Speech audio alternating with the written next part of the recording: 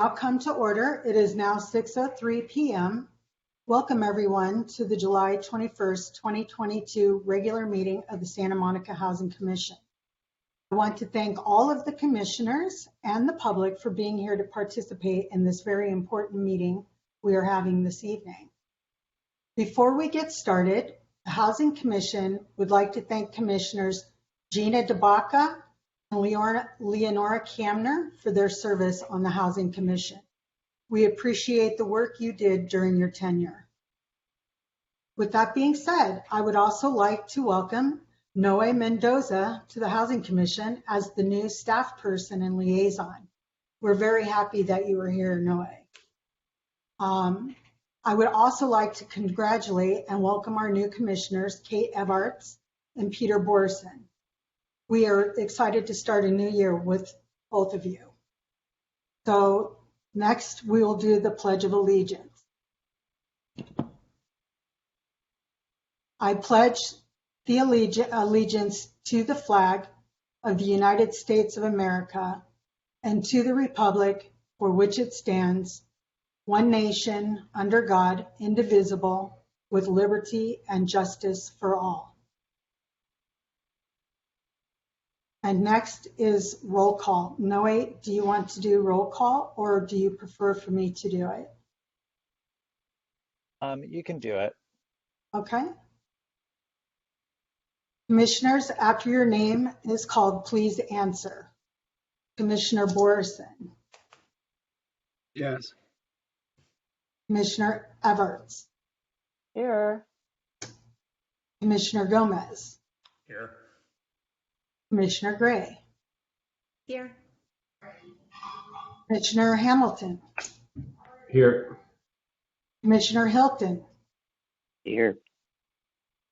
And Vice Chair Marasco present. Please note that agenda items may be reordered during the meeting at the discretion of the body.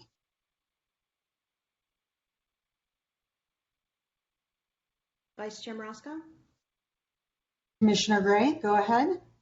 I'd like to move that we bring item 10, general public input, forward to immediately follow the introduction of the Housing Commission members after the election.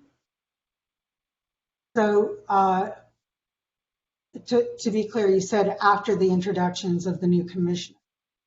To move item 10, yes. General public comment. Okay. I'm sorry, yes, not after the election, after the swearing in of the new members and introduction of all of us. If we could do general public comment then, that would be great. Okay, great.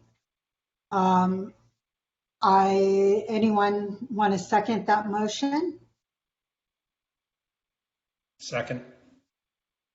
Okay, so we will go to a roll call vote.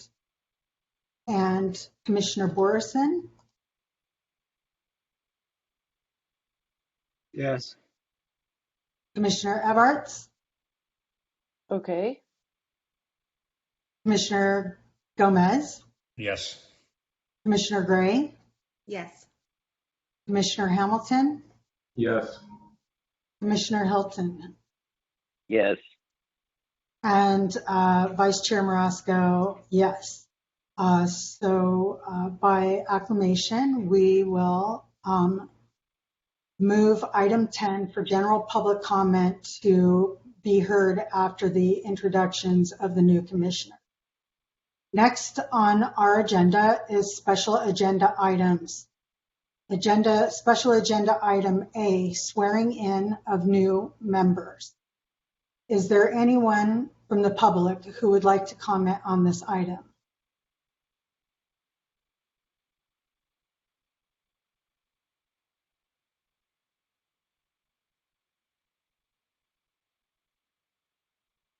Oh, I'm sorry, I lost.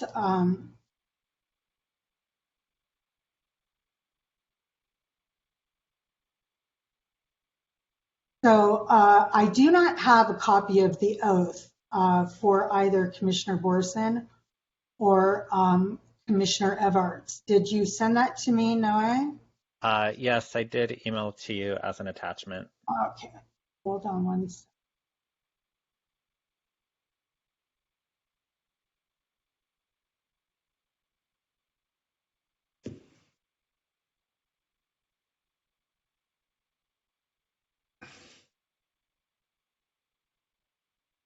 And Commissioner Commissioner Borison, do you have a copy of the oath in front of you? No, I don't. Oh, Actually. okay. Okay, so then you will have to follow along and recite after me. Okay. So give me a second to get the, sorry, I have to shrink my screen here.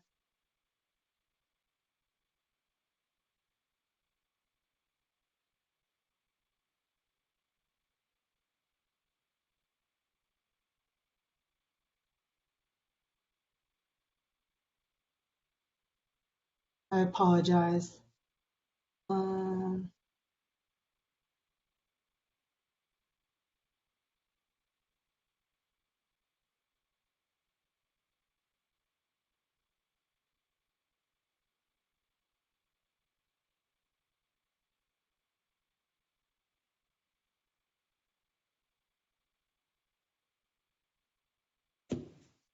I'm so sorry. One moment, please. Appreciate your patience.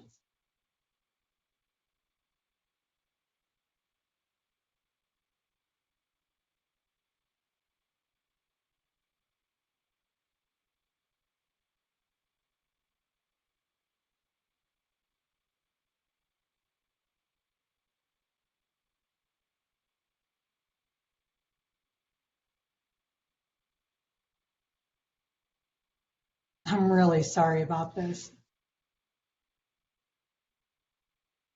For some reason, I can't get,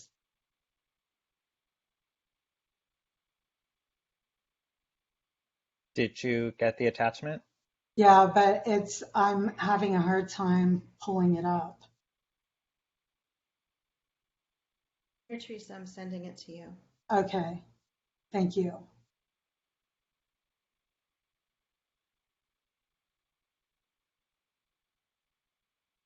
Are you sending it by email?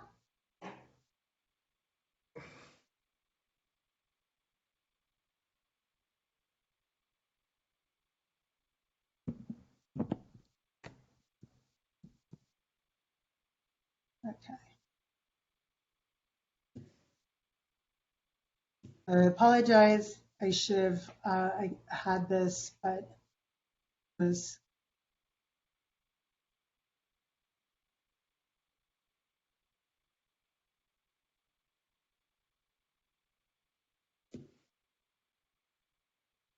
okay. Here we go.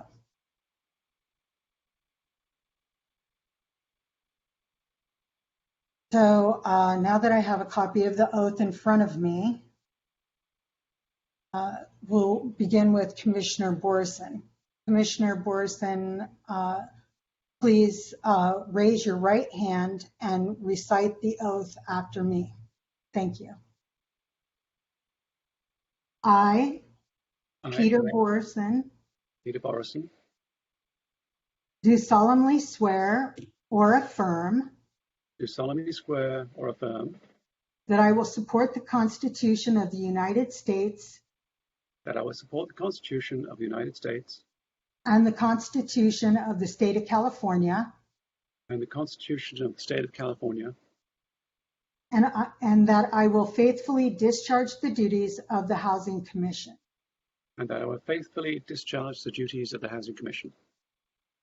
And Commissioner Borison, there is a section on the oath that says subscribed and sworn before me, and it would be dated today, July 21st, 2002.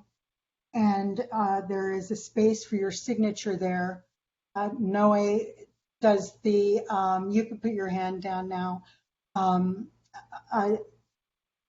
How does the, I can gather the signatures after the meeting. The clerk's office did say that virtual signatures will work. okay. Oh, okay. That's great. Good to know. Okay. Thank you so much. And congratulations, Commissioner Borison. Again, welcome to the Santa Monica Housing Commission. Nice to meet you. Thank you. And so now, Commissioner Evarts. I'm here. So I'm assuming you do not have a copy of the oath? No, I don't. Okay. There's Please, my right hand right there. okay. Just please recite the oath after me. I, Kate Evarts, I, Kate Everts, do solemnly swear or affirm do solemnly swear or affirm that I will support the Constitution of the United States that I will support the Constitution of the United States and the Constitution of the State of California, and the Constitution of the State of California, and that I will faithfully discharge the duties of the Housing Commission. and that I will faithfully discharge the duties of the Housing Commission. And that is it. Again, Great. there is a space that states subscribed and sworn before, sworn to before me. This would be dated today, July 21st, 2002, and as stated by Noe that electronic signature will be accepted on this document once you receive it. Thank you Great, so thank much. you. And congratulations, Commissioner Evarts. Again, welcome to the City of Santa Monica Housing Commission. I'm very excited to work with both of you.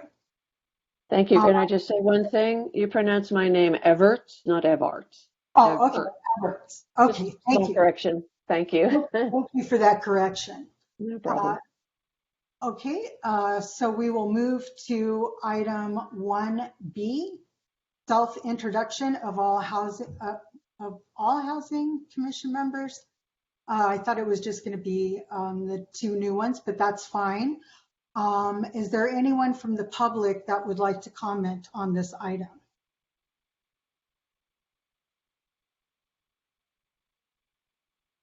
Okay, we will begin with Commissioner Borison. Could you please introduce yourself and give us some background information about you so the commission and the public can get to know you a little better? So could you repeat again the item that you're giving public comment to, please? I'm sorry. It was item 1B, self-introduction of all Housing Commission members. Okay, I'd like to speak to, is this the time to speak towards the election of the chair and vice chair? No. Okay. That Okay. is, All right, then I'll wait till then. okay. All I'll right. wait till Thank then. you. Thank you. Thank you. Okay. Again, shall we begin with Commissioner Borison? You can hear me okay. Yes, Okay. I can. So I don't know how much background you want. I grew up in England in affordable housing and poverty with my single mother with had 3 children, and then I managed to get into university because it was paid for by the government at that time, and I studied computer science, and I have an MBA, and I was brought to Santa Monica when the company I was working for was bought by a Santa Monica company about 30 years ago. I have 2 children in elementary in city schools. Let's have a look here. Excuse my unshaven look. I caught COVID, so you'll have to bear with me. It's all a bit of a blur right now. What else? And I'm a small housing provider.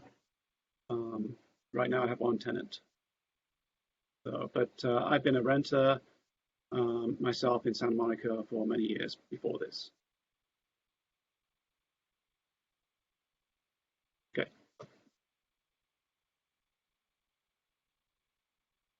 You're muted, Vice I can't Chair. hear you. Thank you very much, Commissioner Borison. And next, Commissioner Everts, could you please introduce yourself and give us some background information so the commission and the public can get to know you a little bit better? Just to start with, sure. I am on the East Coast where it's later than where you are, which is why it's so dark here. Anyway, I'm here for complicated reasons. Anyway, I'm an architect. I've been practicing for 35 years, and I got my degree from UCLA a long time ago. I recently returned to Santa Monica, where I'm a renter, after living in Haiti for 10 years, helping with the reconstruction, doing a lot of housing there, and came back from Haiti when things began to fall apart and worked in Florida, South Florida, and in Los Angeles and Skid Row working on permanent supportive housing for chronically homeless. I bring great interest in housing and supporting housing opportunities for all communities. I think Santa Monica is a great place, and I'm very excited to participate in supporting housing opportunities in Santa Monica, where I also am a renter. That's my short story.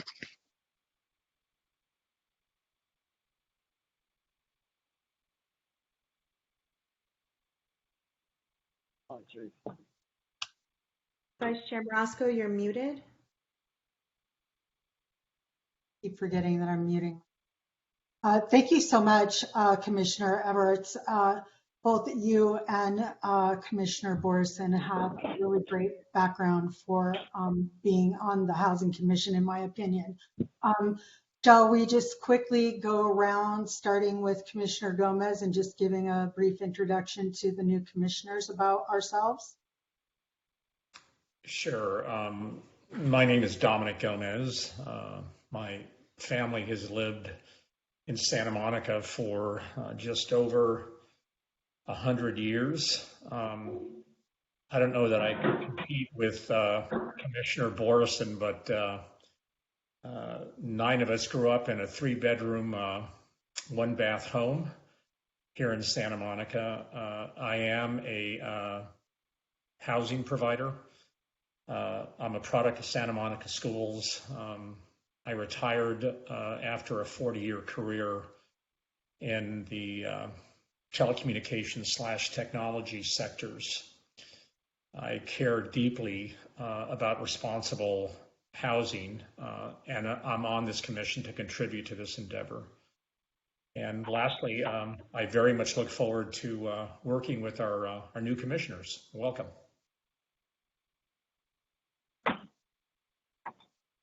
Thank you, Commissioner Gomez. That was great. And I learned something new about you. Commissioner Gray, would you like to go next? Sure. My name is Michelle Gray. I am a relative newcomer to Santa Monica, and I'm also a renter.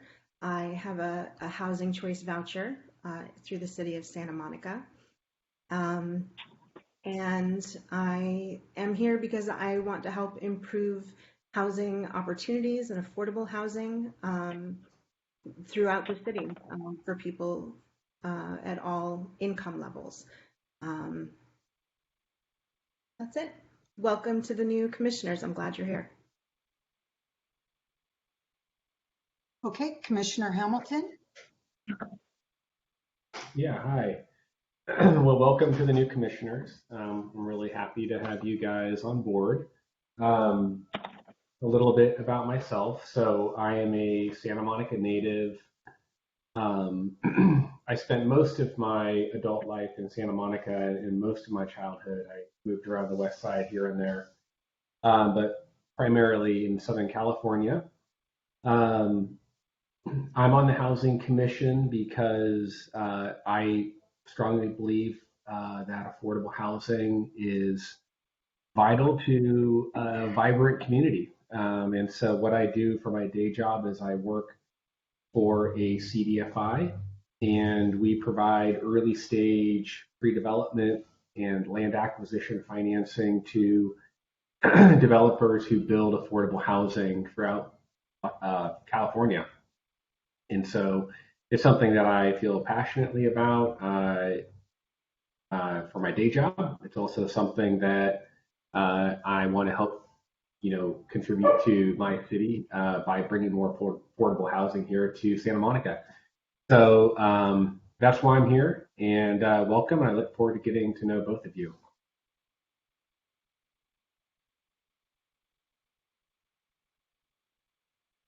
Thank you, Commissioner Hamilton. Commissioner Hilton, would you like to go? Richard Hilton. I was a City of Santa Monica employee in 1964, and I'm a graduate of Santa Monica College in 1971. I've taught in 2 school districts for 45 years. I've lived or worked in minority poverty neighborhoods with families, children, also in senior disabled advocacy. I won one of the first federal fair housing cases of its kind. That was in 1992. The Assistant Secretary, U.S. Department of Housing and Urban Development, personally agreed, intervened, and the U.S. Department of Justice reversed a Los Angeles court decision. I previously served on 2 city boards, commissions, including the Disabilities Commission and Relocation Appeals Board. I was reappointed to the Housing Commission December 7th to my 6th term, 13 years, never missed a meeting, and it's an honor to serve. Thank you. Thank you, Commissioner Hilton. And so I will go next. My name is Teresa Marasco. I have lived in Santa Monica a little over 8 years now. I moved to California 10 years ago with a housing choice voucher that I've had for just a little over 26 years now. And my housing voucher enabled me to do a lot of things in my life that I wouldn't have been able to do otherwise, and enabled my adult children, my 5 adult children, to also obtain heights and financial goals that I never expected them to, as a result of being able to have that housing voucher and finding upward mobility in our lives through that voucher. I don't want to waste too much time talking about me. I want to go ahead and start moving down onto the list here because we have panelists who are waiting, but I can surely share more about my background with the new commissioners anytime. Love to chat with you about it. Next, I believe that we were moving general public comment up. Yeah. Yes. So next would be item 10. And I believe, so because Noe, you are running the controls, could you please call on the public? Sure. Everyone in this meeting should have the capability of removing themselves from mute. So if there is any general public input, please say something and we can call you in an orderly fashion. Thank you. I would like to comment. I would like to comment. Okay. Yeah.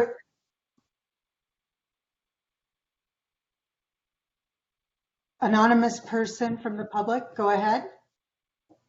Hi, this is Denise Barton. I just want to share with you what happened to me this afternoon as a result of a management's rule of not allowing access to the building from the back of the building. I was forced to go down the steep incline into the parking garage, and I lost my balance and I fell and I hurt myself. I addressed this to management, and management's like, well, that's our policy. Well, if they have a problem with security and they only have security from 10:30 until 3:30 in the morning, then that seems to be more of their problem, considering the disabled access was removed from the loading dock at entry, and the loading dock is now used as storage for the restaurants. That's not my problem. My problem is that I do not have a safe way to access the building in an easy way through the back of the building, which I do not think is a normal practice of management, because I've never had that problem in any other building I've lived in here in Santa Monica. But I guess that's what you get for a one-star management company, which seems to be okay with the Santa Monica Housing Authority. Thank you.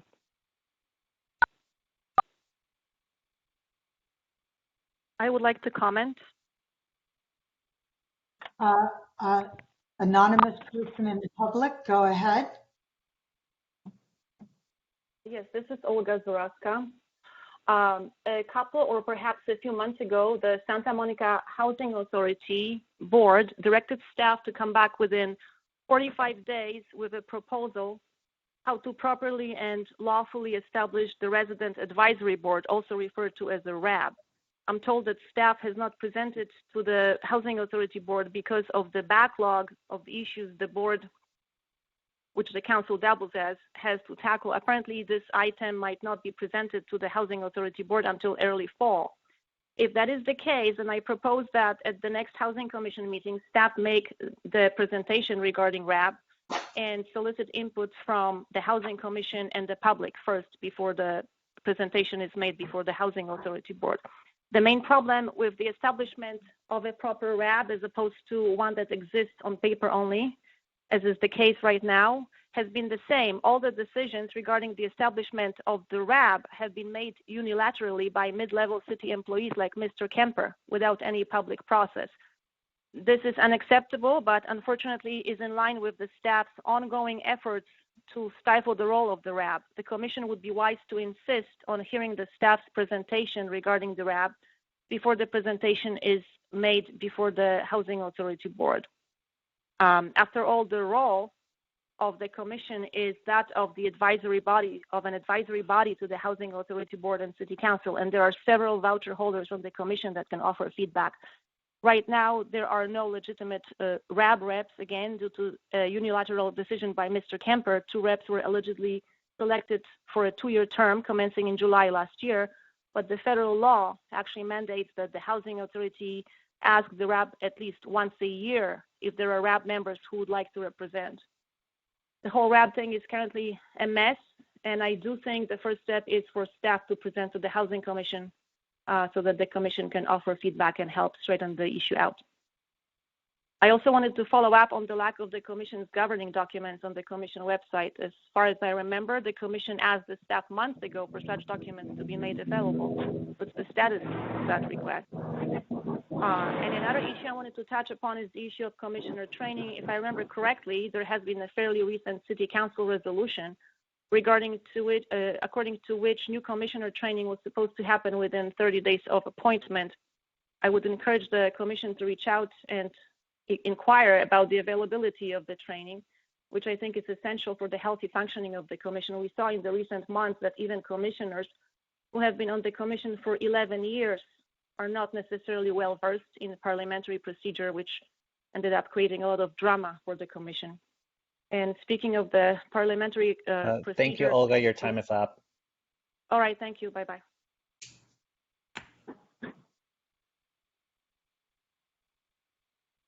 Are there any more public comments?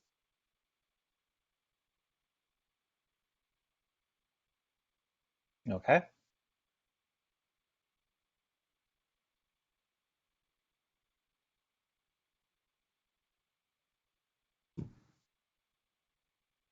No more public comments? Noah, was a guest able to call in? It sounded like they wanted to make a comment and weren't able to get through. I replied to their message in the chat and they have not responded. If they get through, we can, I can ask them what item they'd like to comment on, and hopefully it is one that has not been discussed. Okay, If there are no more public comments at this time, we will now move to agenda item 1C, election of new chair through June of 2023. Is there anyone from the public that would like to comment on this item? Yes. David Morris? Yes. Okay, go ahead. I'd like to welcome the new commissioners to the commission. Hopefully that they can add a great amount of progress to this commission, which has been pretty much run by certain entities in the city who want things staying the status quo. There's no longer the mayor's husband as the chair of the commission, but actual real people that have real lived experiences with public housing and low-income housing and different issues such as that. I'd like to recommend that Teresa Marasco be allowed to be the chair and be voted into the chair. She's done a good job even being thrown into the mix in the last couple of months, has done very well. I think we should have this kind of voice on this commission, and I'm putting my vote for her. I'm definitely against the old guard and the people that have been chair in the past numbers of times being chair again. I think that the people should allow the new guard to come in and let's get some progress going for this city. Thank you. Thank you, Mr. Morris. And I would like to comment. go ahead, Ms. Haraska. Yes, so it has taken a lot of time and effort to reduce the influence of special interests on this commission. And there's been a lot of drama in recent months during the transition period where power within the commission was transferred from the entrenched establishment to regular citizens. Please choose your leadership wisely so as not to take a step back. The position of chair is extremely important, as it is the person who has the most influence on drafting the meeting agenda and who presides over commission meetings. As the last few months have shown, the position of chair can make or break the commission quite literally. Due to what turned out a poor choice of chair, which is Mr. Hilton, at the beginning of the year, the commission's work not only became disrupted and slowed down, but the commission almost got suspended for a few months and was facing the prospect of being dissolved altogether. This was a lesson that the person with seniority on the commission is not always a good choice for chair, especially when they turn out to be a lackey for the entrenched establishment. Please do not consider Mr. Hilton for either one of the leadership positions. If Mr. Hilton is selected to either of them, I will have no choice but to advocate for the recall of Mr. Hilton from the commission due to his health impairment. It is my understanding that several council members have entertained the idea of such a recall. Another commissioner that I do not believe should be considered for a leadership position is Mr. Hamilton, who has been attempting to move to the Planning Commission for a while now and has also missed a couple of Housing Commission meetings in the past 6 months, which I believe should trigger a letter from the presiding officer asking if Mr. Hamilton wishes to continue on the commission. I don't see much potential for a leader here. Now, it's equally important to acknowledge that the dangers of selecting as chair a commissioner who's only resided in Santa Monica for a few months, like Commissioner Gray. While Commissioner Gray has made great contributions to the commission in the past few months, we live in a city where nothing is what it seems. It takes a while to understand the political nuances of Santa Monica and the interplay of the local political powers. The commission chair should be fluent in the politics of the city so as not to fall for the many traps that undoubtedly will be set for the commission to fall into. Please make wise decisions when selecting your new leadership. Thank you. Thank you, Ms. Haraska. I'd like to comment. Anonymous? Yes, Denise Barton. Denise, go ahead. It's okay. I also support renominating Ms. Marasca, Chair Marasca, for the chair position, considering the stellar job that she's done since she's taken over. As well, I would hesitate to reappoint Richard Hilton for anything due to the drama that he caused the Housing Commission when he relinquished his position as chair. So those are my comments. Thank you. Thank you, Ms. Barton. Any I, other? Oh, I see sorry. that Danny C has their hand up. Danny C. Yes, I have a horribly sore throat. But I would like to say that in a positive sense, I would really love to see Teresa be running the show here because she really cares. You know, she cares about people that need help. And spends all her time studying all this and is really knowledgeable and wants to get things done. And I have a lot of respect for that. She works really hard. I also have respect for Michelle, who does the same thing. She comes at it at a slightly different place, but my God, these two women are deeply committed. They're both very smart. They're both very good at what they do, and they're both fresh and bring a lot to the table. So I would just like to support that. Thank you. Thank you, Ms. Charney. You're welcome, Ms. Morosco. Are there any other members of the public who would like to speak on 1C, election of new chair?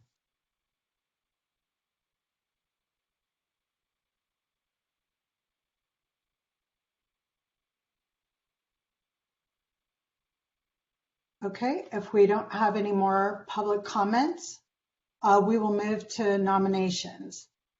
Does any commissioner want to make a nomination for a new chair? Commissioner Gray? I nominate Vice Chair Morosco. Thank you. Are there any other nominations?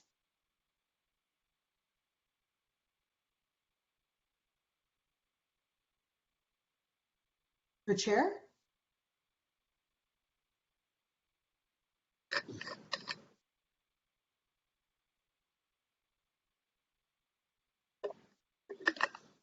Commissioner Borison, do you have any nominations?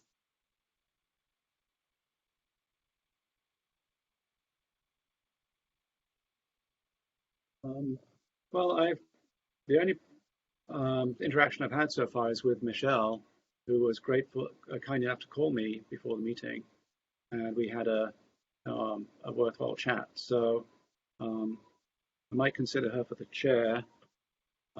I don't really know how this goes, but is that a nomination or? Well,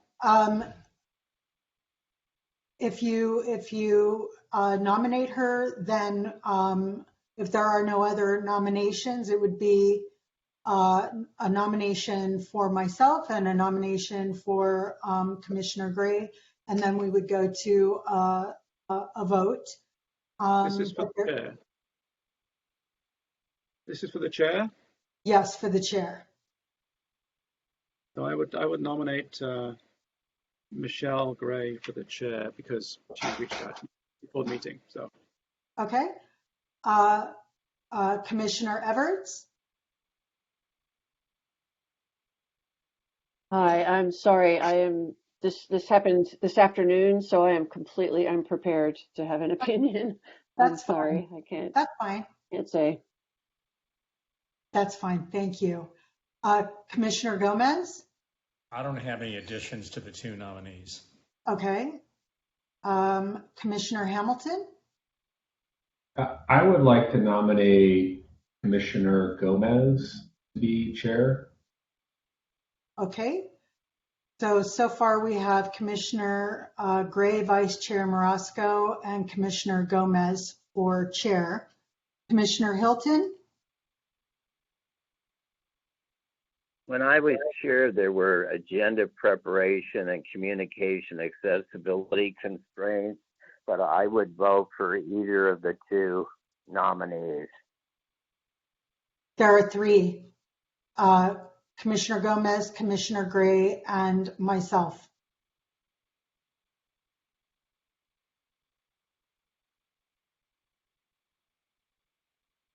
Okay. We will now go to a roll call vote. Commissioners, when your name is called, please name the commissioner you are voting for chair. So Commissioner Borison, My video is frozen. Can you hear me? yes. Okay. So I'll nominate Michelle Gray. I'll vote for Michelle You Gray. mean you vote to elect? Her to be the commissioner. Okay. Commissioner Everts, I'd vote for Teresa Marasco as chair. Commissioner Gomez, Commissioner Gray. thank you. Commissioner Gray, Vice Chair Marasco. Commissioner Hamilton, Commissioner Gomez. Commissioner Hilton, Commissioner Gomez.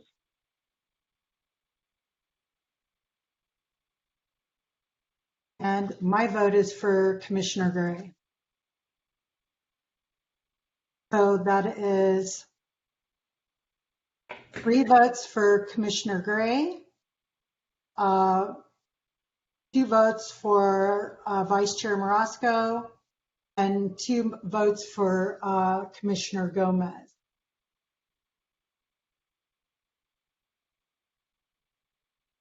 So I believe we need 4 votes. Is that correct?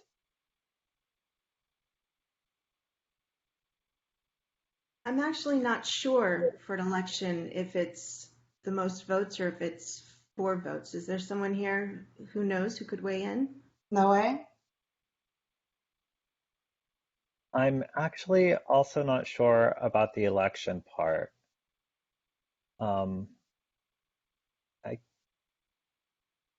This is Jim Kemper. I will jump in. You always need 4. You need a majority of the total number of seats on the commission, whether they're vacant, occupied, or even in attendance. Okay, all right, great. Thank you for that clarification. I appreciate that, Mr. Kemper. Okay, so let's take this vote again because we do not have 4 votes for Commissioner Gomez, Commissioner Gray, or myself. So we will Vice go Chair one more. Marasco, Yes. can I ask a quick question here? Sure. Yeah. So I would ask that my name be removed from consideration. Okay. And Commissioner Hamilton, I appreciate the vote of confidence. Thank you for that. But I would move that we limit our voting to Commissioners Marasco and Commissioner Gray. So. Thank you, Commissioner Gomez. I actually should have asked you if you accepted the nomination. I apologize for not doing that. Okay, so we will go around again and take a roll call vote. Commissioner Borison. Okay. Michelle Gray. Okay. Commissioner Everts. I hate to do this. I really don't know enough to vote, but I'll switch. I'll say Michelle Gray because she also reached out to me this afternoon. So that's the only person I know. Okay. Sorry. That's fine. Commissioner Gomez. Commissioner Gray. Okay. Commissioner Gray. Vice Chair Marasco. Commissioner Hamilton. Vice Chair Marasco. Commissioner Hilton. Commissioner Gray. And my vote stays the same, Commissioner Gray. We have 1, 2, 3, 4, 5 votes for Commissioner Gray, and congratulations. Thank you, Chair Gray. Next, we will move to election of the new vice chair through June 2023. Is there anyone from the public that would like to comment on this item?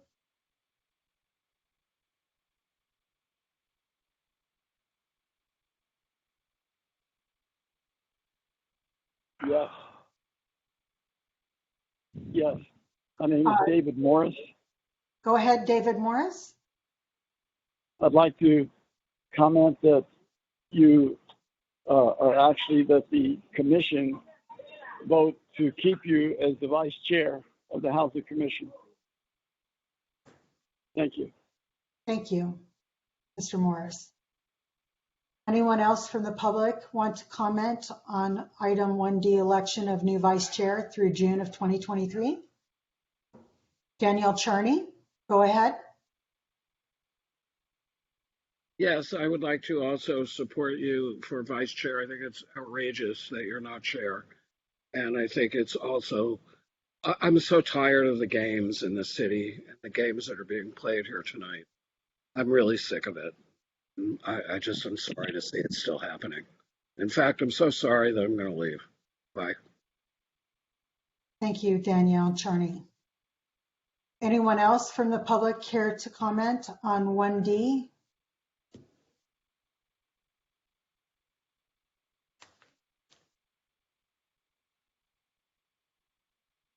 Public comments? No more public comments? Okay. We're going to move to nominations. Does any commissioner want to make a nomination for new vice chair? Commissioner Gray? I would like to preface my nomination by saying that this person, while relatively new to the commission, has put in an inordinate amount of time outside of meetings, doing considerable research and reaching out to people in the community and other entities in order to come up with agenda items and possible policies that we could look at in the future to improve our housing authority as well as affordable housing in the city of Santa Monica. Having said that, I think that Vice Chair Marasco would be an excellent vice chair, and I nominate her.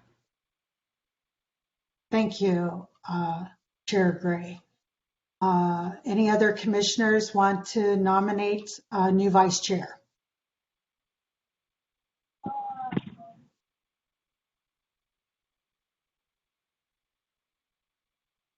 No other nominations? So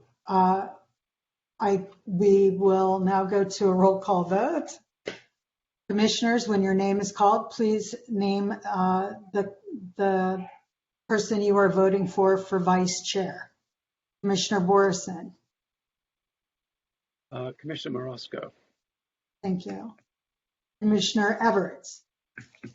I'm going to vote, but I would like to say that I have zero information to base any opinion on, so I almost don't want to vote for any of this because I don't know any of you or any of the background. Nobody supplied me with any information before this evening except for the agenda, so I feel silly. You seem like great people, but I just don't know. I will vote for Teresa Marasco, but I do want to say that it's a completely uninformed vote, which I hate to do. So I just wanted to make that point. And okay. Somebody has their hand up. You do have the ability to abstain That's what I if was going to say. you don't want to vote one way or the other. Just letting you know that's an option for you. I'll go ahead and vote for the one person who's nominated here, so that doesn't seem like a challenge. But I did want to make clear that I have no basis for an opinion, which is frustrating to me. So it would have been nice if there had been more, I think, Michelle, you used the word earlier, onboarding, so that I could have had time to do more research. I'm sorry about that. I do like to be prepared. But anyway, I'll vote for Vice Chair, former Vice Chair, continued Vice Chair Marasco. Thank you. Thank you, Commissioner Everts. I appreciate that. And I understand exactly what you're saying. I agree with you that it would have been better to have a greater introduction. And my apologies for not reaching out to you myself. I was a little caught up in the preparing for this meeting tonight. Commissioner Gomez. Vice Chair Marasco. Thank you. Commissioner Gray. Vice Chair Marasco. Commissioner Hamilton, Vice Chair Marasco. you, Commissioner Hilton. I'm inclined to abstain, but I'll vote for Vice Chair Marasco. Okay, thank you. And I will vote for myself. And so it is an anonymous. Oh, sorry. Allow me to congratulate the old and new Vice Chair Marasco. Thank you. 7-0. Okay, thank you so much. And now, Chair Gray, do you wish to now preside over the meeting as the new chair? Sure, I can do that. Okay, great.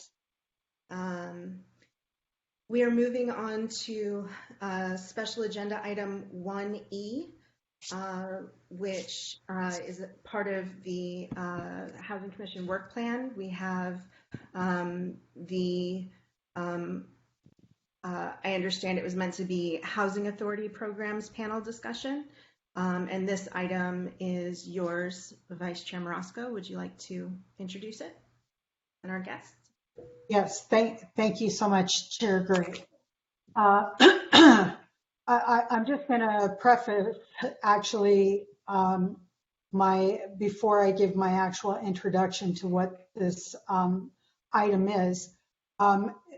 There should be a correction to how the item is titled. It's currently titled Affordable Housing Programs Panel Discussion, but it really should read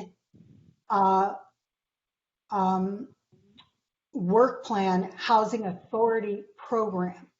And the reason being, this is the item that we first created for our annual work plan back in February of this year. Commissioner Hilton created that, or then Chair Hilton created the work plan, and the item, there were 3 items, and this item that Commissioner or then Chair Hilton created specifically states work plan Housing Authority Program. And there is a document that corresponds with this section of the work plan.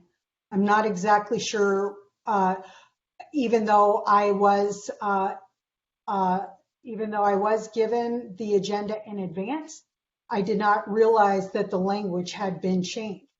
This actually was assigned to me by then Chair Hilton, and is now my item. And so the item should read, again, Housing Authority Program Panel Discussion.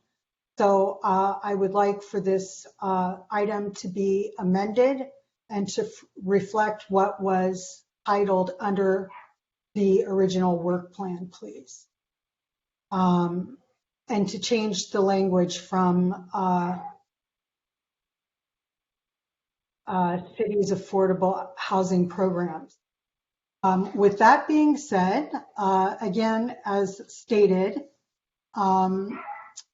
this item was created by then Chair Hilton in a 3-item work plan. It was assigned to me, and I was happy to take this item on because it is an area that I am most knowledgeable in, especially considering I've had a housing choice voucher for just a little over 26 years. And I really do love learning more about vital housing programs and their operations. And I spend a lot of time, as Chair Gray mentioned, I spend a lot of time doing a lot of research because I think housing is probably one of the most important topics in America today. So with that being said, we're going to move on to the introduction of our panelists. Unfortunately, we originally had planned for and had invited City Manager David White and City Attorney or Special Counsel and Chief of Staff of the City Attorney's Office, Susan Cola. but they're unable to participate in this evening's meeting. But we will reschedule with them for another meeting in the future. And just really quickly, if people's mics can be muted.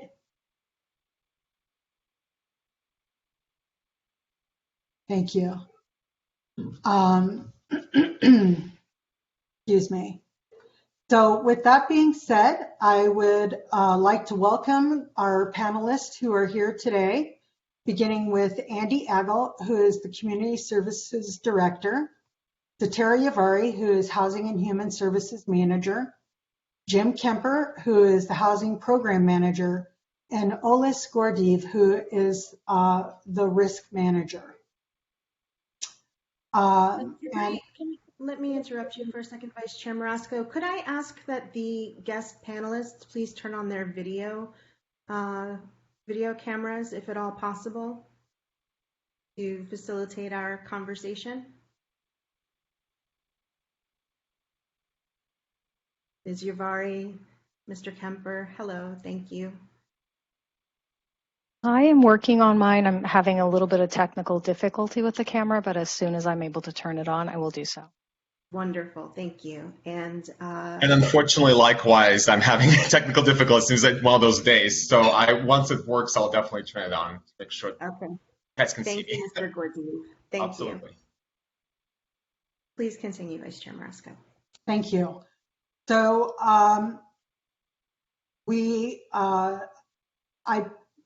the commission prepared this list of questions and topics to discuss and requested some very specific information, and is based on information that's been collected over time, public comment, and areas that the public is interested in, the public has a lot to say about in Housing Commission meetings, and really wanted this addressed, and has been wanting a lot of these items, well, really all of these items, to be addressed for a very, very long time. And for as long as I've been living in the city of Santa Monica, I feel like I've heard these questions many times over the period of time that I've been here, in the meetings that I've attended, and reading public comments. These are very common themes. So with that being said, we're going to start with the first topic, which is information and descriptions of Santa Monica Housing Authority programs. So I think for the purposes of this meeting, because we have several people from the public, and because we have several people on the panel, for clarity, I think, and time's sake, what we should probably do is each one of these topics, first I will go through and read it out loud. Hopefully people have a copy of these questions in front of them.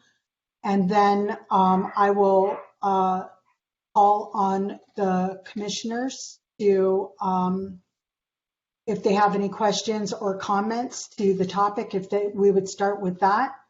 And then for our panelists to respond. And then after that, we'll take public comment and questions, and another opportunity for the panel to respond to the public. Does that sound like a good way to go forward on this? Does everyone agree that that's a good way to do this? So to clarify, I'm sorry, you would like to have the public comment after each section, or after the entire panel discussion? No, after each section. Okay. Yeah, then we'll give an opportunity for the public to chime in and also ask any questions after each section, so they can have their concerns informed by what the panel has shared with us. And I feel like it would create a pretty robust dialogue, and I think that we can get through the items quicker and better to understand when the minutes are being done. So, okay. Great. So moving forward, the first topic was to please provide information and be prepared to discuss the various housing programs under the Santa Monica Housing Authority's jurisdiction and to provide details on the differences between the programs regarding funding, eligibility criteria, and how each program assists Santa Monica Housing Authority program participants. We did request that we get a breakdown of how many people are participating in home continuum of care or COC voucher program, the HCV or Housing Choice Voucher Program, and project-based vouchers or PBVs and other housing authority subsidies. However, I understand that our panel, and so I won't mention this again over and over, just to say that these items were requested, but the panel did not provide any of those requested items. But so with that being said, we'll move to item number 2 under this section. Provide a breakdown of how many people are participating in, provide a breakdown of how many people receiving housing authority subsidies live at CCSM or 100 or Community Corp of Santa Monica, 100% affordable buildings. And to provide a breakdown of how many people receiving Santa Monica Housing Authority subsidies live in affordable units. And does the Santa Monica Housing Authority have any plans to expand the Housing Choice Voucher Program or other subsidy programs? If so, what are those plans and how will the Santa Monica Housing Authority obtain the funding? Vice Chair Rossi, let me interject. I understand that the panel didn't provide the documents that we requested ahead of time, but they may be prepared to answer some of those questions now. Right. So I was going to say if the commissioners would please, if you have questions on this first topic, if you can, because they already have a written document in front of them, if you could just provide your questions or comments to the panel now, and then we'll let the panel address the list of questions and the items that we requested. So I guess we will start with Commissioner Borison. Do you have any questions regarding this first topic? Actually, Commissioner Borison has departed the call. I expect he'll be back shortly. Okay. But I don't think it's necessary to do a round robin and ask each of the commissioners in turn if they have any questions. I would just encourage commissioners to speak up at any time that they have a question or would like a point of clarification. This should be a dialogue, so please speak up. There are no silly questions. These are complex programs and a huge bureaucracy behind it. And it's a lot of information for any one person to synthesize. So questions welcome.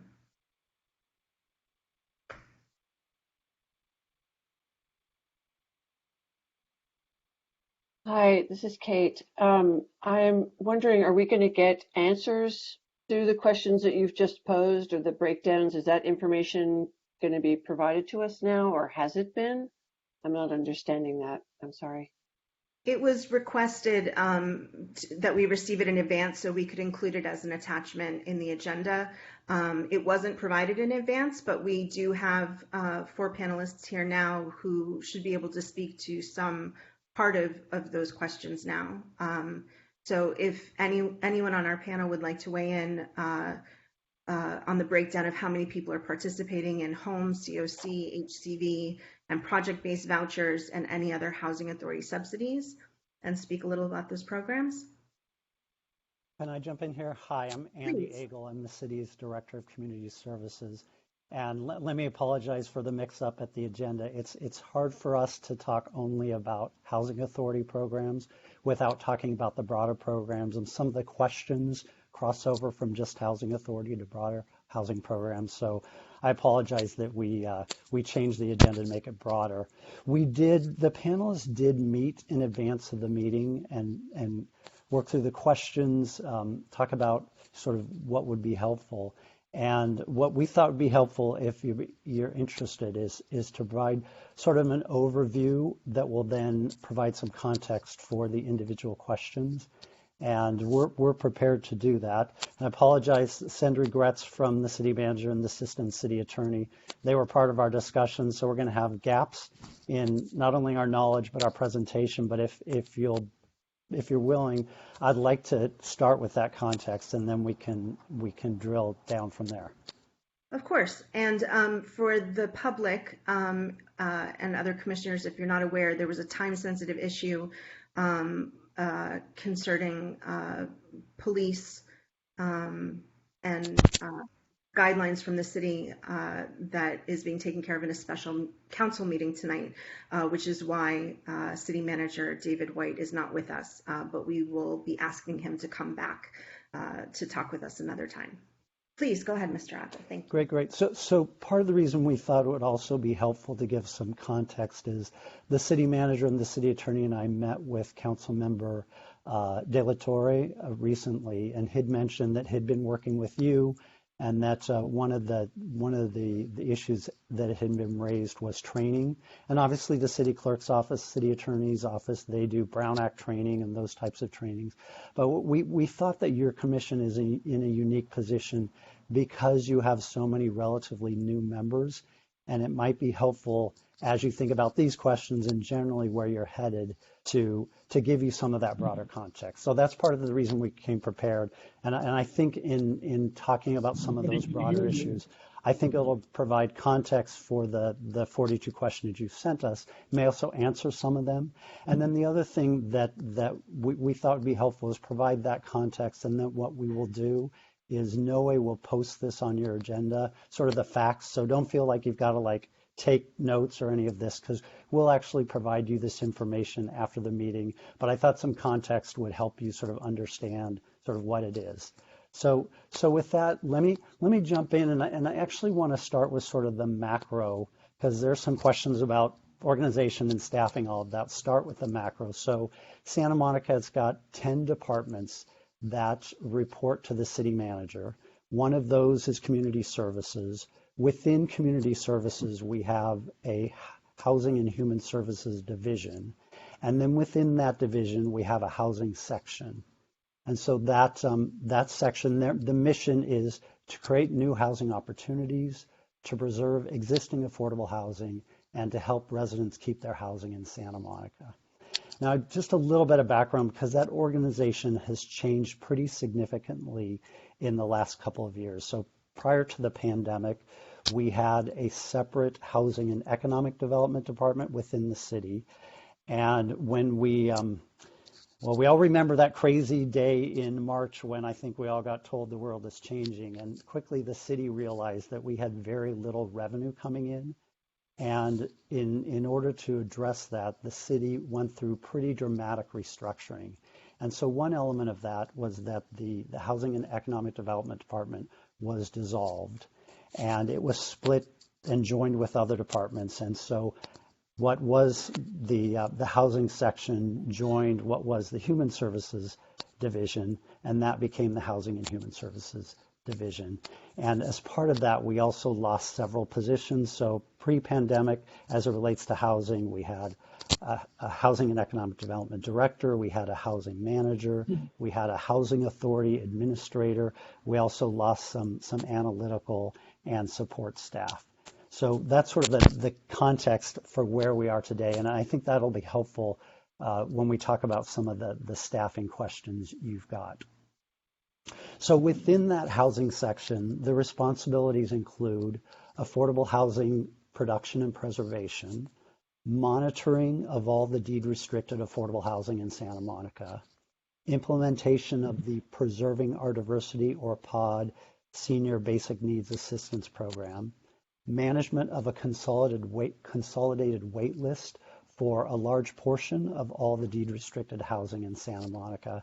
And then last but not least, the operation of the Santa Monica Housing Authority.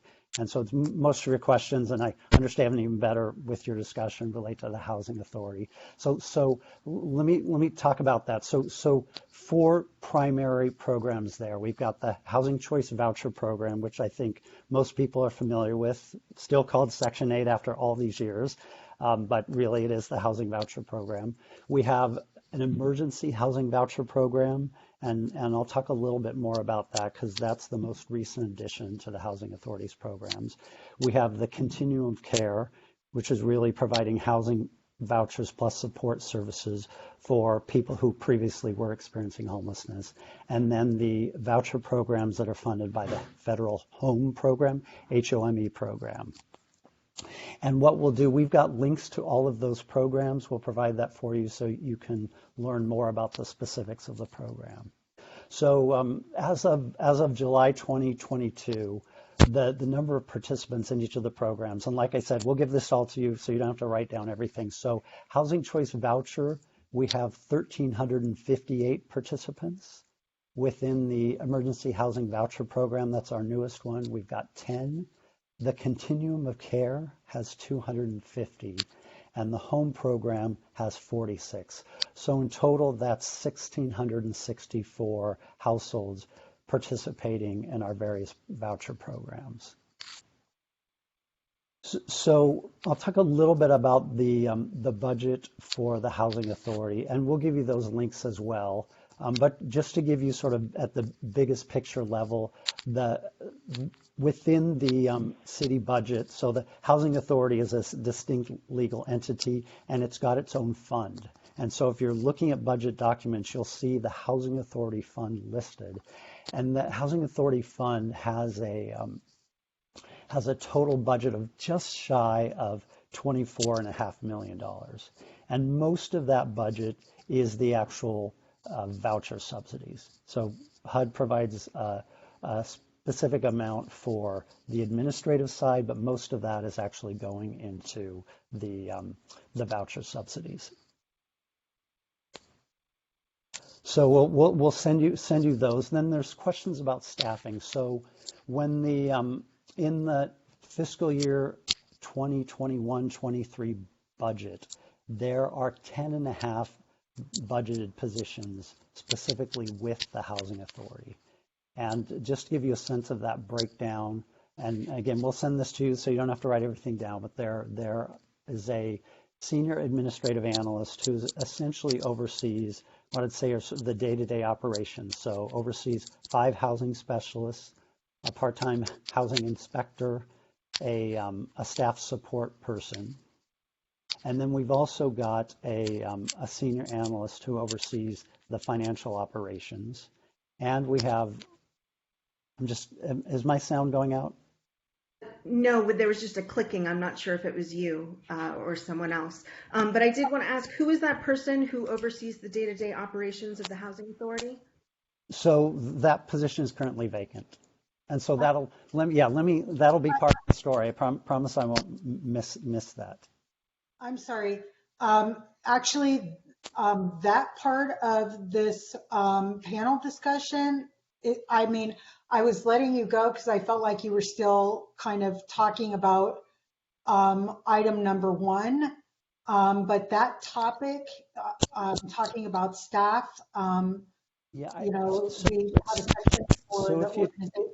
If you'd consider it, I think it's all, I'm trying to sort of paint the context for you. And then you obviously can go to the specific questions, but to me it is part of sort of the whole story, if you will, of sort of the Housing Authority. Okay, I understand that, and I'll let you just go ahead. It's just that I didn't want to lose track of the line of questions that we had here because. They're specific, we're trying to specifically ask certain questions, but go ahead. I'm sorry. Go ahead, Mr. Agel, and maybe we can just go back to those questions. Sure. And I'm thinking also it may be helpful for your brand new commissioners because I'm trying to give context for sort of where we are. Okay. Okay, great. So I wanted to touch on the emergency housing vouchers because those are the newest vouchers that we were awarded, and they were specifically part of the American Rescue Plan Act and are targeted towards serving the housing needs of people experiencing homelessness. And when we got that allocation, we really had to sit back and say, we just got 100 more vouchers, and I'll be honest, we are struggling to keep up with all the work now. We had those significant staffing cutbacks and then suddenly taking on more vouchers. And so we spent time looking at, all right, what are the programs we're operating, both within the Housing Authority, but more broadly within the housing section, and looking at what are our administrative revenue streams. So HUD gives us some administrative revenues. We also get revenues related to loan repayments. We have some other miscellaneous revenues, and tried to align that up. And then in October of 2021, we went to the council and said, if the city and the Housing Authority are going to agree to take on these new vouchers, we're going to need to make sure that we can right size the staffing and the workload of the housing section. And we were able to do it in a way because I think, as you know, the city is still really struggling. You see, can you still hear me? I just see some, okay, great. So the city's still struggling, so we've still got libraries that aren't opening, those types of things, and so unlikely that the city's general fund would be able to provide support. So we're able to make a case for how we could restore staffing based on exclusive housing revenues. So the council bought off on that in October 2022, and I wish I could say everything was merry after that. We had everybody on board by January, and everything's good to go. Unfortunately, we ran into a few different challenges. So one, just the challenges related to the city hiring process is slow. So typically we don't get a position authorized and a month later we've got somebody there.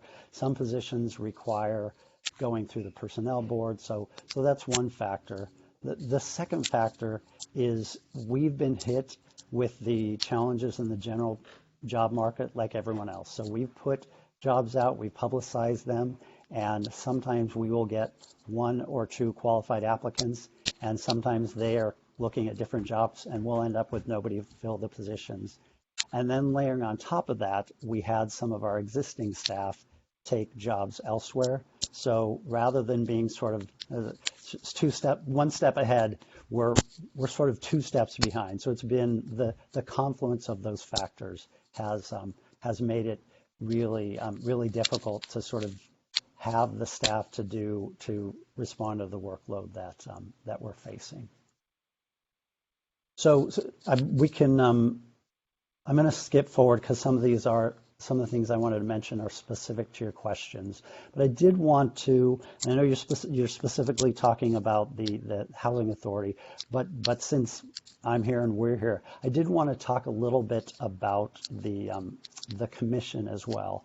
So one of the things that is in the council's guidelines for boards and commissions is that the boards and commissions align their work plans with the department's work plans. And so for the Housing Commission, that would mean aligning what you're doing with the housing section within the Community Services Department. So I wanted to give you a sense of what's in that work plan and what's sort of funded by the council budget so that as you continue to refine your work plan, you can think about that. So the first is to enable construction of affordable housing on city-owned sites in accordance with the housing element. And there's a lot there, and I can give you more detail if you need it. But the city's adopted housing element has one of the key strategies is to create affordable housing on city-owned land. And so as sort of the housing implementation arm, we've got things that we need to accomplish there. And so in that outcome in the work plan is to issue an RFP for affordable housing on city-owned sites on Wilshire Boulevard. Let me ask you, is that when you say affordable housing, are you talking about projects that are 100% affordable housing, or are you talking about mixed income units with a percentage of affordable housing? So that would be 100% affordable housing. Okay, and how is that being squared with the fact that HCD has already given Santa Monica guidelines that that's not affirmatively furthering fair housing? 100% affordable housing buildings silo people in a way similar to concentrating them in particular neighborhoods. So concentrating them in buildings does something similar. So how are you guys addressing that? So we don't have our housing element expert here, nor do we have the city attorney who is going to be here. But I'm not aware of the HCD having any opposition to 100% affordable housing. Okay, yeah, So, it's Chair, I have a question. Chair Gray, are you asserting that HCD has said that 100% affordable housing is not affirmatively furthering fair housing? I'm going to turn that over to Vice Chair Marasco. I believe she can speak to that. You're muted. Vice Chair Marasco, you're muted. I'd like to just stick with, going through each item because it's like we're jumping ahead and we already have a section to address what is considered affirmatively furthering fair housing and the definitions under HCD and the definitions under HUD and FHEO definitions. I do want to mention that thank you so much, Mr. Agel, for stating that you would supply this information at a later date. These requested breakdowns and the various information that you've covered. But I do want to let people, the public know and others who are on the panel and the other commissioners that I had a very large PDF uploaded to the agenda today. It's about 351 pages, and it covers each and every one of these topics here with a variety of reference material that I would like for the panelists to review after this meeting and to consider the various documents within that PDF that are related to these topics. And also it's good reference material for the public to go back and to be able to look at. And literally there is the definition included by HCD and HUD, what is considered affirmatively furthering fair housing. And we can talk about that when we get down into that section, if you all don't mind just kind of trying to stay on topic. With that being said, I kind of want to go back to these questions if I could, Mr. Agel. I am almost done, and I think, let me just say, I think this context is helpful because this question about the housing element implementation, that is not a housing authority question, which is why I think it's helpful to speak more broadly. Yeah, I'm not talking about the housing element at all. I'm sorry, my apologies. It's not a housing authority question. It's a broader housing question, which is part of why the question about the housing element and implementation of affordable housing. Vice Chair Marasco, Mr. Agel was going over the housing section's goals, since the Housing Commission's work plan is supposed to align with those goals. So he was giving us a brief overview of what those goals are. And he mentioned enabling construction of affordable housing on city sites. And I asked if those were 100% affordable housing or if there was a percentage and they were mixed income. And he was saying they're 100%. And so I was concerned about that running counter to affirmatively furthering fair housing. So that's where that came from. Right, and so we started getting into the discussion of that, and it's actually listed as one of the items. But I just wanted to go back to the actual questions and see if we can get some answers, as Commissioner Everts did ask if we're going to get the answers to these. And if you don't have the answer, that's fine. You or Mr. Agel or any other the panelists can say, jump in at any time if you have knowledge of this, or to just say we don't have that information and just let us know that you will provide it to us at a later date, if that would be if that would make things a little bit easier. And would it I be helpful think to that's hear the fine. rest of the work plan? I'm sorry, what's that, Mr. Agel? I'm sorry, let me just say my last name again as well. It's Agel. Oh, Agel, Agel. I'm sorry. No problem. It's a hard one. I just wonder, would it be helpful for you for me to quickly go through the rest of the work plan so that you're thinking about it? I would like you to do that if that's all right with Vice Chair Morosco. Wait. Unless that's off topic for us, and then that's fair. I'm interested in all of it, so don't let me derail the item. I apologize. Please, Vice Chair Morosco, why don't you go ahead and I guess the reasoning is that the public will probably have comments or questions at the end of each one of these. So are you saying you just want to give an overview, Mr. Agel, and So then I've we're mostly, going back over the whole thing? No, Or so I've mostly been giving an overview, and I just wanted to make a few points about the commission and give you a sense of the work plan, and then that's I think that's about it for me in terms of the overview. so you want to give us information about the Housing Commission and the work plan of the Housing Commission? No, the Well, work no. plan of the housing section, the Oh, the city's housing work plan, section. Okay. which we will use as a Okay, guide. great. Yeah. Okay, I'm sorry. I needed that clarification. Great. So we talked about construction on city-owned site. The next relates to the emergency housing voucher program that I mentioned.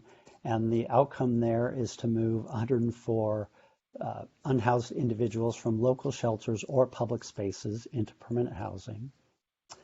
The next one is 1318 4th Street, which is where the city issued an RFP. There's a affordable housing developer on board who's working on affordable housing there. And who would that be? I'm sorry.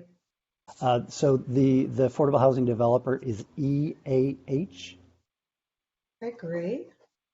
And Sorry, very quickly, you said, I'm sorry, for the emergency vouchers, the goal was to get 104 currently unhoused people into what, or permanent housing? Into permanent housing. That was it, not into shelters or permanent No. housing? So it's these individuals may be in shelters now or may be on the streets. And so the goal is to use the vouchers to get them into permanent housing. Okay. Okay, and if I could just ask, how many units will be at 1318 4th Street? So it's the part of what's going on now is the putting together exactly what that project will be. But within the RFP, and EAH submitted a couple of ideas, which is why I can't give you an exact number, but there's a minimum of 50 permanent supportive apartments. And then there'll also be other affordable housing in the range of, and Jim, jump in here if I'm getting this wrong, but about 120 to 150 total.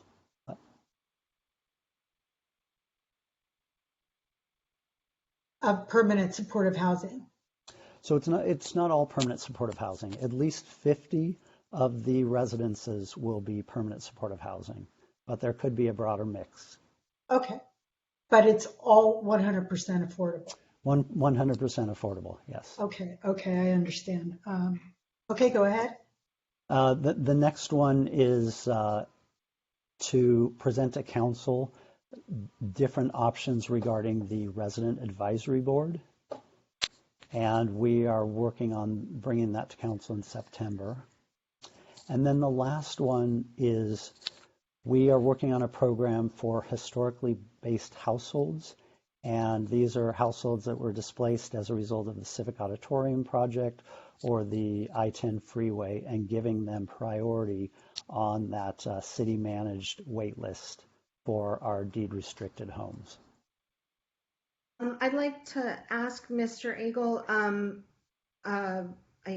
I believe it may have been mentioned before, but the city council directed housing staff to come back within 45 days of their decision, which is long since passed, with recommendations for the resident advisory board. Why is this being delayed? So the city manager, and again, I apologize that he's not here, he got back to the council within a week and explained that if we pulled staff off their current work, there would be serious consequences just in terms of our day-to-day housing operations, and let them know that we would come back in the early fall. Mr. I'm sorry if I get this wrong, Agel, correct? You got it. Yep. Perfect. I've been saying Agel for a really long time, so I apologize. No problem. And with that being said, I believe the date that the Santa Monica Housing Authority Board would be reviewing or it would be Mr. Kemper, I believe, said that he would be giving a presentation to the Santa Monica Housing Authority Board. And it's my understanding that even though we were, or the Santa Monica Housing Authority Board stated during that meeting that they would come back in 45 days, which Chair Gray has already stated we're long past that date. But what I do understand is the date that has been chosen is September 13th. And I believe the reason why that date was chosen is because the Santa Monica Housing Authority Board was already planning to meet to finalize the administrative and 5-year plan. Is that correct? The 2022-23 and the 5-year plan. Is that correct? No, that's not correct. So the date was purely based on when we could pull staff off day-to-day operations. And the admin plan happens next year. But when do you begin discussing it? Let's see if Jim Kemper can give us that timeline. And you're asking about the admin plan, correct? Right. Right, it's on an annual basis, has to be approved by the Housing Authority Board 75 days before June 30th.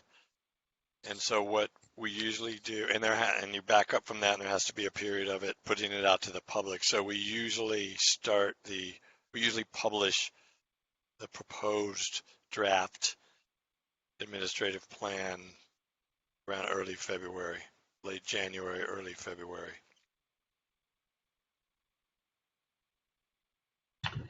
And this really wasn't on our discussion, but or part of the topic, but now that we've brought it up, I suppose we can discuss it a little bit further. But with regard to that, what kind of, other than sending out an email asking for public comment, what other types of outreach does the Santa Monica Housing Authority do to try to get Housing Authority program participants to participate in the drafting or to give greater input? How much effort actually goes into trying to get the participants to participate? And who does the Santa Monica Housing Authority contact, and how did they contact them?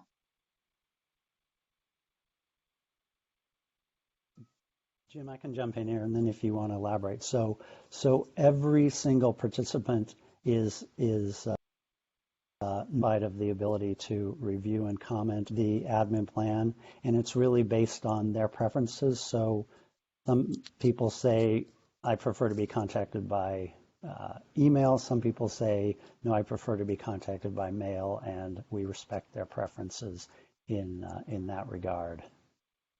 I'd like to say that I have never received a general communication piece of correspondence from the Santa Monica Housing Authority ever. Not about programs, not informing me that there was an opportunity for me as a member of the public and a client to give feedback. There's been no solicitation or information coming out at all by email or hard copy mail or telephone or any other means. So I think that's one of the concerns that we have that we wanted to talk about today and moving forward. Great. And I presume we can check if there's some problem with the list that, for some reason you're not on there, but we can look into that. Right, but again, it's not just me. I hear this from a lot of people. In general, the opacity of operations with the housing authority in particular is pretty notorious. It's difficult to get communications about anything, even when it's actively sought by clients. And some of this has been going on, information being sought by clients and things like the Resident Advisory Board for many years now, and it's just not been addressed. So it's not really a matter of me not happening to be on a list. I think there's a wider concern with communication coming from the Housing Authority.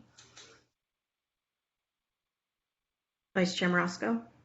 And I would like to state too that these documents, while they're on, listed on the Santa Monica Housing Authority website, they're quite large documents. They're over 600 pages in the administrative plan. And to just say they can give input, I feel like in general, most housing authority program participants do not really even understand, what kind of input can they give? I mean, obviously there are standing mandatory or mandated by HUD regulations that are standard language in the administrative plan.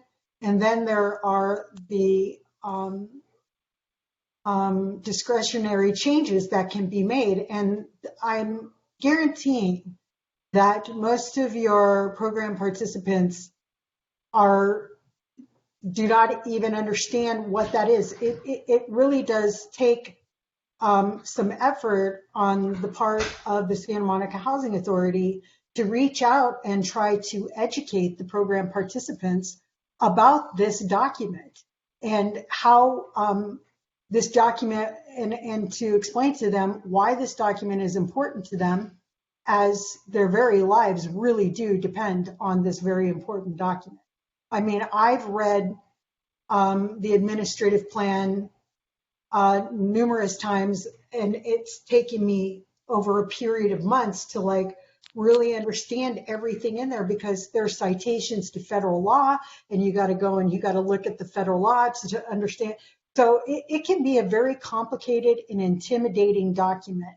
So I'm just going to say in general with regard to that, and then we can move on, that I think that the Santa Monica Housing Authority needs to do a better job of trying to educate the program participants.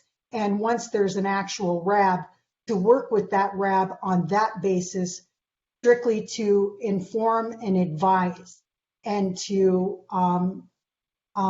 work robustly with the participants in providing that input every year. What I wanted to know, there are several CC or Community Corp buildings that Can I are. make a suggestion on that? Sure. Because I think it's a really interesting point you bring up, and it may be something that as you look at your work plan. So I'll be honest, I think it's highly unlikely council is going to allocate more resources for I'm doing sorry, that Mr. kind of thing. Eagle, Because I love that. Mr. Eagle, you stalled for a second. Could you repeat your last sentence? Sure. Am I okay now? Yes. Can you hear me? Great. Yeah. So one idea for you to think about, just because knowing where the city budget is, I think it's probably unlikely that the council is going to be in a position that they could allocate more resources for that type of outreach and education. But it could be something, and I say this because we've seen that the Housing Commission can be really good sort of advocates and extend the reach of the city. And so as you look at your long-term work plan, that might be something that you think about. You might even be friendlier, sort of, I don't know, a nice way to say this, but not the bureaucrats showing up saying, here's our 600-page document, but you might be able to extend our reach that way. And so maybe something you might consider for the longer term.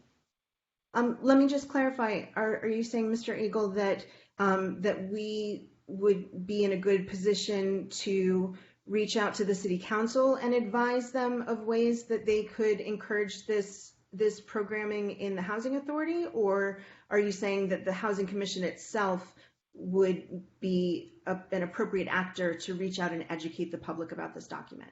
The latter. Okay. Actually,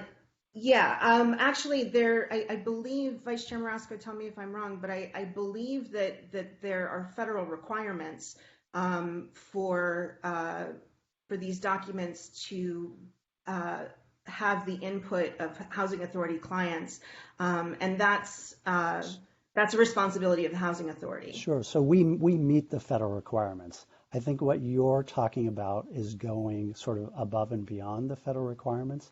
And so I'm suggesting a way that we might get there within the constrained budget environment that we're in. Okay, well, I would just like to say that I don't think, in fact, that the housing authority follows the federal guidelines or meets the requirements. I think that if it's passing for that right now, that it's an oversight on the part of the federal government looking closely at the actual practice of the housing authority, because there's no meaningful outreach at all from the housing authority to solicit input from housing authority clients. And it can't be left to the client's own devices for them to,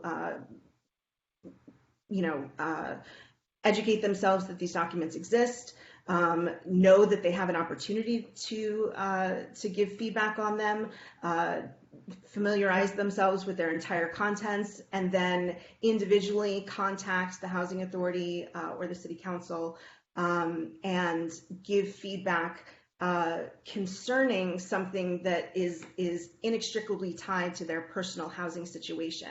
There's some necessary intimidation there, if nothing else, in addition to all of the other barriers that you have to get past in order to get to even that point. And which is precisely why it's so important that we have a resident advisory board, so no individual is burdened with the responsibility solely of coming up to Mr. Kemper or you, Mr. Eagle, and saying, I think you should add this line in this section, because their housing is on the line. Not everybody feels comfortable putting themselves out there like that. So I think it's incumbent upon the housing authority to come up with a way to more systematically encourage that, and not have it be an afterthought or something that the Housing Commission engages in as a side project. But that's enough of that for now. I don't mean to get so far off of your guideline list, Vice Chair Marasco, if you want to steer us back. Okay, so there are numerous Community Corp of Santa Monica 100% affordable buildings, and you mentioned EAH, and I believe that there are some even 100% affordable buildings that are owned by the City of Los Angeles, and I'm not really clear on whether the Santa Monica Housing Authority has jurisdiction over those buildings, but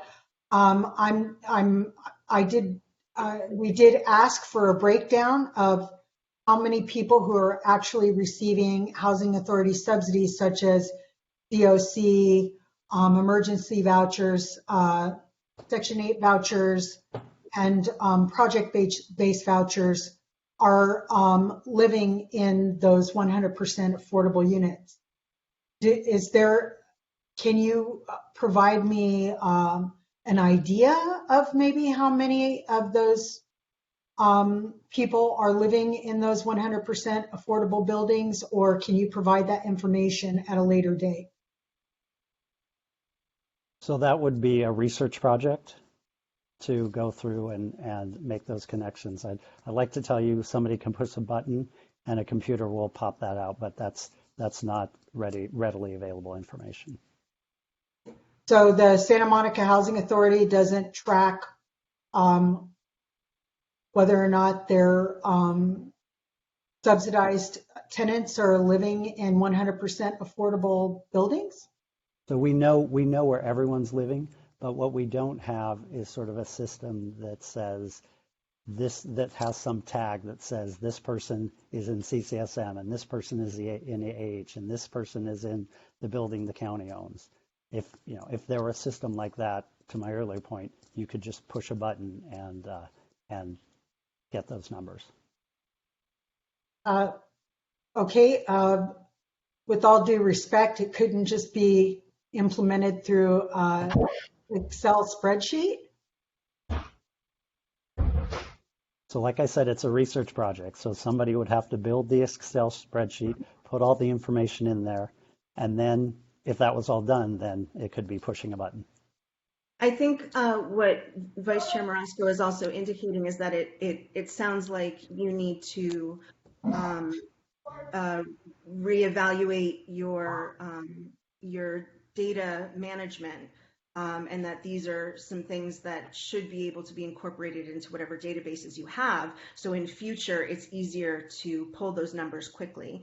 That ideally we would have the information integrated so it wouldn't pose itself as a research project for anyone. Is that right, Vice Chair Marasco? Yes, that's correct. And so with that being said, then you probably don't know the number of people receiving subsidies that live in affordable units or inclusionary housing, deed restricted or inclusionary housing. So I don't know the specific number. I don't know, Jim, do you have sort of an order of magnitude on that? And if not, I get it. No? Okay. I was a younger person. I used to like guessing and speculating, but no, I don't. I don't have a sense of that. Okay. Seeing as time is finite, at least for where our meeting is concerned, why don't we move on to 1D and discuss if the Housing Authority has any plans to expand the HCV program or other subsidy programs, and if so, what those plans I'm sorry, where are you? It looks like we were working our way through 1, and so I'm suggesting that we move to 1D. Right. I just want to say quickly before we do move on, I just want the Housing Authority, the Santa Monica Housing Authority, to think about why it would be important to have that information, especially when you're thinking about seeking other funding sources and being able to track exactly how this funding is being spent, and to say whether or not you're willing to do the research to create such a spreadsheet or to find the type of software that can do this type of tracking. So can I just say, I'm not in any way saying that that is not useful information, nor that that would not be helpful. What I'm trying to convey is we don't have enough resources even to do our day-to-day work right now. So to pull somebody off, say, issuing vouchers to do that is just, it's not something we can do right now. Okay, I'd also like to add, and this relates also to the education and outreach that we were talking about before. While I understand that the Santa Monica Housing Authority is fairly enmeshed with the city, it is intended to be an independent agency or entity, and the funding for all of that should be coming from the federal government. So I would hope we would be looking to all avenues of federal funding for that, because that shouldn't be a burden imposed on the city. And I believe they've just expanded the amount of money available from HUD for numerous different efforts in local housing authorities. So I think that's something that we should be looking to, because they would be covering communications, outreach, staffing, resources like that you would need. So let me explain that, and then Jim, you can jump in here, and I'm sure do a much more articulate job. So the HUD gives us a specific administrative amount based on the vouchers we have. So they don't so we can't go to them and say, hey, we've got this great idea, we want to do these enhanced communications. And then they say, okay, here's the money. We have a fixed budget that comes from them. Okay, well, with all due respect, I'm subscribed to way more HUD communications than I would like to be. And on a daily basis, I'm notified about opportunities that are earmarked for, niche efforts to reach out to certain populations, to help with certain diversity efforts or accessibility efforts. And so I realize that it requires a bit of researching, akin to someone looking for scholarships for college that are not just general scholarships, that they're kind of, niche things, but they are available. And I would like to see the Housing Authority going after that, because I believe the resources are there for us. But I understand it's not part of the general allotment. Okay, and so yes, the next question was, does the Santa Monica Housing Authority have any plans to expand the Housing Choice Voucher Program or other subsidy programs? If so, what are those plans, and how will the Santa Monica Housing Authority obtain the funding? So we recently, as I mentioned, we got an allocation of emergency housing vouchers.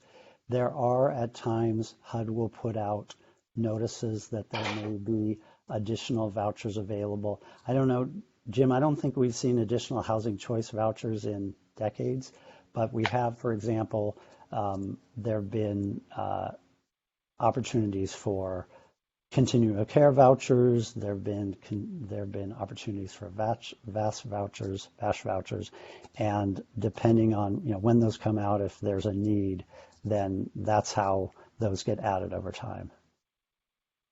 Right now, without, frankly, even enough to keep staff to keep the lights on, I can't imagine us adding more vouchers right now. But it could be something in the future, particularly when opportunities arise. And we're in the place where we've got the proper resources to do the day-to-day. Yeah. So it sounds like first you would be focusing on using the other 90 or 94 vouchers, emergency vouchers that have not been used yet. Is that right? Yeah, so that's why that's on our work plan. So a couple things. One is obviously a huge opportunity to get people who are living on the streets or living in shelters into permanent housing. Also, one of the HUD requirements is that we actually have to get those vouchers, get people into housing, and then they become part of our ongoing staple of vouchers. So it's a short-term and a long-term strategy. So those emergency vouchers eventually convert to regular vouchers? Is that right? Jim, isn't that right? Yeah, so they'll become regular vouchers if we're able during this interim period to actually get them leased up to people experiencing homelessness. Okay, great, thank you. Now, I understand that Susan Cola is not with us this evening, and she is the resident legal expert. The next section is on, actually, I apologize. We had said that we were going to take public questions or comments after each section, and we're getting ready to move into another section. So, are there any members of the public who would like to ask any questions of the panel or make any comments about what we've discussed so far? You'll have opportunities to discuss other subjects as we move to them. Any public comments? You could say something. Yes. Yes, Anonymous? my name is David Moore. Yeah. Hello? Yeah, we can hear you, David. My concern, one with Andy Agel, is I can't hear anything you're saying. Your voice is so low. It seems like a man that is speaking before the public and in business, making as much money as you do. You could speak loud enough so that we could hear this. My concern about the housing authority and the housing situation with Santa Monica is it seems to be this quasi thing, but it's actually two separate entities. The housing authority is a federal program. It's funded by federal money. And I guess the housing program of the city of Santa Monica is supposed to oversee that with some kind of supervision and staff. When is the last time that you guys raised the voucher level? Because I'm thinking from 2016, the number of vouchers and the voucher level has been kind of stagnant. And I'm just wondering, what is the future plans to catch up with the 21st century, in housing? The housing, there's a building across the street from me, they're renting units for $8,000 a month for a 2-bedroom apartment. How could anybody with a voucher in this city locate? In fact, I looked for a unit in this city to try to find something within 2,000, 2,500, a little less. It's almost impossible to find a 1-bedroom apartment. I just got lucky. And that was after 14 months of searching and having to move out of Santa Monica so that I could move back into Santa Monica. I think that this city has no desire to change its program, no desire to reach out to HUD and expand this program. And the county has already raised their voucher level to match what was with Santa Monica's level. A year ago, the county was $600 less. So I think Santa Monica needs to catch up with the times, Mr. Agel. Another question I have is, who's running the housing from the city side? It seems like Sataria Vire was put in position. What qualifications does this woman have, even for the social services department? But definitely she has no qualifications to run the housing elements of this city and to oversee this situation. You guys are taking jobs that are supposed to be filled by professional people with experience in this industry, and you're morphing these people from your staff to take over these jobs, and they're not qualified. So this needs to change big time. And this meeting and your speech today before this commission clearly shows that you guys don't care about informing people about the RAB and this and that. And the RAB is a resident advisory board by residents. It's not created by the city. It's mandated by the federal government for the residents. It has nothing to do with the city. And you act like it's something the city's going to create for the people on Section 8. It doesn't work that way. This whole situation needs to be turned around. You people need to start doing your job. If you don't have money, then go out in the street and say, we don't have money to house homeless people. We don't have money to house poor people. We don't have money to support vouchers. But my question to you is, when are you people going to come up to the 21st century and the voucher amount, SMR, where people can actually live near Montana, near Wilshire? When is this going to take place? Because it's not happening now. It hasn't been happening for the last decade. Thank you. Thank you, David. Are there any other public comments or questions on this particular section? Yes. Please go ahead. I don't know where to start. I actually, this is Olga Zuraska, by the way. So first, I was super excited to see this item on the commission agenda. I have been attending this commission's meeting since 2017 and always felt that half of the commission's jurisdiction, which is the housing authority programs, was carefully omitted by the previous incarnations of this commission. It's just nobody had any interest in it. And finally, we got to talk about these very important issues that have been neglected. But what I just witnessed now, I am just, it's extremely frustrating. It seems that the commission did a good job forwarding specific questions to the staff, and the staff comes to this meeting and has their own idea of how they're going to talk about this topic with a lot of generalities and not exactly following the template that the commission asked for.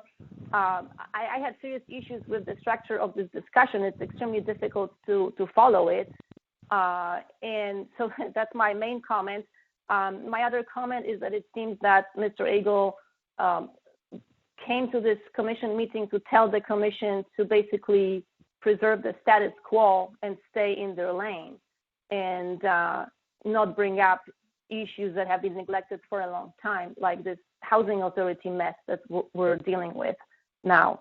I am extremely frustrated by this. I hope that the second part of this topic, whenever the rest of the panel shows up, is going to be maybe better organized, because I don't even know where we are in this discussion, other than I got a clear message from Mr. Agel that the RAB is a no-go, there's no money for anything and no staff, and gloom and doom, and that's it. And the commission shouldn't be asking uncomfortable questions. That's what I got so far. And I definitely would like to hear a clear explanation of what type of legal entity the housing authority is and what its relationship with the city is. Because I got an email from the HCD that says that the housing authorities in California are supposed to be independent agencies. And I also got an email from Mr. Agel where he says that the housing authority is part of the housing department. So I need that cleared up today. Thank you. Thank you, Ms. Zuraska. Did I see Danny C? Would you like to go ahead? Danielle, go ahead. Yeah, can you hear me? Yeah. Something that I think might help is that when I recently went through something, I noticed that due to some very simple bad policy things, many people had to waste hours and hours and hours. Gary did, Gary Rhodes did, Denise did, Jenny from Wise did, and Nesha did. There was a ton of back and forth and back and forth. If I was lucky, because I was in my unit, had I been someone on the outside who had a voucher, who had found an apartment, I probably would have lost that apartment due to the landlord's ability to drag things out forever, thus acting as though they couldn't help themselves, and that the tenant losing that unit. I submitted a letter, but of course it was ignored because we are really looked down on as though we are a bunch of losers who have nothing to offer. And honestly, I think we've got a lot to offer because we're out here living. And I think it would be great if the whole attitude about that changed. And people who actually go through things, have something to offer, are listened to. That simple policy is when the person like me comes up and my name comes up and I have the right to get a voucher, I get a letter that's almost worded as though it's from a prison parole board, that I have a certain amount of time to respond. And if I don't, I can go to the bottom of the list and wait another 15 years and be blown off by a million games. Now, the letters to the landlord aren't like that at all. They have all the time on earth to respond.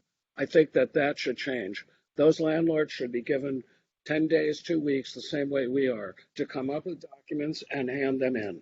Those vouchers should be moving along. People shouldn't have to waste time. Also, when there are deposit banks, they went back and forth for months. My property manager vowed to drag it out forever because because he didn't get the standard. He only got more. And his money's attached to that. So he didn't give a rat's pahootie. He didn't care. And he dragged it out for 10 months. He wasted everybody's time. The housing authority and all the legal departments. It went on and on and on. So I wonder how much is being spent on this kind of thing when that money might pay for someone to do some work. So we could get other programs, other monies, other things going on that other municipalities have. A simple letter to the landlord, your tenant, blah, blah, or this person is applying for blah, blah. Submit these things in 10 days. Give us your deposit bank account. Run a quick test on it. So that one took 2 months to get done with countless hours from Gary. My God, this is idiocy. Just change it. It's simple changes. And it's so frustrating. You had to wonder before. Well, I got bounced around for 15 years by Barbara Collins, bounced around, wrongly violating HUD law. It's so wrong to watch this go on when this is so simple and there's no excuse for it. Private sector, anybody who's pulling that stuff, that's what I have to say. And I think we should do that and fast to save people's time and stop people from losing their vouchers and losing units, because it's a tough world out there. So let's get that done. Thanks. Thank you, Danielle. Are there any other public comments or questions? Yes.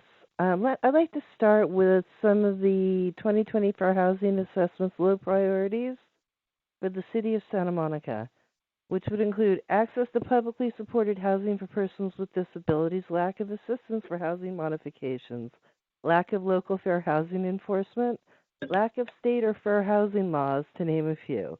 But the last two are the best. State or local laws or policies that discourage individuals with disabilities from living in apartments, family homes, supportive housing, and other integrated settings, as well as unresolved violations of fair housing or civil rights law. Now, do these closely coincide with Section 7, page 101 of the 2021-2029 housing element submitted last month? Fair housing issues that may arise in Santa Monica or any other jurisdictions include but are not limited to failure to make reasonable accommodation, discrimination, and harassment. As I previously stated, the city uses its affordable housing as a weapon against its affordable housing tenants.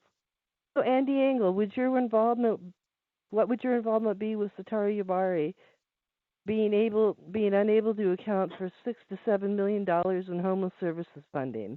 And I wouldn't think Satara Yubari helping 7 homeless people to find housing within a year would qualify her to be the Santa Monica Housing Authority manager, nor does she have qualifications for that position.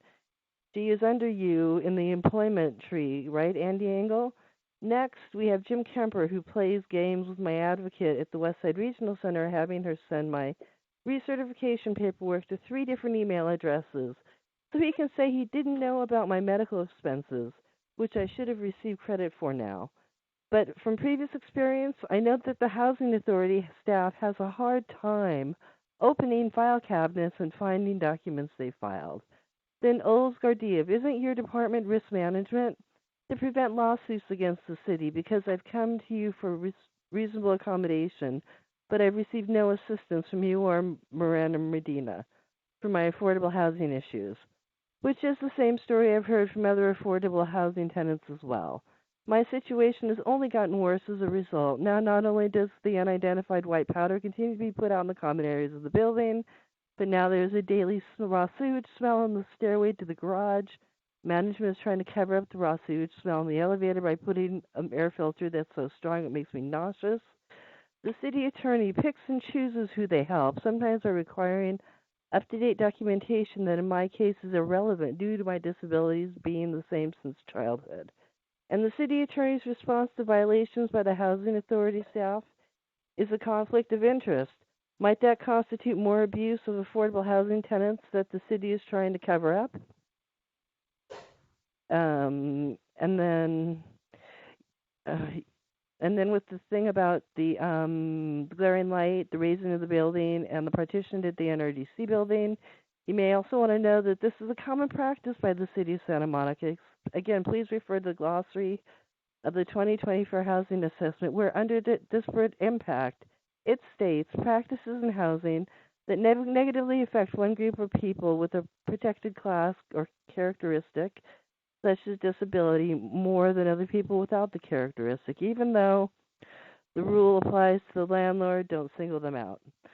So from this, I hope everyone understands my frustration with the abuse I am forced to suffer through in my affordable housing due to the actions or inactions of city staff from the City of Santa Monica. Thank you. Thank you. Do we have any other public comments at the moment? Any other public comments?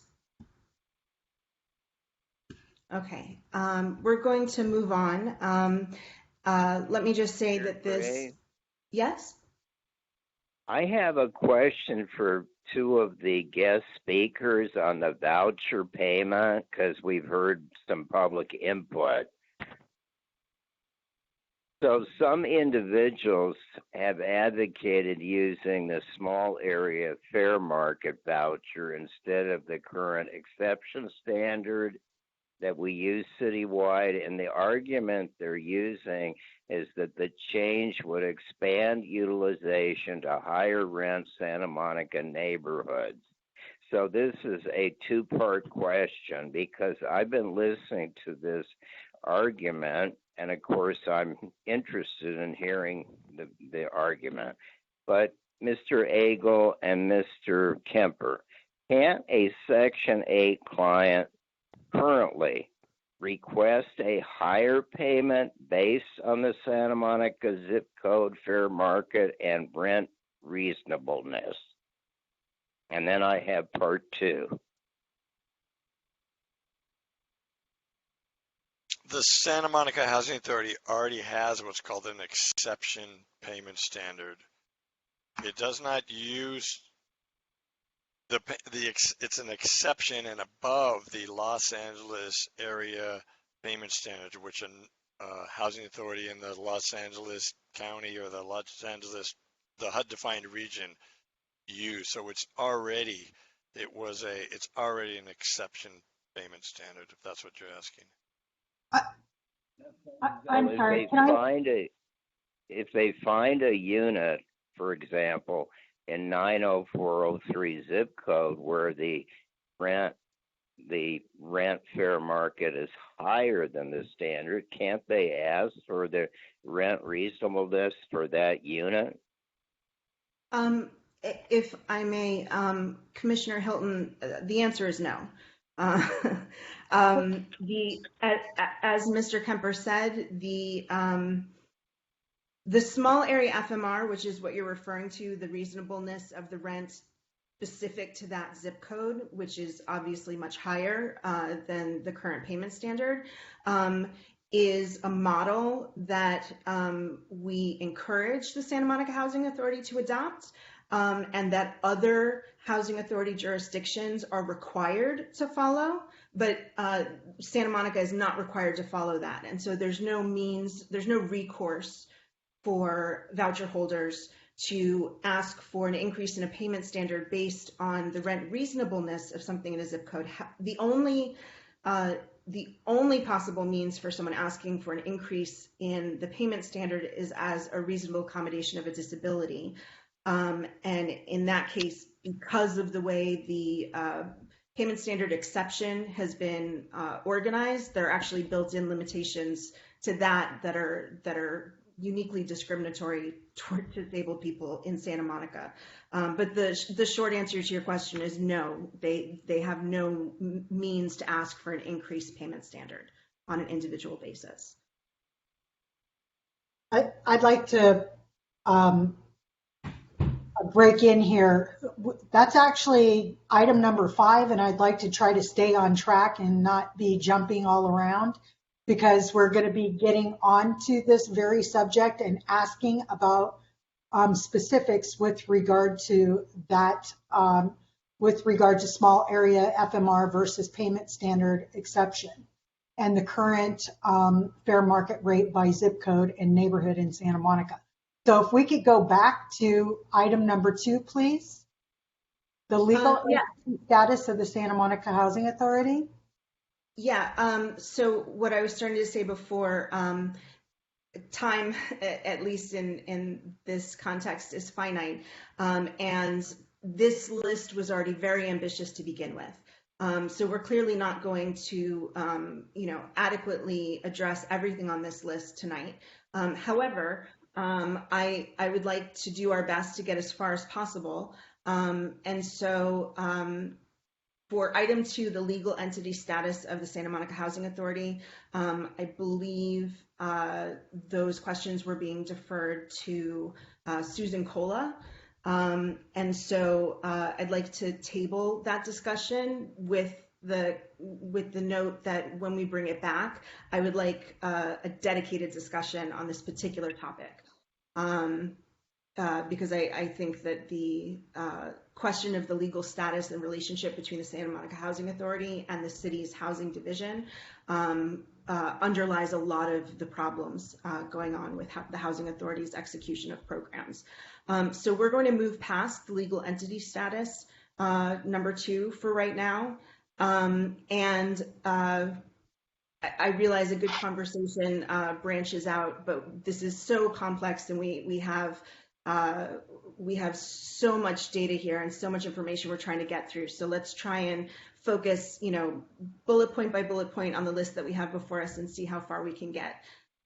So with that said, we're moving on to we're moving on to item 3 in the agenda attachment, which is staff organizational chart and resource information for Santa Monica Housing Authority participants and the public.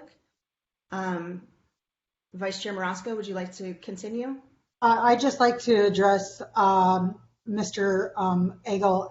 He's had his hand up, and I'm not sure what he wanted to add something. No, I wanted to ask a question for your consideration, because we've got Olis, our risk manager, sitting here, and I think questions related to his expertise at the very end of your list. And I hate to think we're going to go through all these questions and maybe not get there tonight.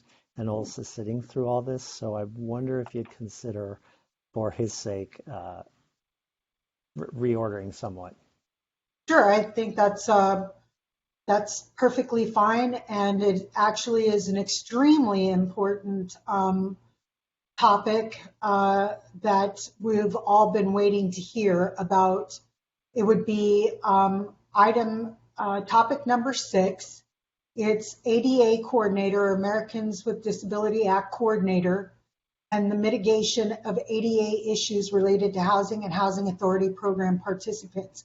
And again, for persons of the public and the panelists and commissioners, each one of these items, there is a separate PDF that provides you statutory requirements, information from DOJ, information from HUD FHEO, and many other resources. So I do encourage you to follow up, and even though it's a rather large document, you can just peruse through it, and you might find that these documents that have been provided in the PDF help to give a better explanation and deeper explanation than the overview that we're doing right now. But with that being said, yes, Olis Gorgiev, you are the risk manager for the city of Santa Monica.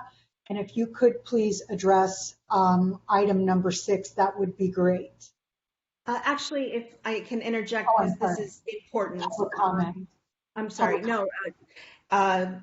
Gorgiev, I appreciate you being here today, and I appreciate you being responsive historically when people have communicated with you. My question is, you are Medina, God, her name just slipped my.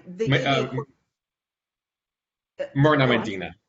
Morna, thank you, Medina. Ms. Medina is the ostensibly the ADA coordinator for the city of Santa Monica. I have virtually never been able to get her to respond to an email or a phone call. I know that dozens of other people have told me the same thing. This is a very important subject that we're part of our discussion of the Housing Authority, which has extensive systemic ADA violations and issues going on. Why is Ms. Medina not here tonight? I'm Chair Gray. Congratulations, by the way. He's actually out on vacation, and I thought, I will take this opportunity to at least meet the commission and answer some of your questions and also as concerns. Whenever the concerns are brought to me, I have tried myself to address them as much as I can and also work with Ms. Medina. Weird to call her Miss because she's, I call her Myrna, is to really see what we can do to facilitate some of these issues. And this kind of segues into what I really want to talk to the commission about is the coordinator, AD coordinator function in the city, how it has evolved, where we are right now. But I'll let you continue. Sorry.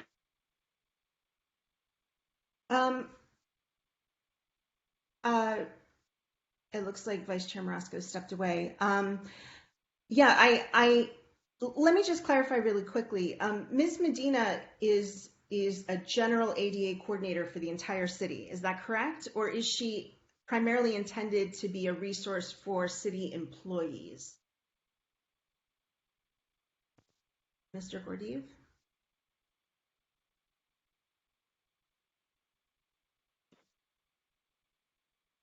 It looks like we have lost him for the moment.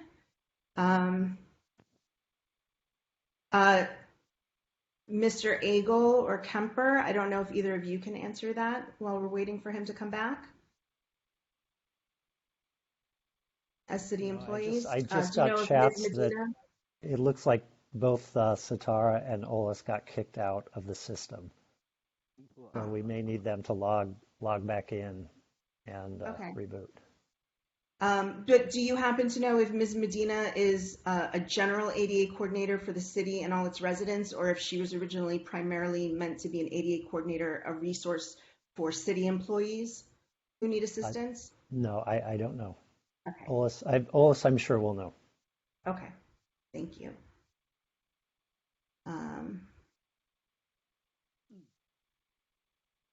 Let's see, while we're waiting for them to come back, I'm just catching up a little on the chat here.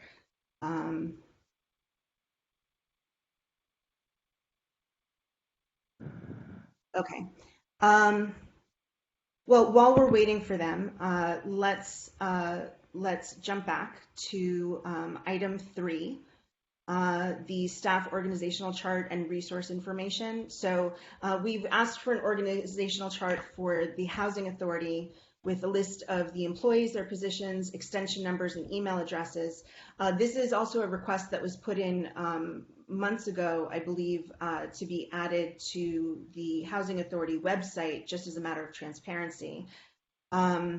And we've seen the organizational chart for the city and the housing division, but there's no the Housing Authority is one box on that. There's no sub chart for that. So can you discuss, Mr. Agel or Mr. Kemper, the different positions and responsibilities of staff in the Housing Authority that are distinct from the city? And Chair Gray, I just want to let you know I am back, and I will wait for the next, whenever the next turn is, to speak again. I'm sorry, my internet has been really acting weird, and it's crashed, but I joined via telephone. No worries. Welcome back. Thank you.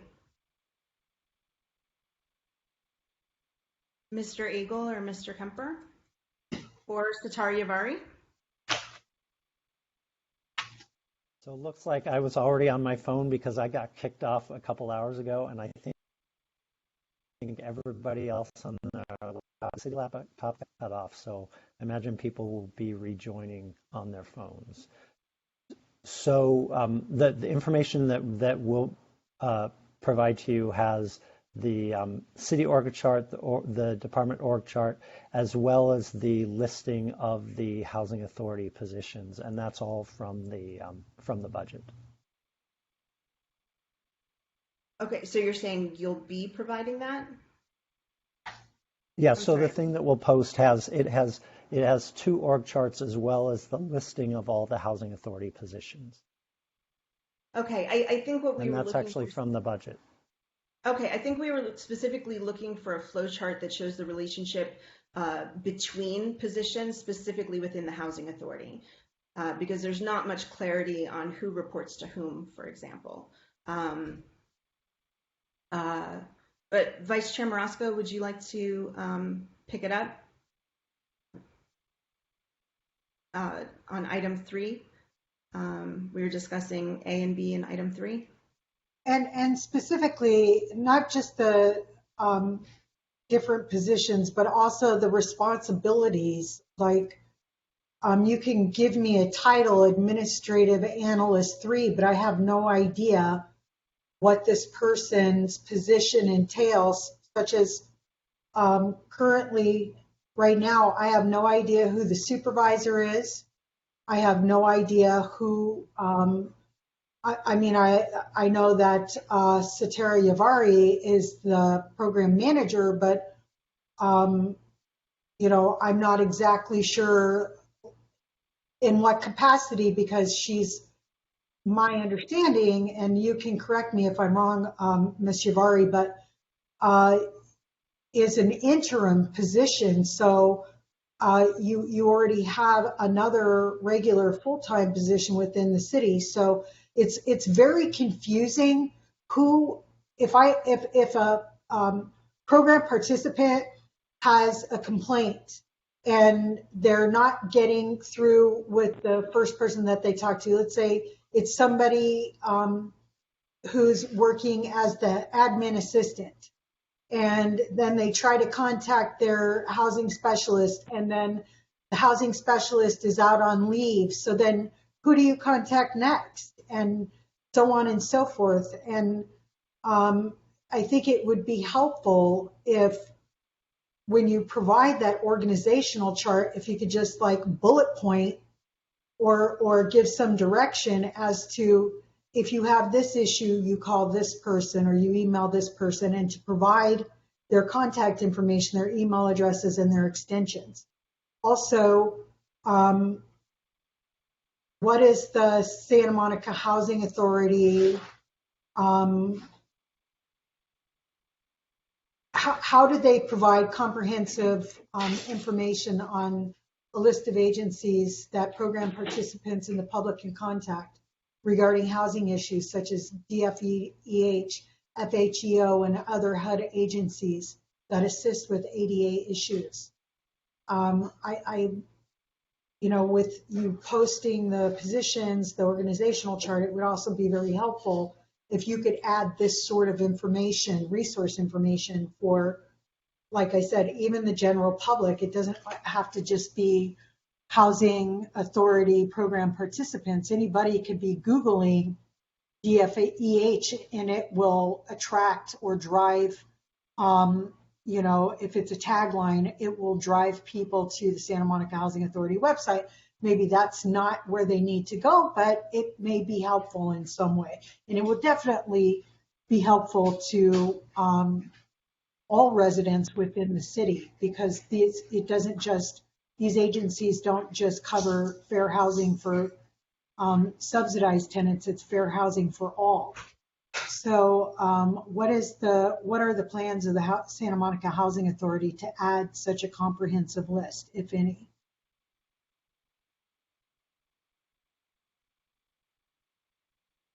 You've gone beyond my area of expertise, and unfortunately, my colleagues have all been kicked off, so my apologies. I see Satara Yavari still here. We haven't heard from you yet tonight, Ms. Yavari. Could you weigh in on any of this?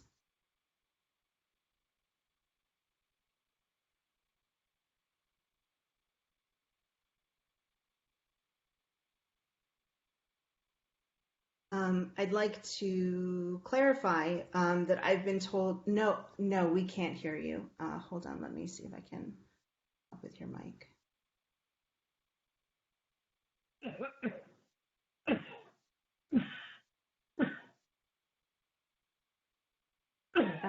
Ms. Yavari, I don't seem to be able to do it. Oh,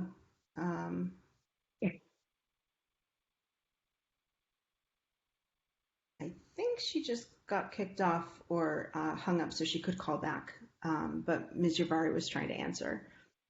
You want to go ahead while we're waiting for her, Vice Chair Marasco?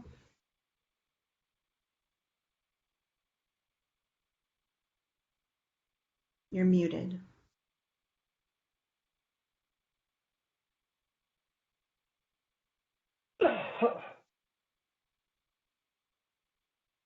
Vice Chair Marasco?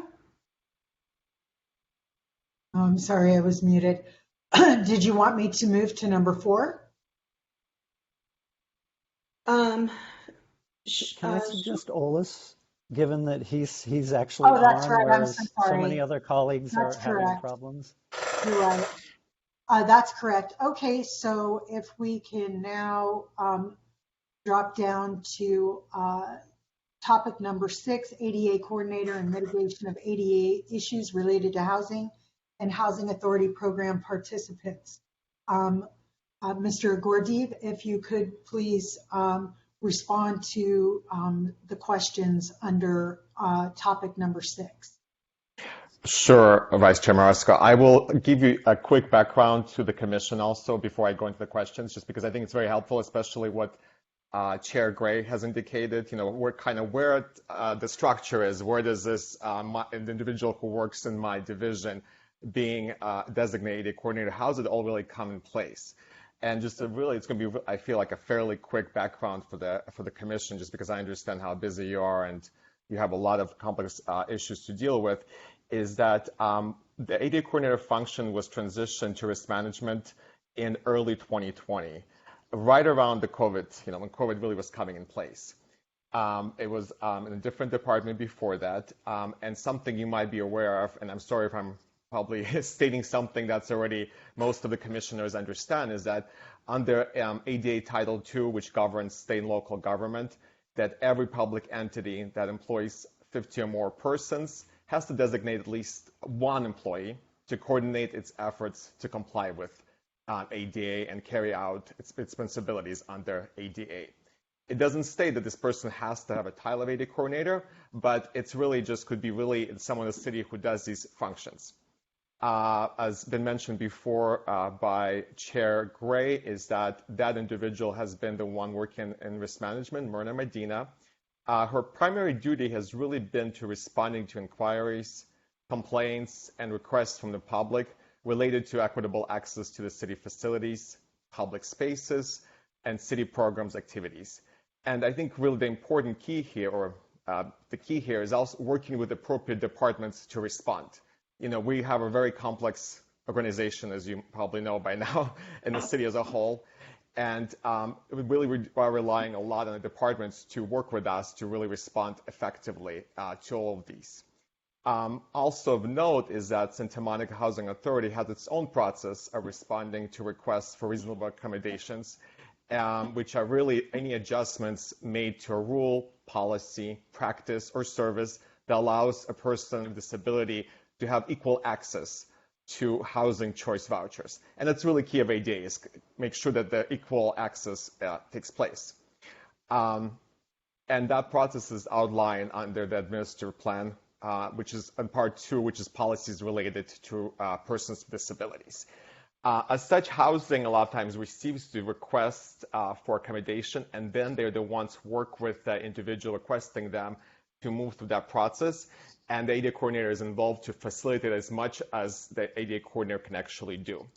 The city also has formal grievance procedures, which we have to also have under ADA and Section 504 of the Rehabilitation Act.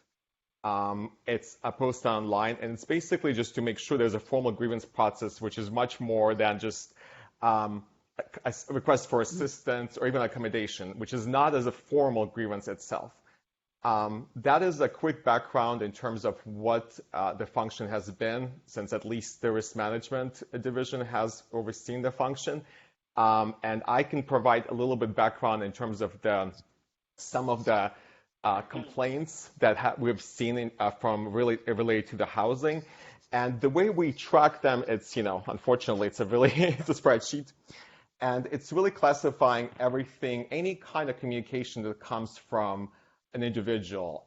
We have seen really few, far in between in terms of the housing, and I think the reason is because the housing authority has already worked on whatever the recommendation request, and it was resolved.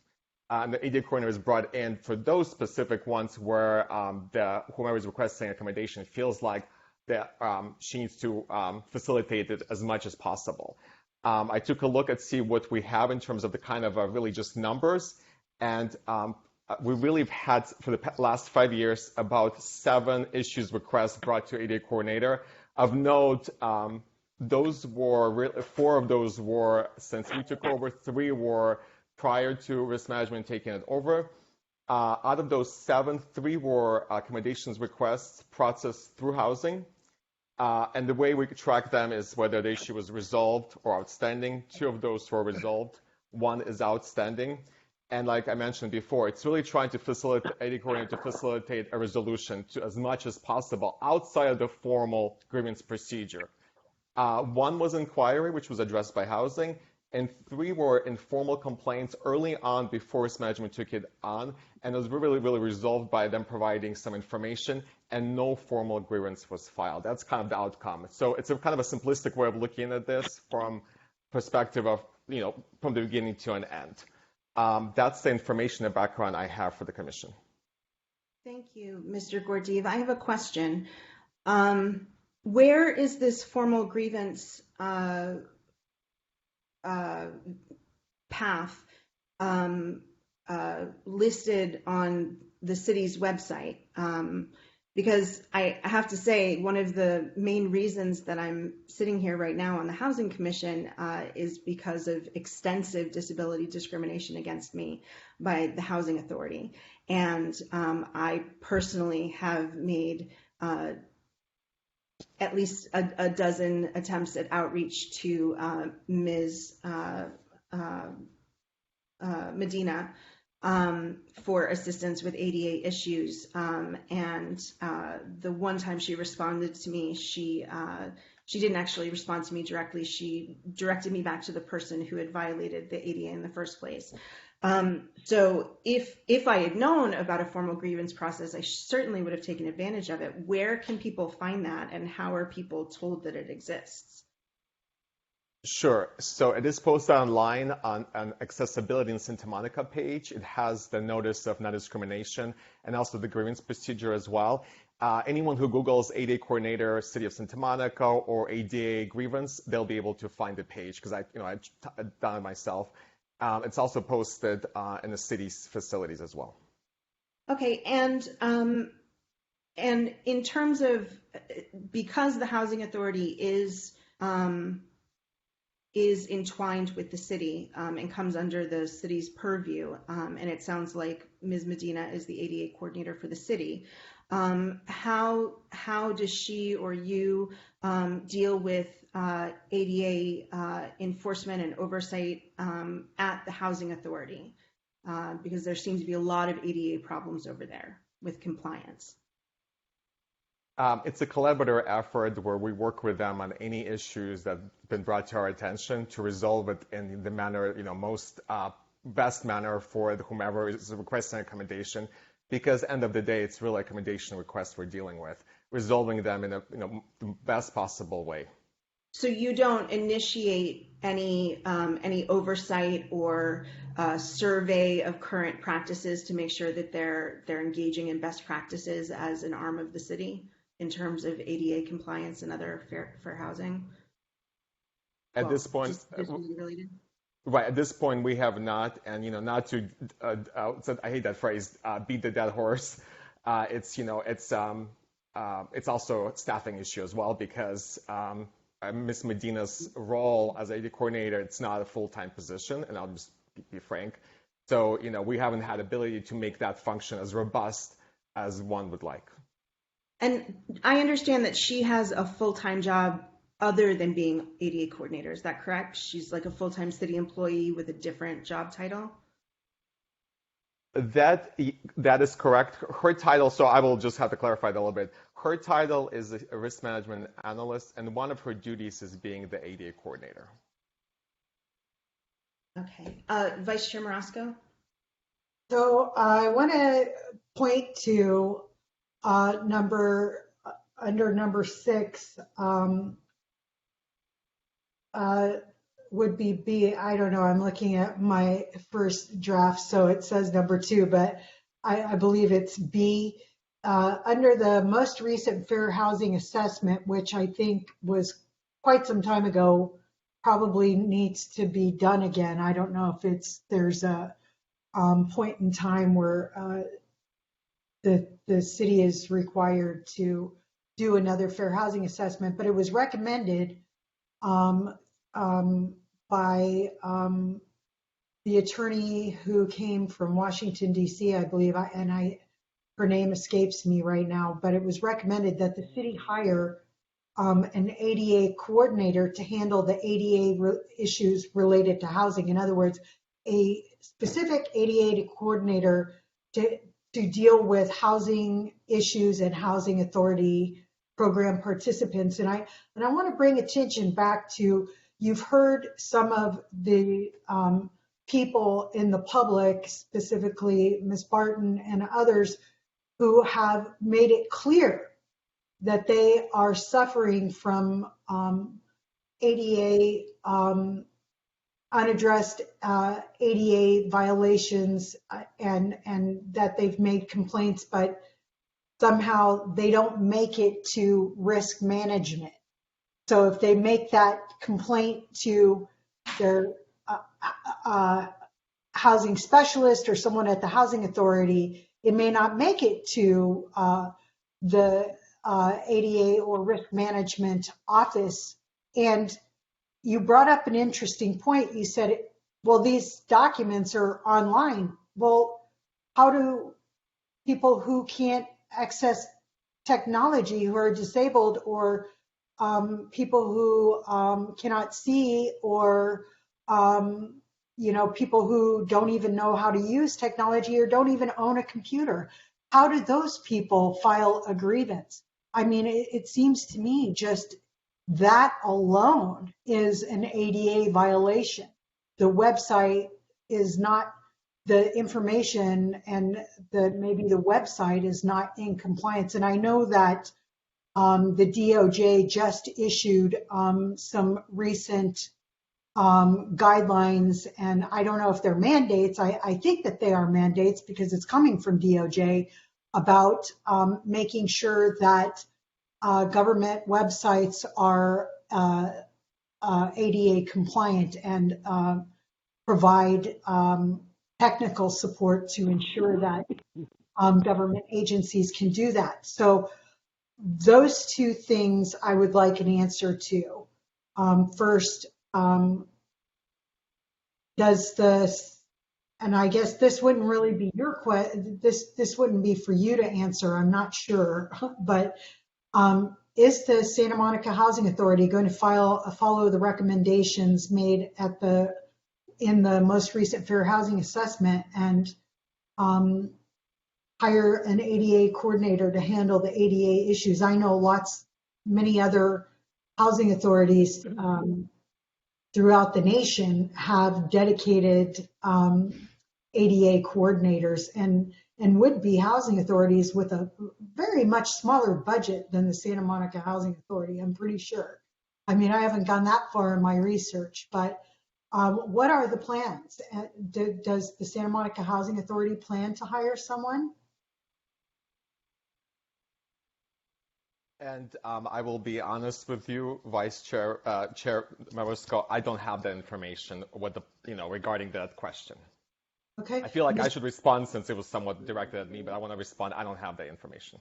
Yeah, I wasn't sure because it seems like this is more like a question for the Santa Monica Housing Authority because it's related to their budget.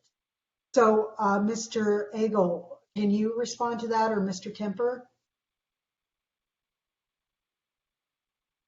I'm sorry, I was kicked off and it took me a while to get back on. I didn't hear the question. If you could just repeat it, I just got done repeating. So it would be, I don't know if you have the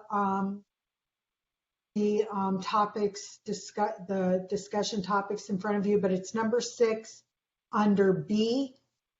The most recent fair housing assessment recommended that the city hire an ADA coordinator to handle ADA issues related to housing. What plans does the Santa Monica Housing Authority currently have to hire a new ADA coordinator to handle ADA issues related to housing and Santa Monica Housing Authority program participants specifically? I think the position is that the city does have an ADA coordinator. Just heard. Not the Right, city, but the Santa Vice Chair- Monica Housing Authority. I'm sorry, please repeat yourself. I didn't mean to interrupt. Vice Chair. So the fair housing assessment recommended that the city hire a separate ADA coordinator to handle ADA issues related to housing. It seems to me that Miss Medina is a part-time employee who is mostly focused on city government related ADA, possible ADA violations and ensuring ADA compliance of the city in general, not necessarily the housing authority or fair housing.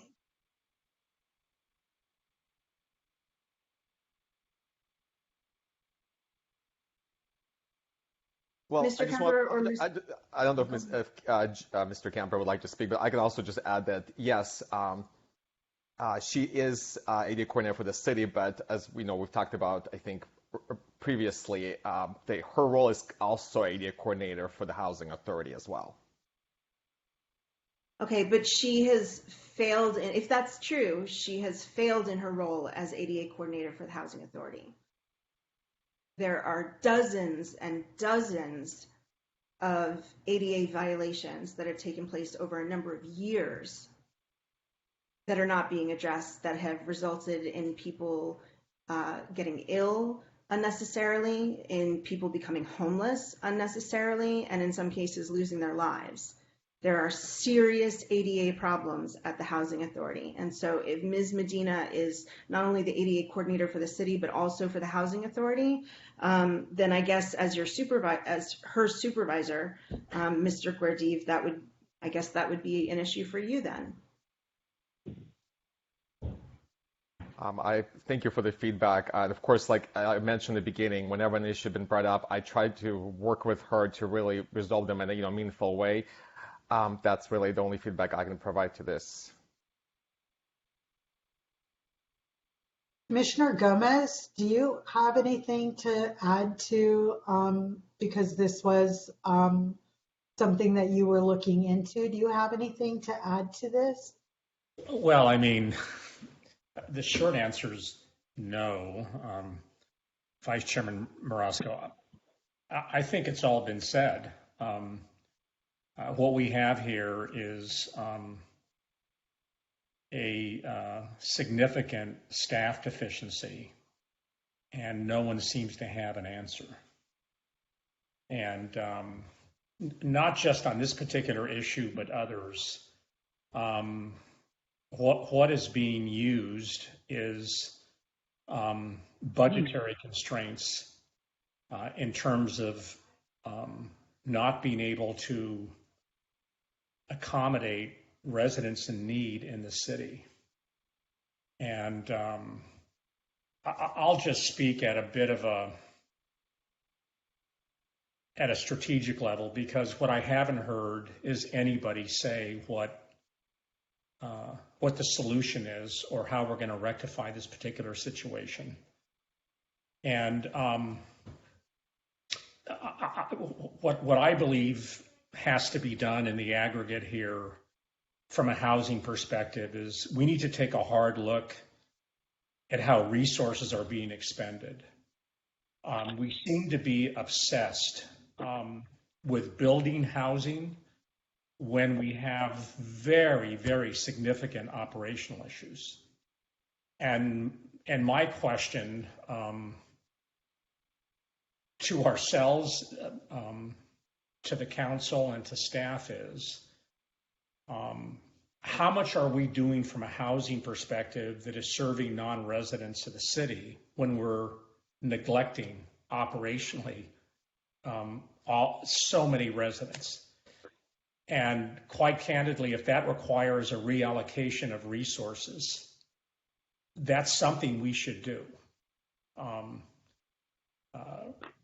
And I just can't fathom in any way, shape, or form that it's a resource issue. It's how we're spending money, not that we don't have it. And that absolutely needs to be addressed. And to answer your question direct, Vice Chairman Marasco, I believe we need to formulate something to that effect as a commission and submit it to the council. Because absent that, I don't see anything getting done.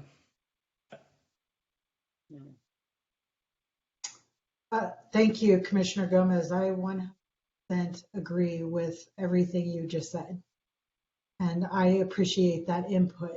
Are there any other commissioners that would like to give input on this? And then maybe we can move to public comment on this.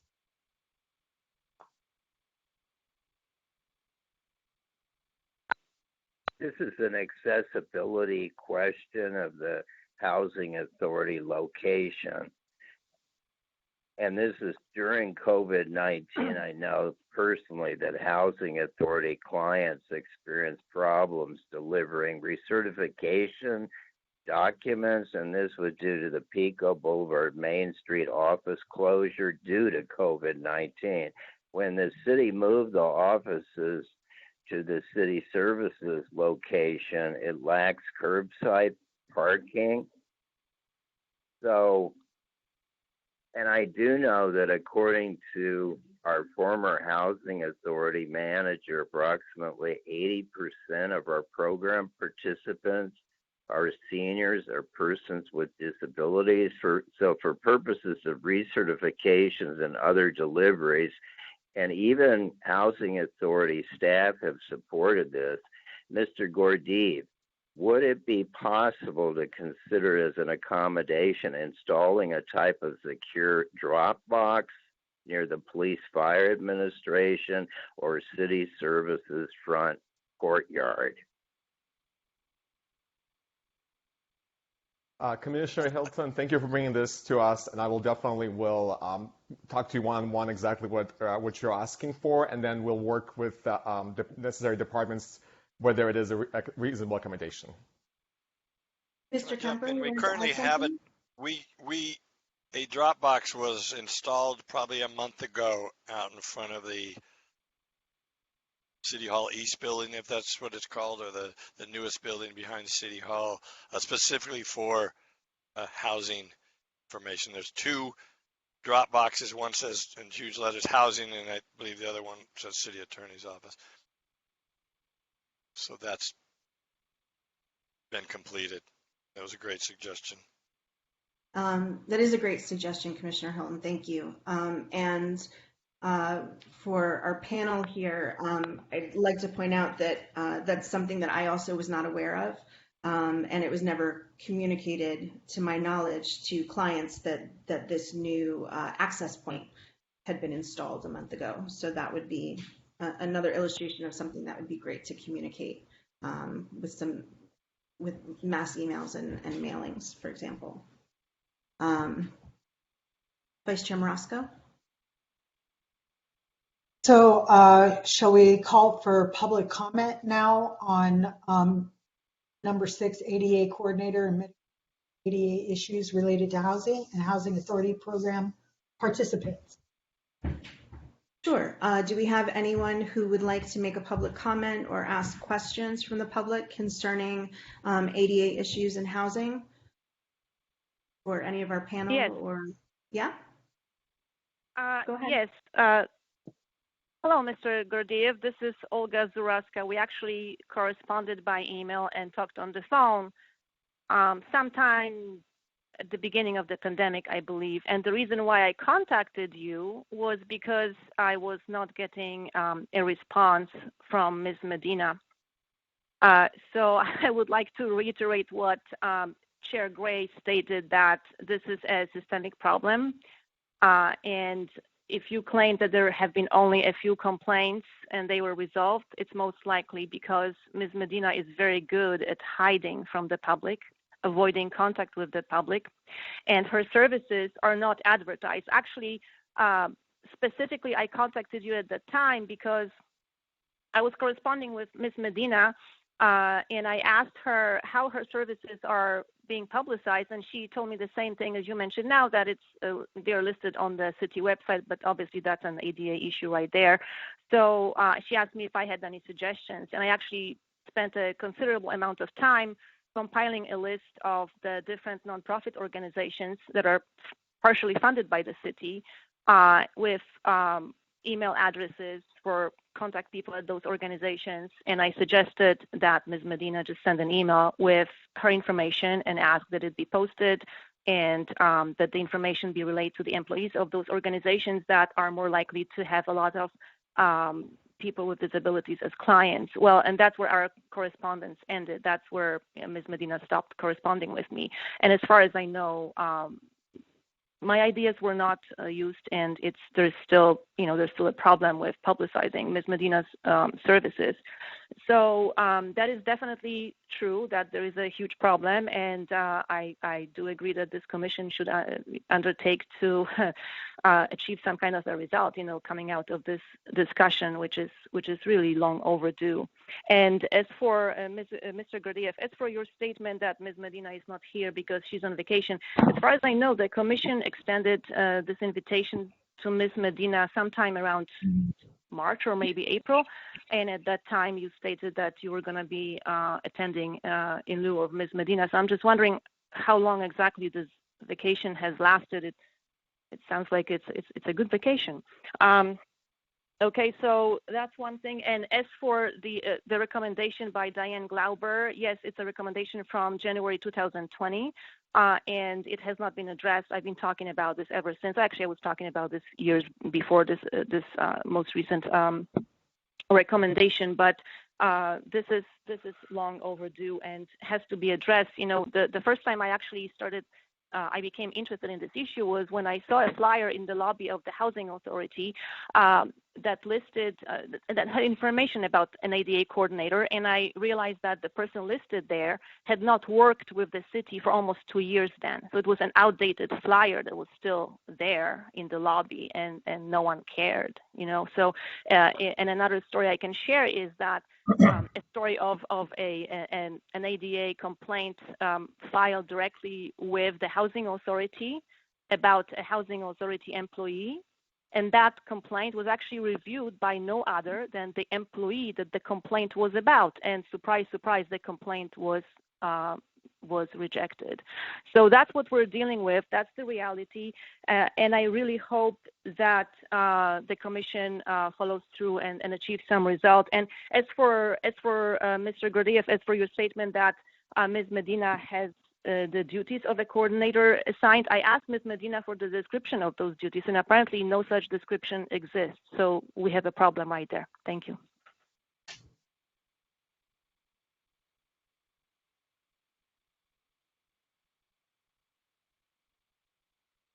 I'm sorry, are there any other members of the public who would like to comment or ask a question concerning ADA or access issues? Yeah, I mean, I made the comments earlier about Mr. Gurdjieff and the inability, both from him and from Myrna Medina to be able to get any results, and how it's only gotten worse, and then other things have come up as well. So, and like I said, it doesn't seem like it's anything different than the standard practice of discriminating, harassing, and not giving reasonable accommodation to disabled tenants, which is really, like I said, the city sits there and claims they're so good at fair housing laws, but if they don't enforce them, they mean nothing. They're just words on a piece of paper. So, I'm also not necessarily impressed, but we can only hope things will get better, and that they will actually hire a housing authority ADA person that can actually specifically deal with the housing problems and not have to deal with the city's problems as well. Thank you. Thank you. Are there any other public comments regarding? I'd like to give a comment. This is Michael Lewis. Please go ahead, Michael. Yes, I want to mention the elephant in the room. This might be hard to hear, but this is the elephant in the room. Disabled people, homeless people, formerly homeless people, really poor people, really sick people are not a priority to most people who don't have those issues. City government is part of that. The problem is they don't care. If they cared, they would shift money from other places to make sure people's lives are saved, homes are saved, homelessness status changes. If there was a way for the system not only to count what kind of reasonable, how many reasonable accommodations were given for certain participants, but saying exactly what they were, and then publishing that, you don't have to give the names of the people or the locations of the people, publishing it so participants and other people seeking housing can say, oh, I didn't even know you could ask for this for a reasonable accommodation. That's number one. This population is seen as third, fourth, fifth class citizens since the founding of America, if not racially discriminatory and other protected classes that add to that intersectionally. So it's not a priority, and it needs to be. So I really think that the Housing Authority really needs to look at why it is the rule, not the exception, why it is a feature, not a bug, that discrimination and ignoring phone calls, ignoring reasonable accommodation requests is happening, that it is the rule. It shocks the conscience of just the ordinary moral person that this is happening. So please do some soul searching. People are dying. People are being injured. People are continue to be made homeless because these reasonable accommodation requests are not even fielded. It's really important. You're not seeing it. The public doesn't see it. I've seen it as an advocate for over 5 years. Thank you. Thank you, Mr. Lewis. Are there any other public comments or questions on this topic? Yes. Yes. David Morris. Go ahead, David. Diane Glover was hired by the city as a consultant and gave a report to the city of what the city lacked, what they had to have to be on track with what the city should be doing. So now we're 2.5 years later, and that consultation report is just buried somewhere in the archives. And you people that are gathered in this meeting today, the heads of the Housing Authority, Andy Agel and Sataria Vari, you people are being confronted by this information once again. But the problem is, what will you do with it? What will you do from this point forward? This Housing Commission is nowhere near any past meetings. It's very, very elevated in the fact that you people are actually attending and you're hearing things that you may not want to hear, but the truth is out. And what will you be doing this point forward? About an ADA coordinator that's genuine, that is not connected to risk management, that doesn't have a full-time job doing something else and can't even answer the phone when they're called, and doesn't handle issues with the Housing Authority, much less other issues in the city, ADA issues in the city. So from this point forward, what will you people be doing? Because 2.5 years ago, this consultant hired by the city said that the city was lacking in this department. Here we are 2.5 years later, still lacking, only worse. It's gotten worse from the pandemic. And this excuse that we don't have money and we don't have the staff and we're overburdened, you can go, and I think it's a good idea that you people visit other cities' housing authorities. They have online information. They have people answering the phone. They have efficient businesses. But Santa Monica can't seem to pull it off, and they have all the money in the world. These other cities are not even half the income that Santa Monica has. So we're going to watch and see what goes forward from this point. And the reason this Housing Commission had these agenda items is specifically to force you heads of these departments to get off your tail and do what's right. That goes for the Housing Authority, Mr. Kemper. That goes to Andy Agel. That goes to Sataria Avari, who should be a temporary person and be out of that office with a full-time replacement very quickly. If you people do not move and hire the people that are necessary to do these jobs, then this will never change, and it's just going to get archaic. And then the city council is going to say, our number one issue is homelessness and housing. You're lying. You're lying.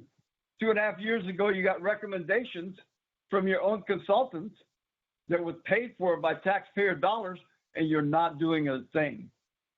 Thank you for your time. I hope the new commissioners can see which way this commission is going and join in to strengthen this commission so that in the future, more people will be brought to bear from the city so this city changes and there are changes made in the city. Thank you. Thank you, Mr. Morris. Are there any other public comments or questions?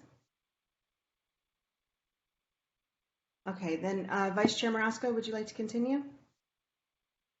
I believe we're done with 6. Are we done with 6? We're back up to 4. Okay. So I'd like to make a final comment on ADA. Is that the city previously had at least 3 ADA coordinators. They were all staffed at our Human Services Department rather than at the current risk management post office box. They served as staff liaison to the Disabilities Commission. And I heard the word solution earlier. The solution may be to move the ADA Section 501 coordinator staff from the current risk management back to our Human Services Department with no change in the city budget. And I think the move would improve efficiency. Thank you, Commissioner Hilton. I just want to clarify because I'm not as familiar with the entire city structure. Your recommendation was to move from risk management to human services. Is that the same as? Is that you mean with under Lori Gentles? No, under Ms. Yavari. Okay, thank you. Thank you. That's what I was clarifying. Thank you. Vice Chair Marasco, go ahead. So going back to Santa Monica, topic number 4, Santa Monica Housing Authority staff hiring plans and practices. We requested that that the panel provide information, be prepared to discuss Santa Monica Housing Authority hiring needs, such as Housing Authority Program Manager, Housing Authority Program Supervisor, an ADA Coordinator, and a Landlord Liaison. So there are 4 questions. Has Anna Topolewski, who was, I believe, Senior Admin or Senior Administrative Analyst, I can't remember exactly what her job title was, but she was under Barbara Collins, who was the housing manager, and Ms. Topolewski directly supervised the housing specialist. So has Anna Topolewski's position been filled? If not, what is the plan to hire a new supervisor to replace Ms. Topolewski? What plans does number 2, what plans does the Santa Monica Housing Authority have for replacing Barbara Collins's position as housing manager? Even though Ms. Yavari is in as interim housing manager, again, she actually has another full-time position. And at one time, that with a growing client base and lacking a full-time housing manager, it just doesn't seem like that's a very good idea. Also, number 3, how does a job posting for Santa Monica Housing Authority staff, such as housing managers, supervisors, directors, etc., compare to job postings for those positions in other cities that are seeking a minimum of 5 years of experience? Does the Santa Monica, and I'm sorry, for the supervisor position, I believe the data that I collected, which is also in that PDF that I provided, for the analyst position, I think on average they're asking for 3 years experience working for a housing authority or some type of housing program that's directly related to being a supervisor in that capacity. Does the Santa Monica Housing Authority require the applicants to be well versed in HUD regulations? The most recent job posting that I saw for Administrative Analyst 3, I believe it was, it required a whole lot of things, but did not require that this person have any experience in housing programs or require any knowledge of HUD regulations or guidelines. Lastly, number 4, if there are currently job postings for any other job positions for the Santa Monica Housing Authority, please provide those links or the URLs to the job postings and a copy of the actual posting or an example of what the job posting will entail, and give the URLs of the various websites that the postings are or will be placed on, such as I know that there is a government job posting website that a lot of city departments from around the country use. There are some on Indeed, and then gogovernment.com, I think, is another one that I found. So I'm just curious, how wide of a net does the city of Santa Monica, because that's an HR question, but I feel that Mr. Egel and Mr. Kemper can respond to these 4 questions. And let me also state with regard to landlord liaison, I actually did see a job posting for one in a very small county housing authority, and it was quite extensive what they were requiring. It wasn't it was a housing navigator position. And if you take a look at that, if you go to that PDF and take a look at that, you'll see that this would be a very great position to fill within the Santa Monica Housing Authority, and could probably streamline getting these 100 people housed very quickly, and at the same time even possibly dealing with directly the ADA issues and dealing directly with the risk management department. So I just wanted to clarify, landlord liaison is, there are many housing authorities that have positions that are described as a landlord liaison. So if you could address those 4 questions, Mr.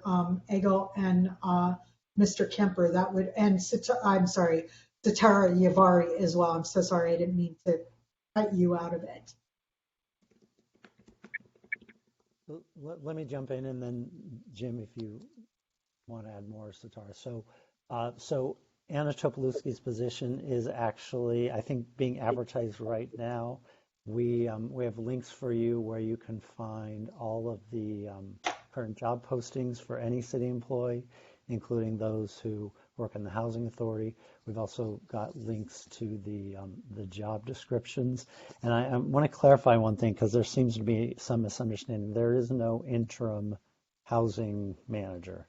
So as part of the restructuring that I mentioned, which is why I started with the context, is we merged two divisions.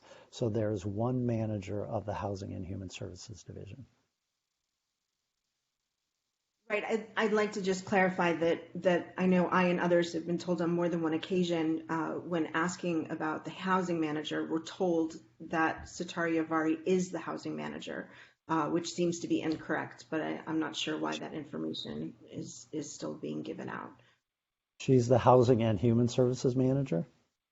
So they may have been referring to that, but her job title is Housing and Human Services Manager. You can look it up if you're interested in the job duties. And I think you asked about any job duties, so we'll give you that information. You can look up any of the city jobs to see what they do. Okay, I would actually like to ask Ms. Yavari if she could just give us a description of, what her job duties, what her week generally looks like, whether it be in her whichever capacity, whichever hat that you are wearing at the time, Ms. Yavari. If you could just kind of give us a brief overview of what different responsibilities and issues that you would be tackling on a regular basis in any given week. Sure, my pleasure. Thank you for having us. So if it's helpful, I could start by providing some overview of just housing and human services as a whole, as a division. So there are the various components that we have that are the work on the human services side that runs the spectrum from early childhood to school-based and community-based mental health services, to the work that we do on addressing homelessness prevention, working with seniors, people with disabilities, and then a whole host of out-of-school time programs that happen for youth based out of our parks. And on the housing side, as we've been discussing, and Andy gave an overview, Housing Authority, housing production. So that's just very quickly just who we are as a division. And I have a number of managers, similar to Jim as the housing program manager, and administrators that report directly to me. So Jim reports directly to me. I have an administrator that oversees our homeless services, seniors, disabilities, one that does youth and families, and 3 principal supervisors that oversee our direct service, our after-school based programs. So on, a big chunk of the work that we have been doing, and where I provide guidance and work with the subject matter experts on my team, are in the areas, and a big focus of this over the last 2 years has been in really working on standing up and shoring up some of the key prevention programs in an effort to prevent homelessness. So we had to stand up during the pandemic an emergency food pantry that we did out of Virginia Avenue Park to help augment and supplement resources for people in the community that were in need of access to nutritional resources. We have done a lot of work around closing and providing a safety net for the rental burden and the experience that people are having as they have perhaps lost their jobs and need rental assistance in order to be able to close that gap. I believe you saw, we have just administered a survey as we are looking at the 6% increase that will start to impact people in the coming months. We've done a survey, and we're analyzing the results of that to see how we can stand up a couple of key important programs and services to help support people maintain their housing and prevent homelessness. So, on any given day, there are no 2 days for us that are the same. My job is really to provide the oversight and to look at where there are these connections. So as I was talking about the work that happens in human services, we fund a lot of the nonprofits that are working with vulnerable, at-risk people in the community. And there is a clear intersect between the work that's happening on the human services side with the work that's happening on the housing side. to help bridge and provide access to resources, housing resources for many of the people that are getting services. Not only people experiencing homelessness, but we have low-income families. We have a number of transitional age youth, but oftentimes you might hear us refer to as either opportunity youth or at promise youth that are transitioning and need to get into their, perhaps oftentimes their first unit of housing. On their own. We do a lot around vulnerable seniors to help them maintain their housing. There's often a lot of the work that happens for us and the coordination that happens that I oversee is really bringing staff together that oversee these subject areas to really look at how can we, what are we doing? How can we address the needs that we are experiencing or that the community is experiencing that we are trying to respond to, and how do we really break out of what maybe traditionally has been silos in how we have done our work across human services and across housing, especially when they were two distinct divisions with two distinct managers, of how do we really create those intersects? How do we really look at and make sure that our staff across these subject areas are talking to each other, and that we are also helping coordinate that amongst our service providers with each other, our service providers with our housing specialists and our housing authority staff. So those are just, if that's helpful, those are, some of the areas that I oversee. So I have a question, just to clarify, Ms. Yavari, you said that Mr. Kemper reports to you. Who do you report to? I report to Andy Agel. Okay. Do I understand correctly then that Mr. Kemper is the senior most manager within the housing authority for things on a day-to-day basis, including being the report for housing specialists at the housing authority?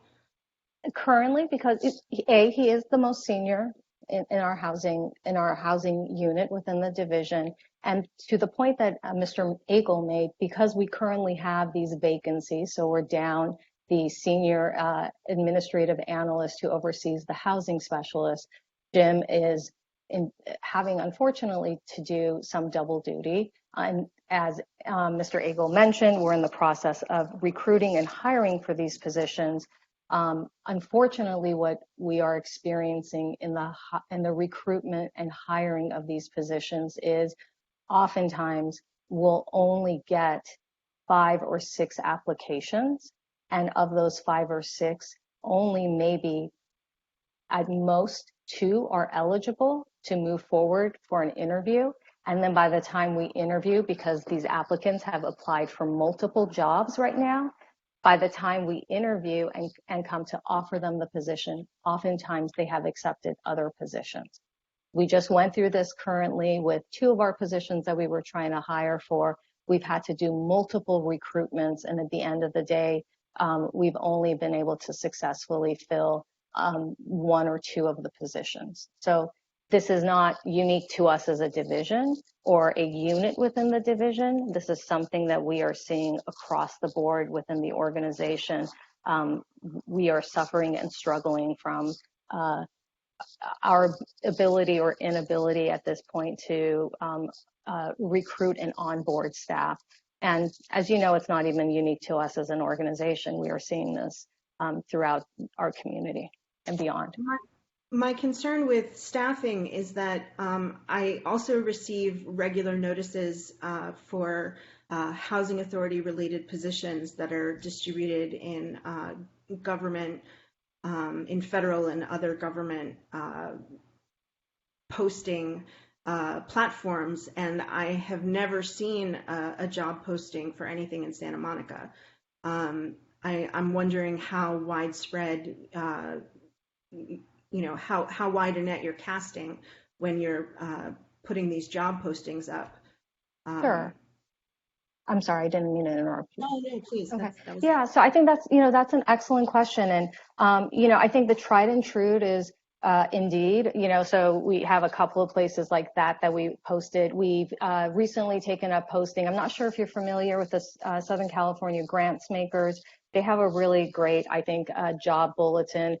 We've posted our jobs there. Jim, I may need your help, please, because I believe some of the sites that Commissioner Gray, or the government job site that you're saying that you haven't seen posts, and I believe, Jim, that was something we worked with HR in this last round of recruitment to get them posted in those locations, in that particular site. And Jim, if you could help me please fill in some of the gaps of some of the other sites we've worked with HR.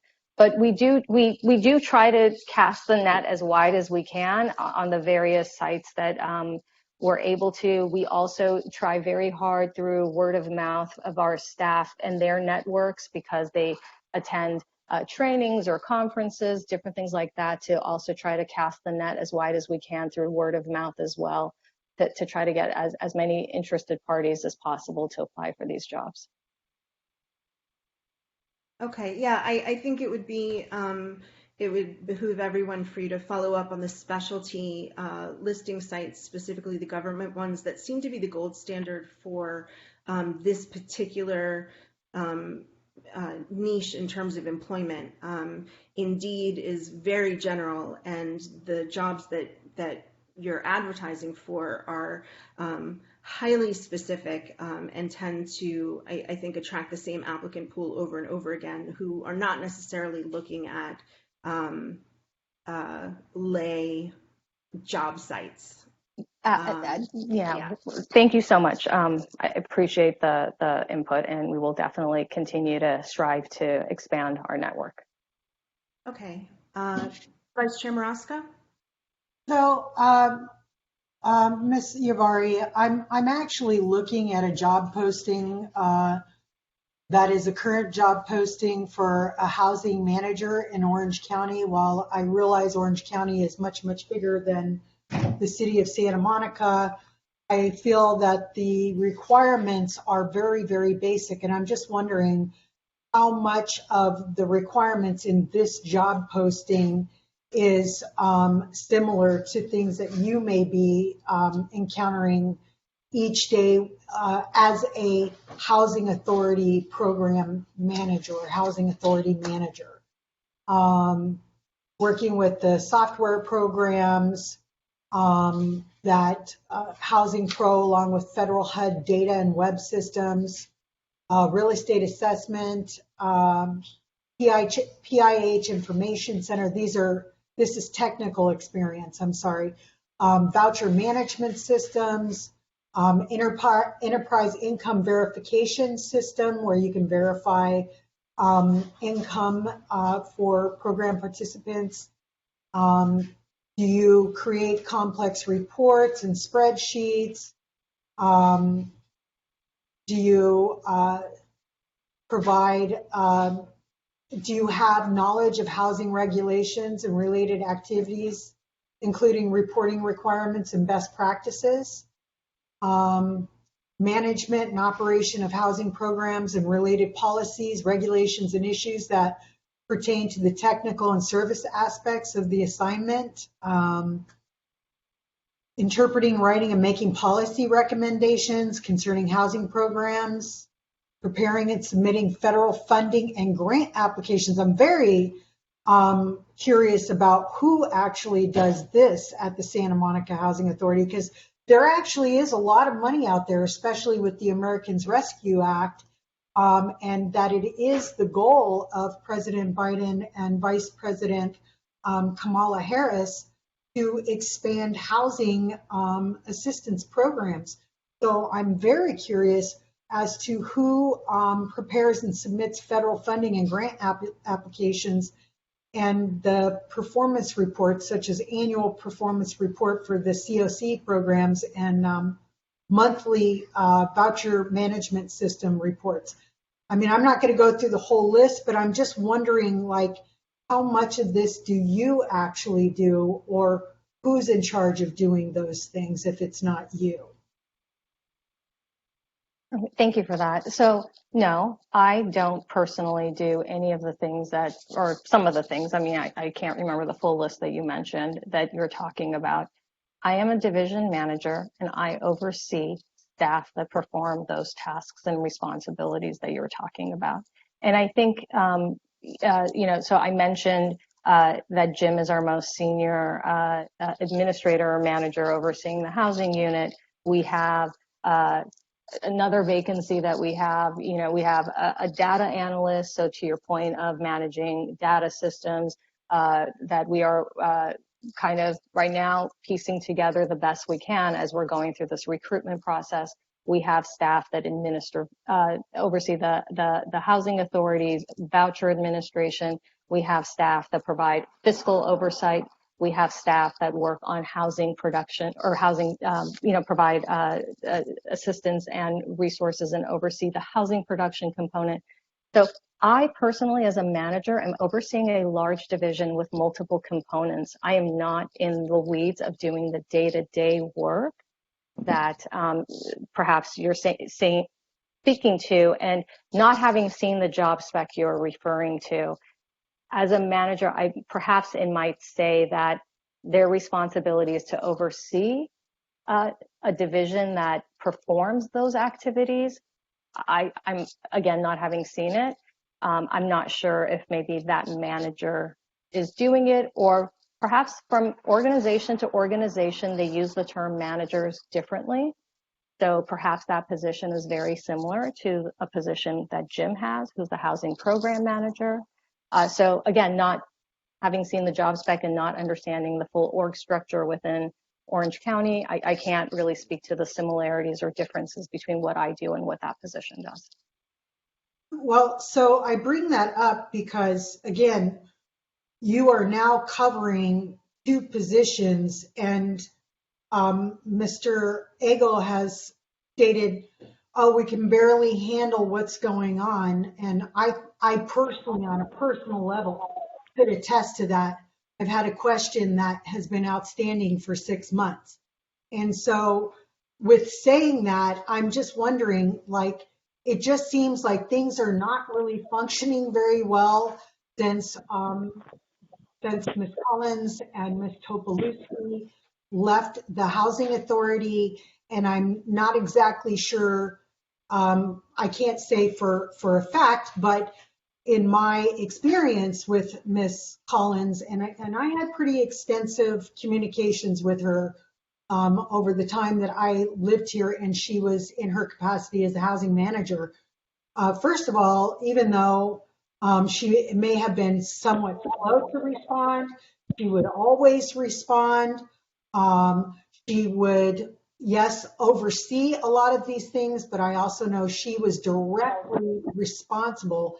And even though you can't see this job posting because I'm not sharing my screen, you certainly can access this very same document. It would be page 151 of the PDF that I provided, and it is titled Housing Commission Meeting Vice Chair Marasco Reference Material for the Panel. This document was also prepared, and I spent a lot of painstaking time putting this together because I actually want the housing authority and other staff members to actually review this information and to compare yourselves and say, is there something more that we could be doing? Is there something better that we can do? Is there a better way to allocate our money, as Commissioner Gomez has stated? So, even though that you cannot see this, I'm pretty sure that all of these things that I'm looking at on this job description, and there are job descriptions from Los Angeles County right now for housing manager and an analyst there. So I'm saying I'm comparing these to what I'm actually seeing, and I can see what the issues and the problems are. There have been many, many people who have stated, I mean, I understand you're saying you're overseeing all these things, all these programs that are supposed to be, helping, early childhood education and all of these things. But what about the Santa Monica Housing Authority itself and the programs that they administer and the technical being able to have that technical expertise in streamlining services to the clients?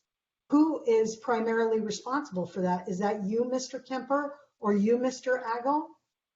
If it is not Ms. Yavari? So let me jump in here with a suggestion, because I think Commissioner Gomez made a really good suggestion. If the Housing Commission feels that, for example, it's critical that there were an ADA coordinator specific to housing, you are advisory to the council, you should advocate for that.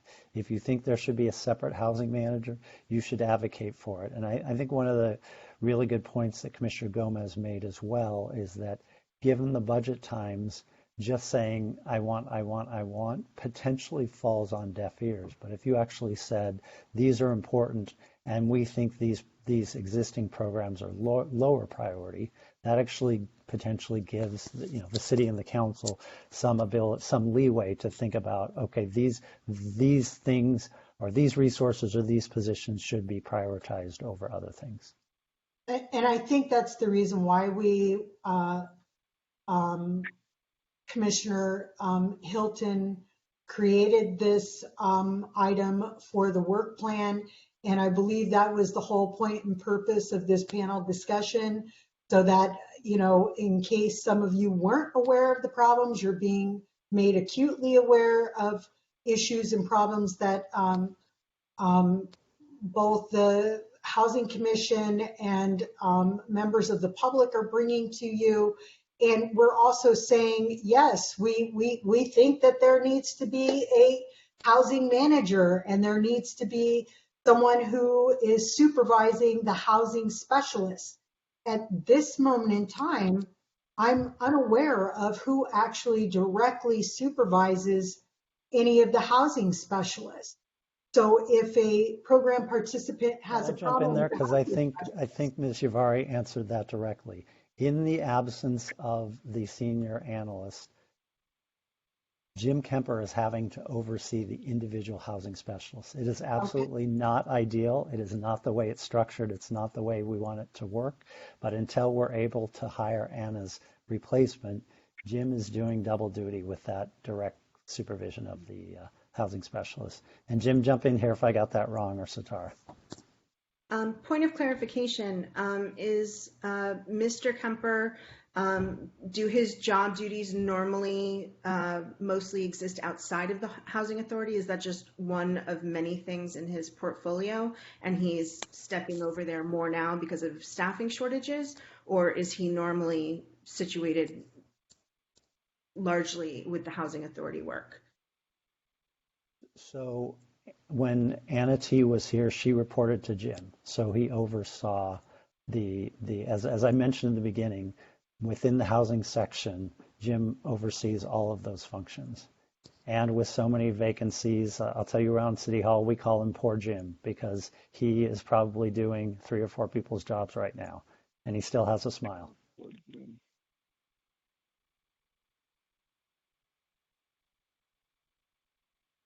So again, what are the plans to, so how many vacancies are there within the Santa Monica Housing Authority? Because I've only seen one job posting. And that was a very recent job posting. I feel like it was just posted within the last month, because I've been doing this research for a while and it just recently popped up. So how many actual job positions is the Santa Monica Housing Authority? How many positions were lost, and how many is the Santa Monica Housing Authority prepared to replace, to put somebody back in those positions?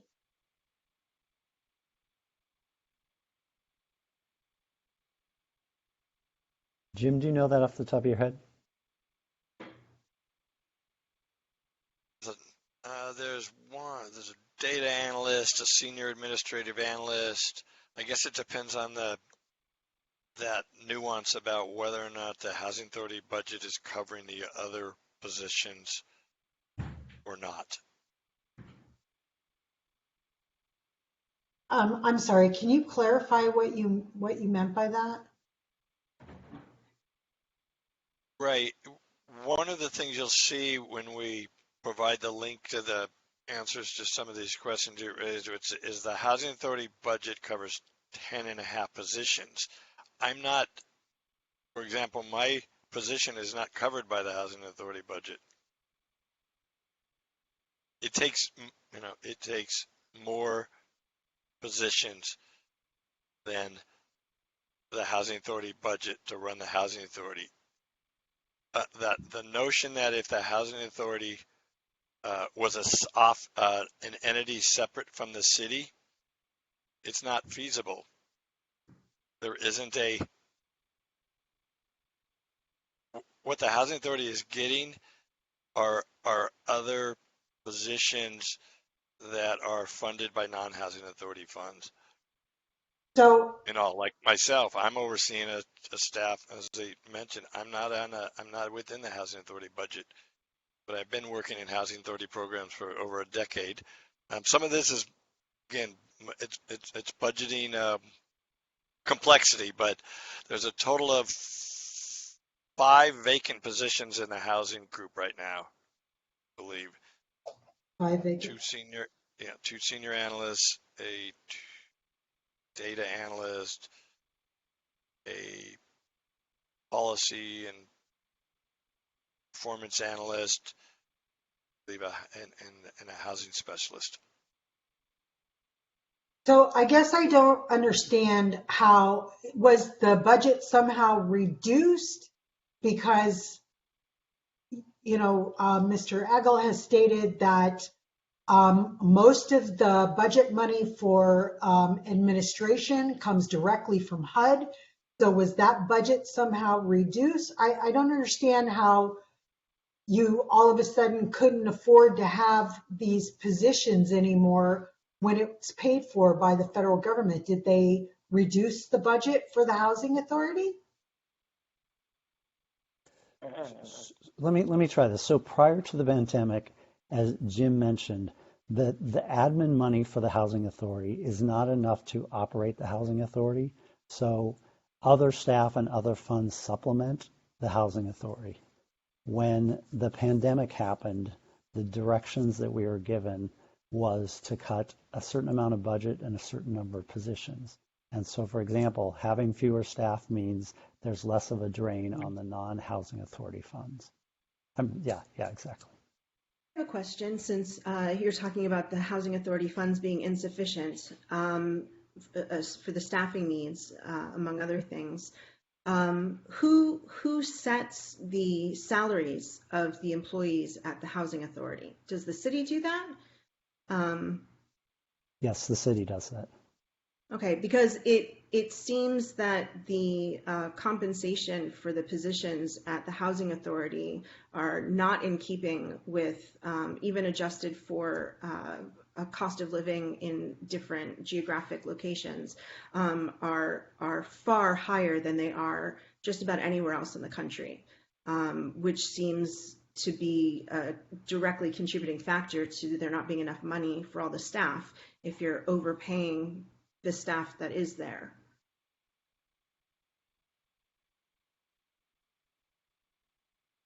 Is there a question there?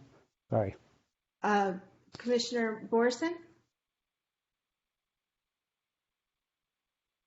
I'm new here. I'm just learning. So, the city, I think there's a housing trust fund, as far as I know, which has, I imagine, millions of dollars in it. And there's a sales tax and there's transfer taxes. So where's all that money going? I mean, if the federal government's paying the wages in the city hall. So the primary funds that go into the Housing Trust Fund are from a voter-approved transaction and use tax. And as part of approving that, the voters also approved that the portion of those funds be for the production and preservation of affordable housing and rental assistance, which is essentially why the POD program was created, to provide that type of support. That said, some portion of those funds do help the Housing Authority stay afloat.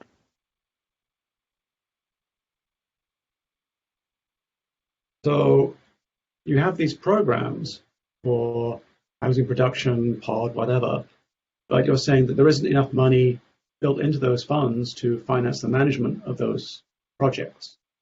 No. Sorry, I'm confusing. So we're specifically talking about the Housing Authority. So the Housing Authority gets administrative funds from the federal government to operate the Housing Authority. Because those funds are insufficient, then other funds and other staff help support the Housing Authority. And some of those funds or some of that support does come from those voter-approved taxes. Okay. Is that clear? Yes. I think there's quite a bit of money in those housing trust funds, I imagine. Anyway, I'm still learning. Sure. I wanted to ask, is some of the funding for the POD program come out of the money that you get from HUD for the home No. programs? No? No, Okay. no. POD is specifically funded from the voter-approved GSH measure. Okay, great. Thank you. When's the last time the Housing Authority was audited? Does the city do a regular audit of the Housing Authority's expenditures? I'll turn that over to Jim. He can tell you about the wonderful world of being audited. It's audited every year. By The city, there is what's called a single audit that audits all the city's financial transactions. So the city's the auditing city. itself. What about the Housing Authority?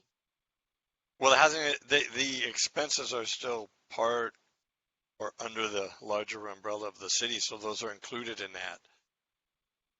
that. And where could someone find that document, the final outcome of the audit?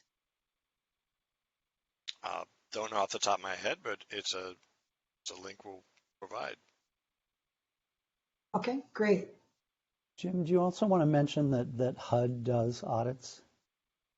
Right, then HUD does what they'll call programmatic audits, and so I have done one recently, concluded one recently of the emergency housing program. That is a brand new program that we are rolling out, as Mr. Egel mentioned, and they found no findings, said we were doing a great job.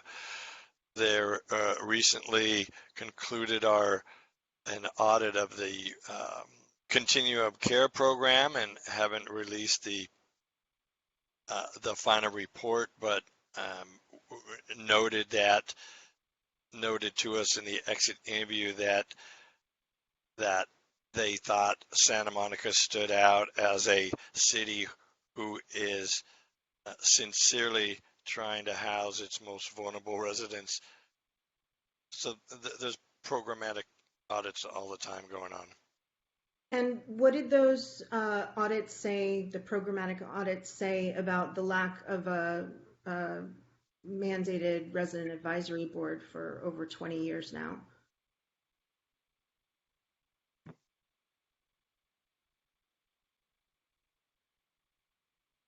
There isn't anything, there was no communication about that. HUD, we have consulted with HUD on numerous occasions and provided us information on numerous occasions, and HUD has said we are in compliance. The Santa Monica Housing Authority is in compliance with its formation and operation of the Resident Advisory Board. I've seen a letter that was sent to, I'm sorry, did someone trying to speak? I saw a letter regarding that where I believe management at the Housing Authority requested some sort of exception for the current configuration of the Resident Advisory Board to be sufficient to meet requirements, even though it's really not. No, it's not. It's not about the resident advisory board. It's about representation. It's the housing commission satisfies that voice for persons who have lived experience with being homelessness. So this is a HUD requirement that originates related to the Continuum of Care voucher program. It has nothing to do with the Housing Choice Voucher, aka the Section 8 program. Okay. Okay, I do know that I understand the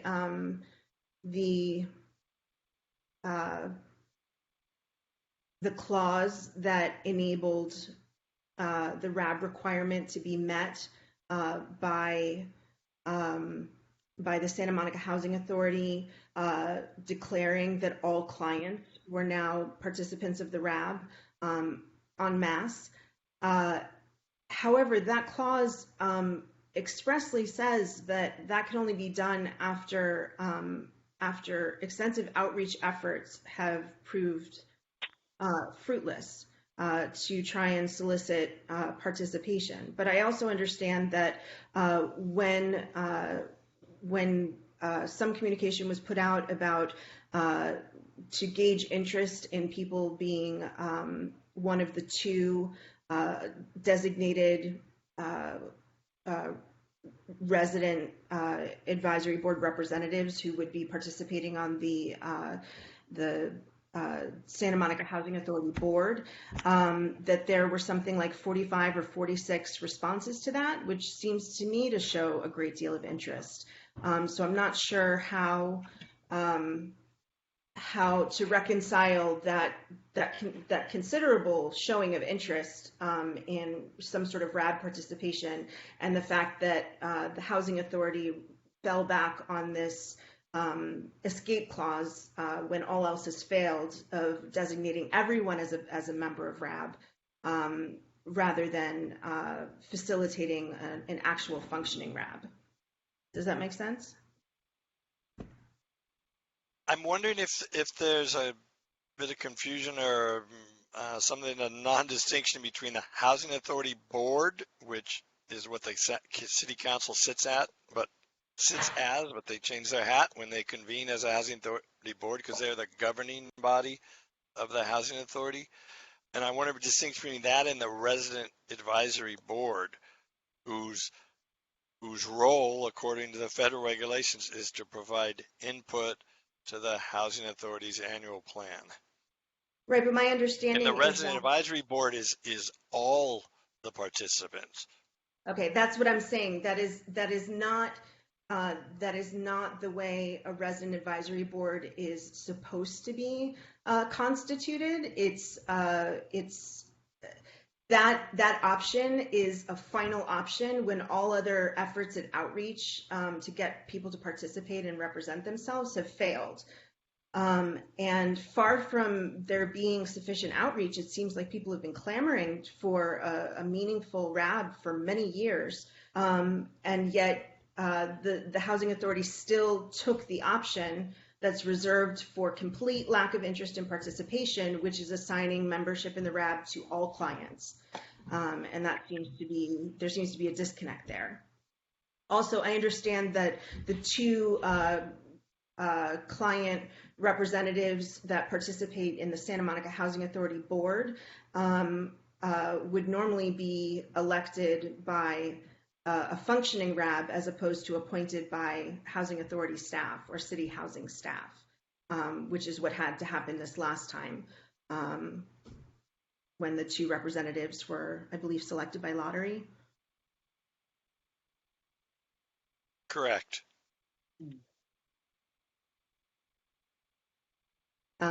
So I guess my question is, why is the Housing Authority falling back on a suboptimal arrangement for a RAB when there are a significant number of people who are clients of the Housing Authority now who actually want to participate in a functioning RAB, as opposed to being default designated members of RAB by virtue of being clients and expected to participate on their own in any way they managed to figure out how.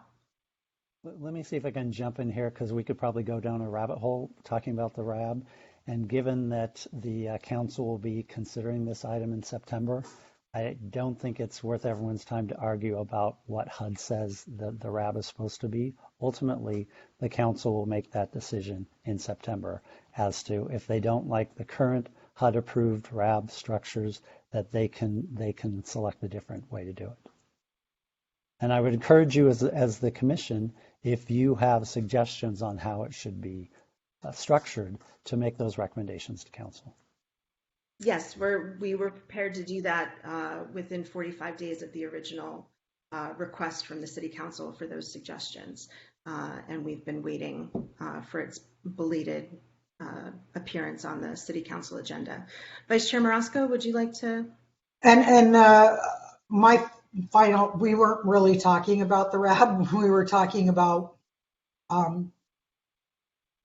hiring of staff. But with regard to the RAB, I think that the Santa Monica Housing Authority Board and the Santa Monica Housing Authority both need to listen to the RAB members and ask them what they want, instead of saying, well, we're just going to meet whatever minimal standard. It's not acceptable. But moving on, I did just want to veer back to, I know that there is one job posting right now. You're saying, Mr. Kemper, that job posting is to replace Anna Topolewski, who has been gone since last November. Is that correct? Early December. Early December, okay. And these other positions, when is the Housing Authority looking to fill, you said 5 vacant positions? Or are they planning to fill the 5 vacant, or are they just planning to fill 1 position?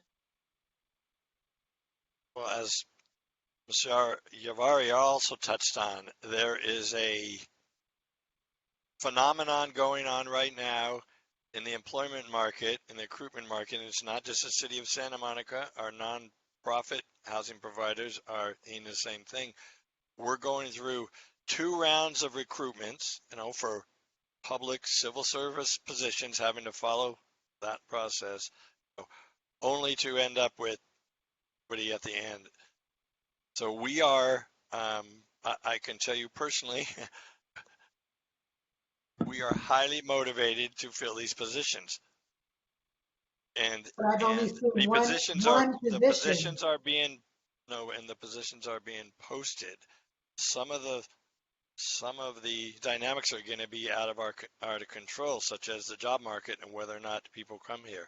It wasn't too long ago where a job would be posted, a Santa Monica typical job, and you get 100, 150 applications. And Ms. Yavari mentioned, now you get 5 for, so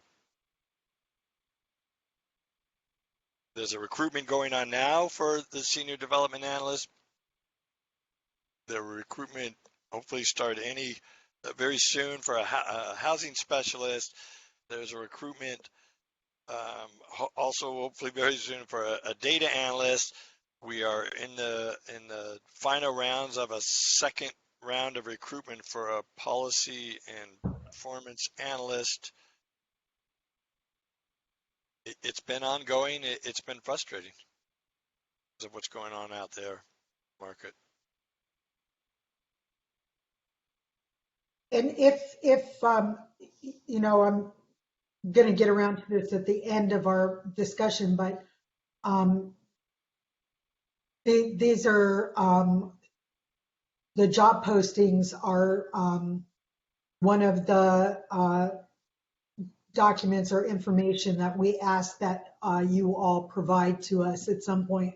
Like I said, I did find the one job posting, and it's actually on the City of Santa Monica website is where I found it, but it was only one job posting. I saw job postings for other city departments, but that was the only one I saw for the Santa Monica Housing Authority. But yes, if those, the links to those job postings could be provided to us so we can actually see what it is that these postings are requiring of the potential applicants, that would be really great. And now moving to public comment. Is that correct, Chair Gray? Yes, do we have any public comment or questions concerning housing staffing?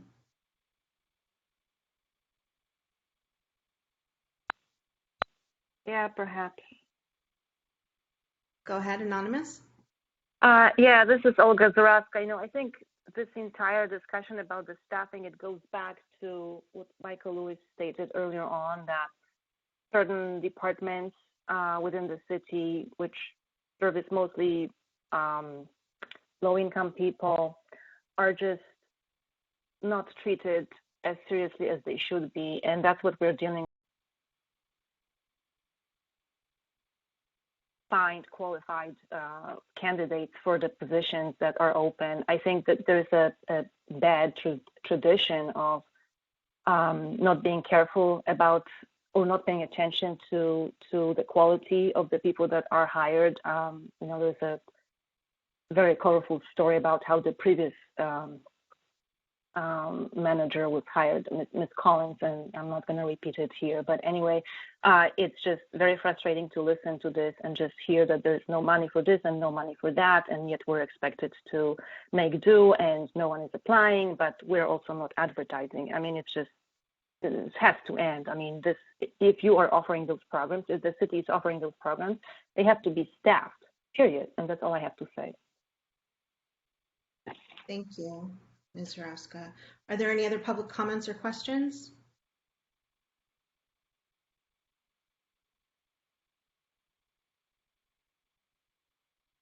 Okay, Vice Chair Marasco, would you like to move on? Yes, and I just want to thank everyone who's in attendance tonight for sticking by and participating, because I know that this is very long and kind of tedious. So I will try to get through this as quickly as possible.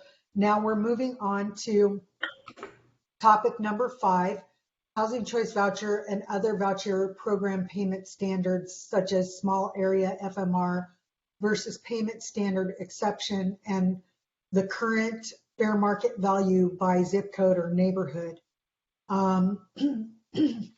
In 2016, the Santa Monica Housing Authority requested and was granted a payment standard exception to significantly raise the payment standard voucher amounts to meet the rising rents in the city. Why hasn't the Santa Monica Housing Authority requested another payment standard raise or requested to change to small area FMR? My understanding is that this can be done every January, and it's a simple request that is sent into HUD, and giving them your reasoning or justification why you need either an increase in the payment standard exception or to switch to small area FMR.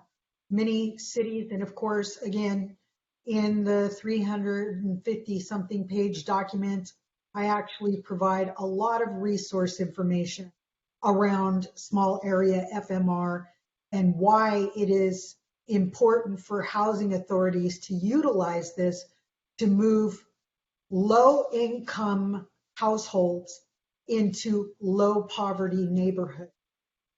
And this is how you affirmatively further fair housing by it's a form of desegregation, not segregation.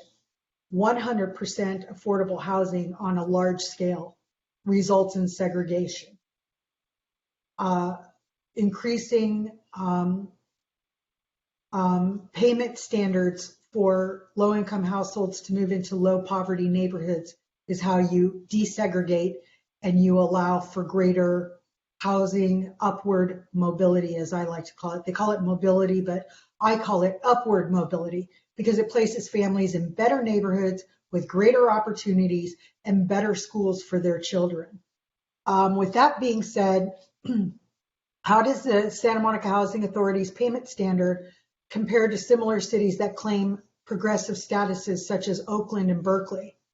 I did ask that the panel provide a chart with a breakdown by zip code of where the voucher holders leased up after the payment standard exception was granted by HUD in 2016, but I did not get that document. I hope that I will, or the commission will, be provided this at a later date. It's really important for us to be able to assess if that payment standard exception actually helped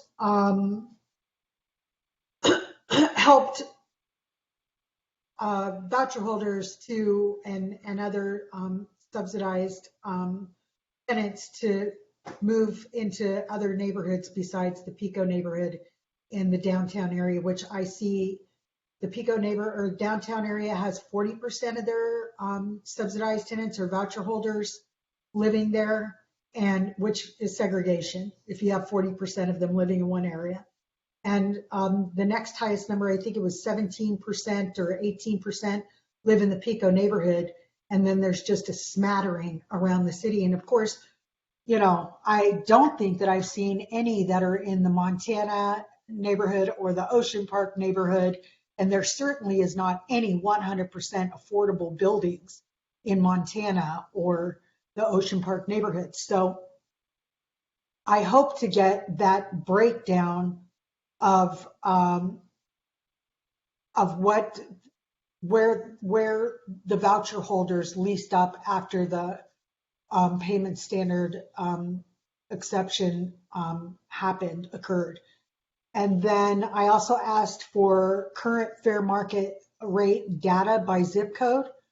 The research that myself and others have already done regarding that, we know and we understand, and there are people all around the country who have made public comment to HUD as well as ourselves last year, actually around this time, to say that the fair market rates are mostly inaccurate in most places, that they're actually much, much higher than what is stated in the charts or provided by each city. So I'm hoping to get a breakdown of that and to provide information and resources from HUD and the state regarding small area FMR and payment standard exceptions.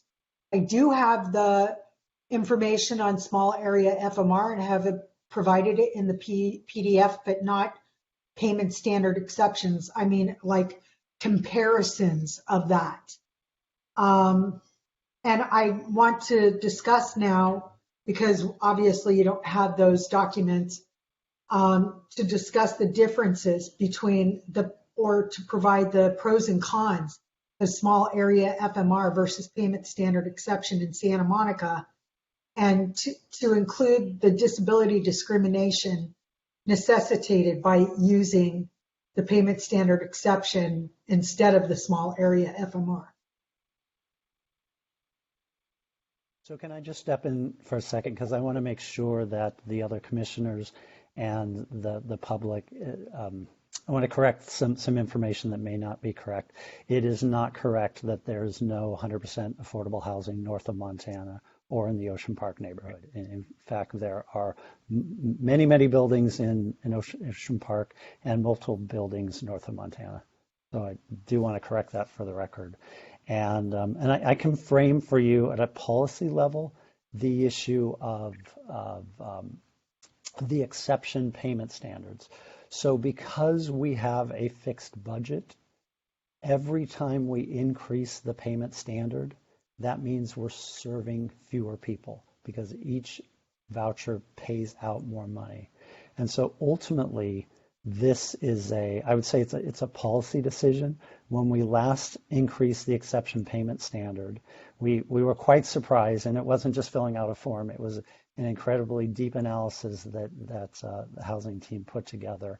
I don't think we anticipated that HUD would approve our full request, And they actually did, to our surprise, which we were all excited about. And then we realized, oh, this means going forward, we're going to be serving many fewer people. So while we're concerned about that person who's got the voucher and is looking to find an apartment, we're also concerned about the people who won't get housing because we're paying more per voucher. Now, in saying that, we as staff don't have a fixed opinion either way. I think this will ultimately be a policy decision if the council is willing to serve fewer people in order to have a higher payment standard. I feel bound to point out that you're serving fewer people either way because there are so many people who are not able to use their vouchers in the allotted time. As you know, vouchers expire.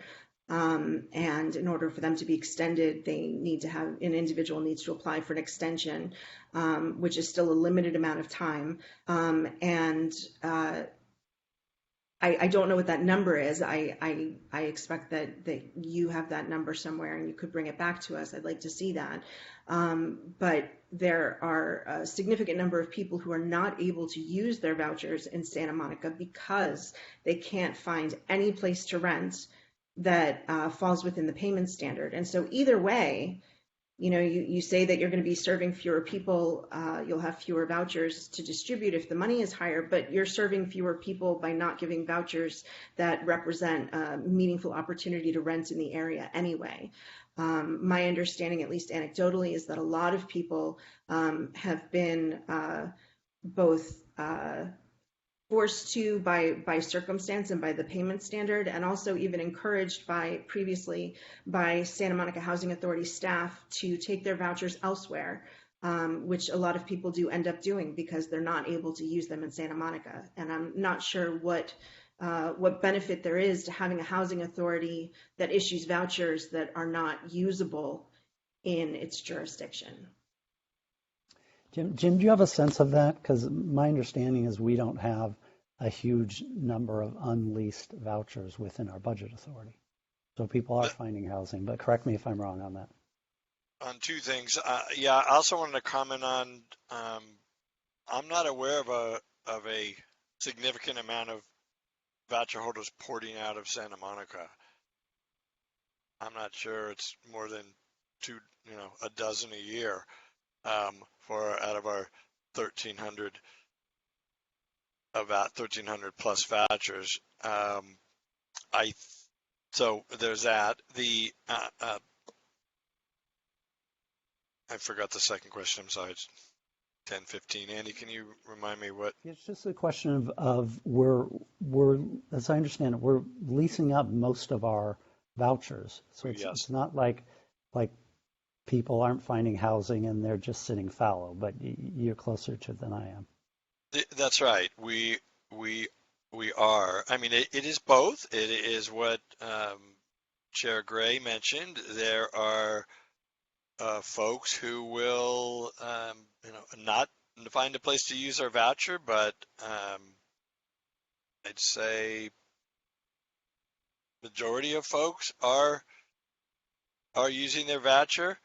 And maybe along the point of what the chair and the vice chair, his questions were asking is one of the main opportunities because of what's going on in the market is for example the deed restricted housing that's being developed, with inclusionary housing or others, and that's where the vouchers are landing. For what it's worth, I'm still on the below market housing list, and a significant number of the units that come through are not affordable to people with vouchers.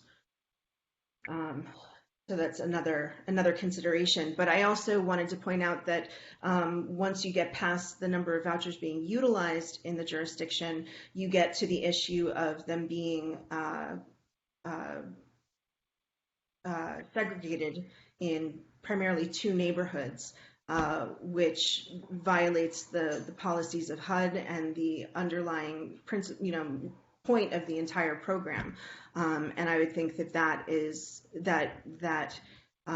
doing right by those voucher holders to meaningfully integrate them into the community and not silo them in certain less expensive neighborhoods would be important to do before you just start trying to increase the total number of people that you're helping without regard to the quality of the help that you're providing.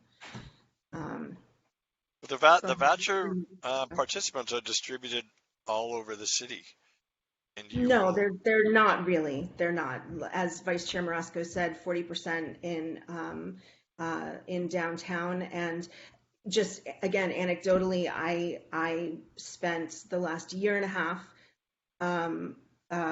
well, up until February, but the prior almost year and a half, I spent looking at apartment listings in Santa Monica on an almost daily basis on 5 to 10 different platforms. So I was intimately familiar with nuances between which block would have an extra $50 on the rent and which wouldn't. And I'm telling you, the overwhelming majority of the apartments that were available were right by the highway in Pico. They had a lower quality of air, higher particulates in the air, lower number of amenities within a reasonable distance, required a car to get around more. So there's a significant difference in the quality of life of people who have a voucher who are forced to use that voucher in only particular places. Vice Chair Marasco?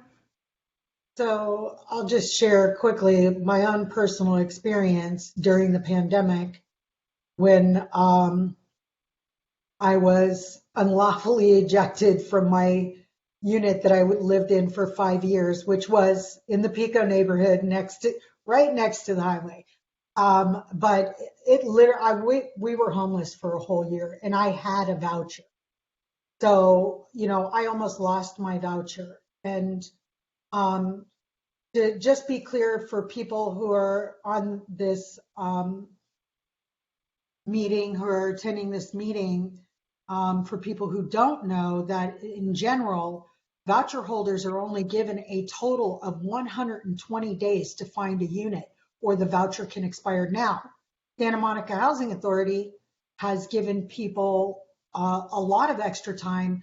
And I wouldn't be the first person that they actually gave me a whole entire year because they knew that there weren't enough units and not enough landlords who actually wanted to rent to Section 8 tenants. And even though, and we're going to get to source of income discrimination, even though we have laws now, a statewide law on source of income discrimination, don't think for 1 minute that landlords don't find a way around that. Believe me, they do. And it's very hard to prove. And not only that, who is going to fight for that tenant if a landlord is discriminating against them? Because again, the Consumer Protection Department and the City Attorney's Office, Gary Rhodes, has stated they don't have the funding to go after these landlords. The best they can do is write a letter. So if there's no consequences for these landlords, obviously this is going to be an ongoing problem. But I don't want to get off topic. We are talking about small area FMRs.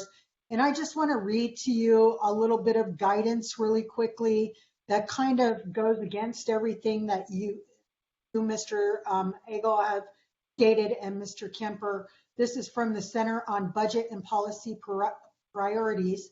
This is page 184 of the PDF that I provided. It's a guide to small area fair market rents. And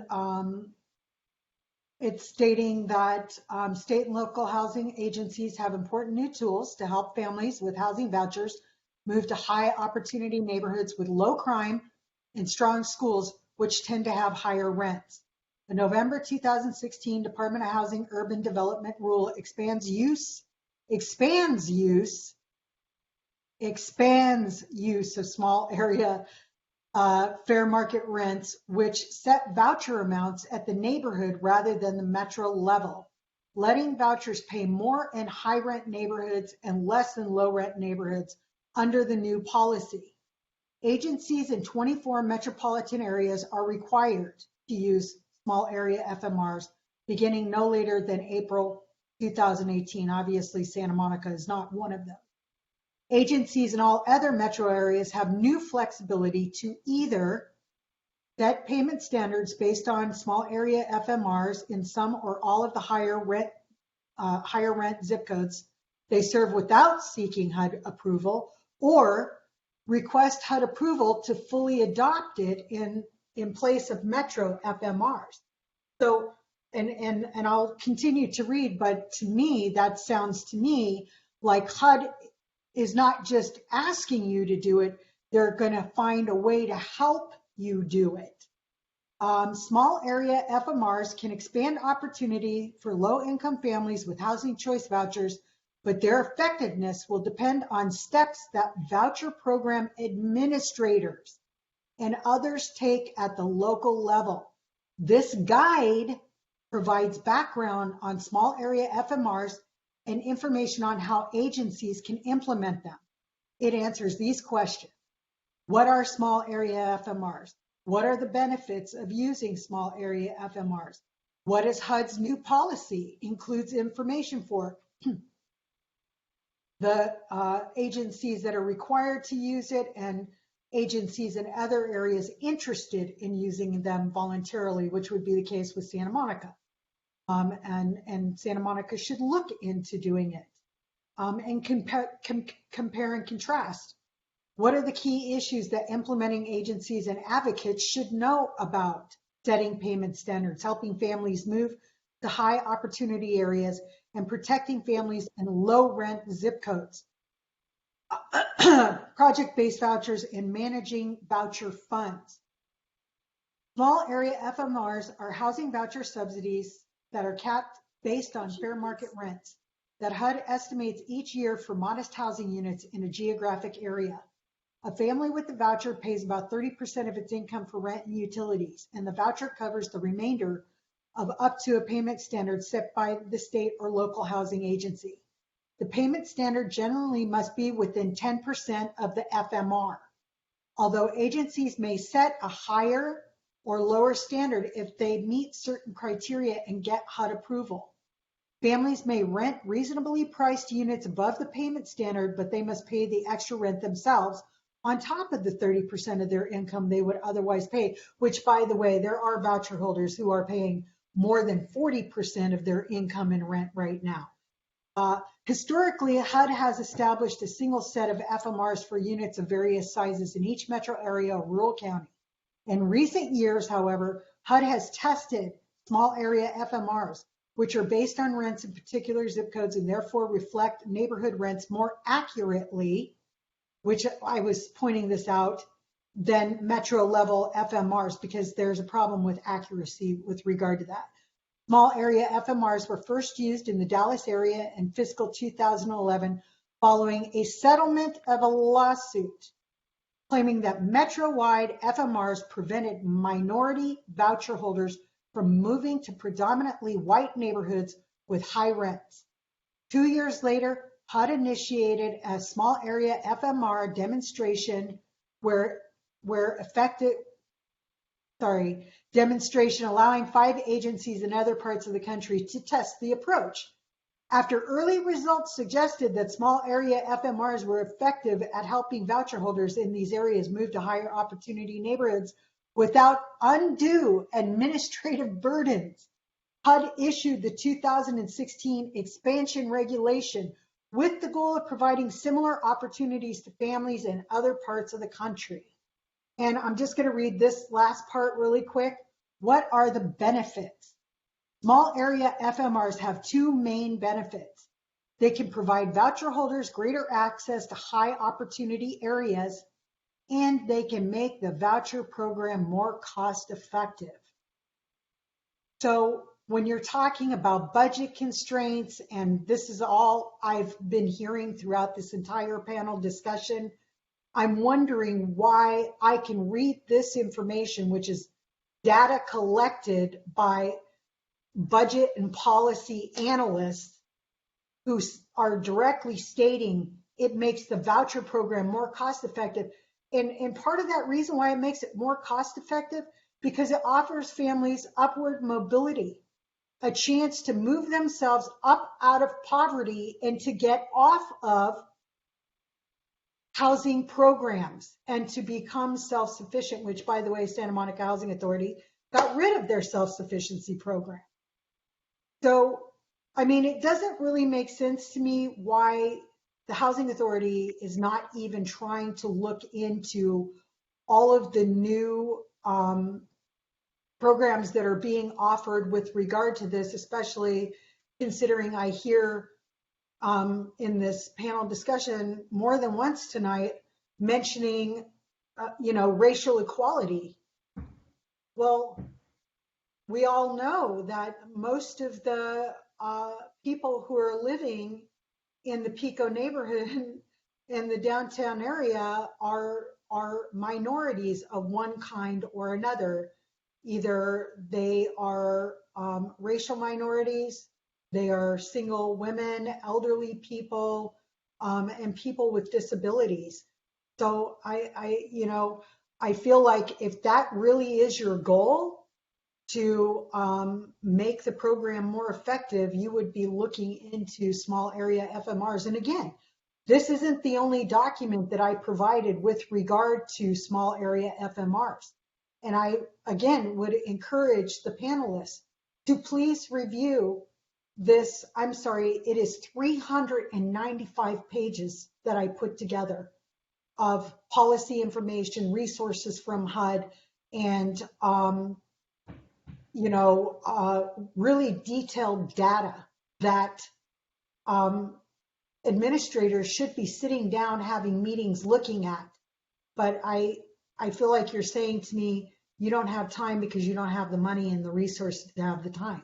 But I say, you're going to run out of money and resources because you're not making the time. So, and then you're going to be helping less people because you didn't make the time to at least look at it. So that's the, in a nutshell, pretty much what I have to say about that. I'd like to comment, and this is a comment about small area FMR, because we had this discussion previously at multiple housing meetings. There was a study, and I believe is in Washington, D.C. suburbs, where the small area was implemented, and the result was not as clear as I think I've heard. It didn't expand opportunities to higher income, higher housing cost areas.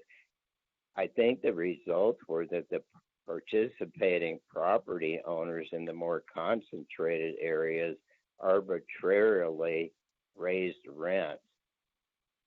So it's a little more nuanced, but I'd like to ask our panelists, because the question, and this is an inquiry, but the handout question number 10, pages 4 and 5, and it says, and this is more, it appears more statements than questions, but 10D, quote, concentrating all the housing authority program participants in the Pico downtown areas, unquote. And then we heard verbally 40% voucher use in the Pico area. And then 10E, quote, segregating low-income households in the Pico downtown areas, unquote. Now, I've read the housing element thoroughly, and despite that we have designated disadvantaged areas, and I asked planning staff, it's 12% of suitable sites. So here's my question to the panelists tonight. Is based on housing element assessment of fair housing and city distribution maps data, has HUD or any outside agency identified Santa Monica as having, quote, poverty concentration areas? And regarding the term segregation, Do any of our housing programs policies preference or discriminate based on any specific protected class, such as disability, race? So I'd like to hear from the panelists.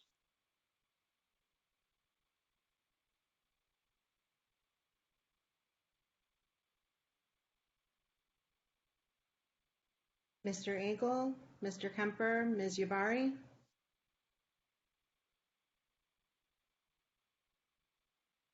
Commissioner Hilton, I'm not trying to understand your question. Are you asking, as a government entity, found Santa Monica to be segregated? Well, concentration and segregation. Yes. And what is our voucher distribution? Is it 40% in the Pico area? I believe the 40% referred to downtown. I think the concentration in Pico might be higher. But the principle still stands.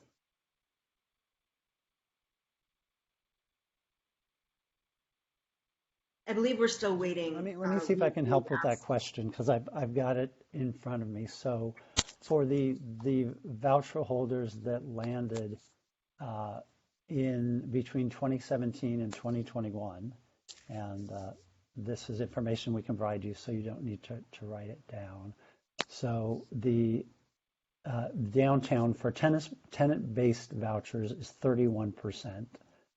For including project-based, it goes up to 40%, and a lot of that has to do with where those project-based contracts are. We don't have a specific breakout for the Pico neighborhood because it's by zip code. So 90404 includes both the Mid-City neighborhood and the Pico neighborhood, and it's 36% of the tenant-based vouchers. There aren't any project-based vouchers in 90404, and so it's 23 of the total rental housing vouchers. So when you give the percentages, you're not saying those are the percentages of the total number of vouchers in Santa Monica. It's the use in those neighborhoods. No, he's talking about a percentage of the total, I believe. Vouchers. So it's a percentage of the total that are in those neighborhoods, in those zip codes, I should say. Yeah, that's what I asked. In the neighborhood. And correct. Also to clarify, in our AHPP, a lot of the rents, most of them are far below the voucher payment. Is that not true, Mr. Agel and Mr. Kemper? That's my understanding, Jim, if you know otherwise. But yes, I believe I'm those, sorry, those Commissioner Hilton, where did you say that the rents are significantly lower than the voucher? Well, around 2000, I think it was 18 or 17, we lowered the payments in our AHPP, our rent restricted rents. And so the Housing Commission was very involved, and we forwarded that to council. That's still the minority of our AHPP, meaning lowered rents. And the reason we lowered rents partially, I think, was because the rents were too high for the voucher. But we have rents because of the revisions. We have rents at $400, $500, $600, $700 a month. So if our voucher is $1,930 for a one bedroom, obviously the restricted rent is grossly lower than what the voucher pays. In fact, that brings up another question. Does HUD allow us to pay a grossly lower restricted rent with the same voucher payment? Just really quickly, Commissioner Hilton, where are you pulling those statistics from? Oops. Can you hear me? Because you it's can't hard get to hear you, but I'm sorry. I meant to ask you. Did you say in 2000? What year was that? I didn't say. No, we made major revisions in AHPP restricted rent and qualifying incomes, and I'm sure Mr. Kemper knows the year, but I think it was around 2000, maybe 18. But the Housing Commission was very involved, and it went to council. So all the rent restrictions and income, qualifying incomes were lowered all over the city except for existing properties. I'm sorry, are you saying the payment standard was lowered, or there was somehow influence on the actual rent set for the units that was lowered?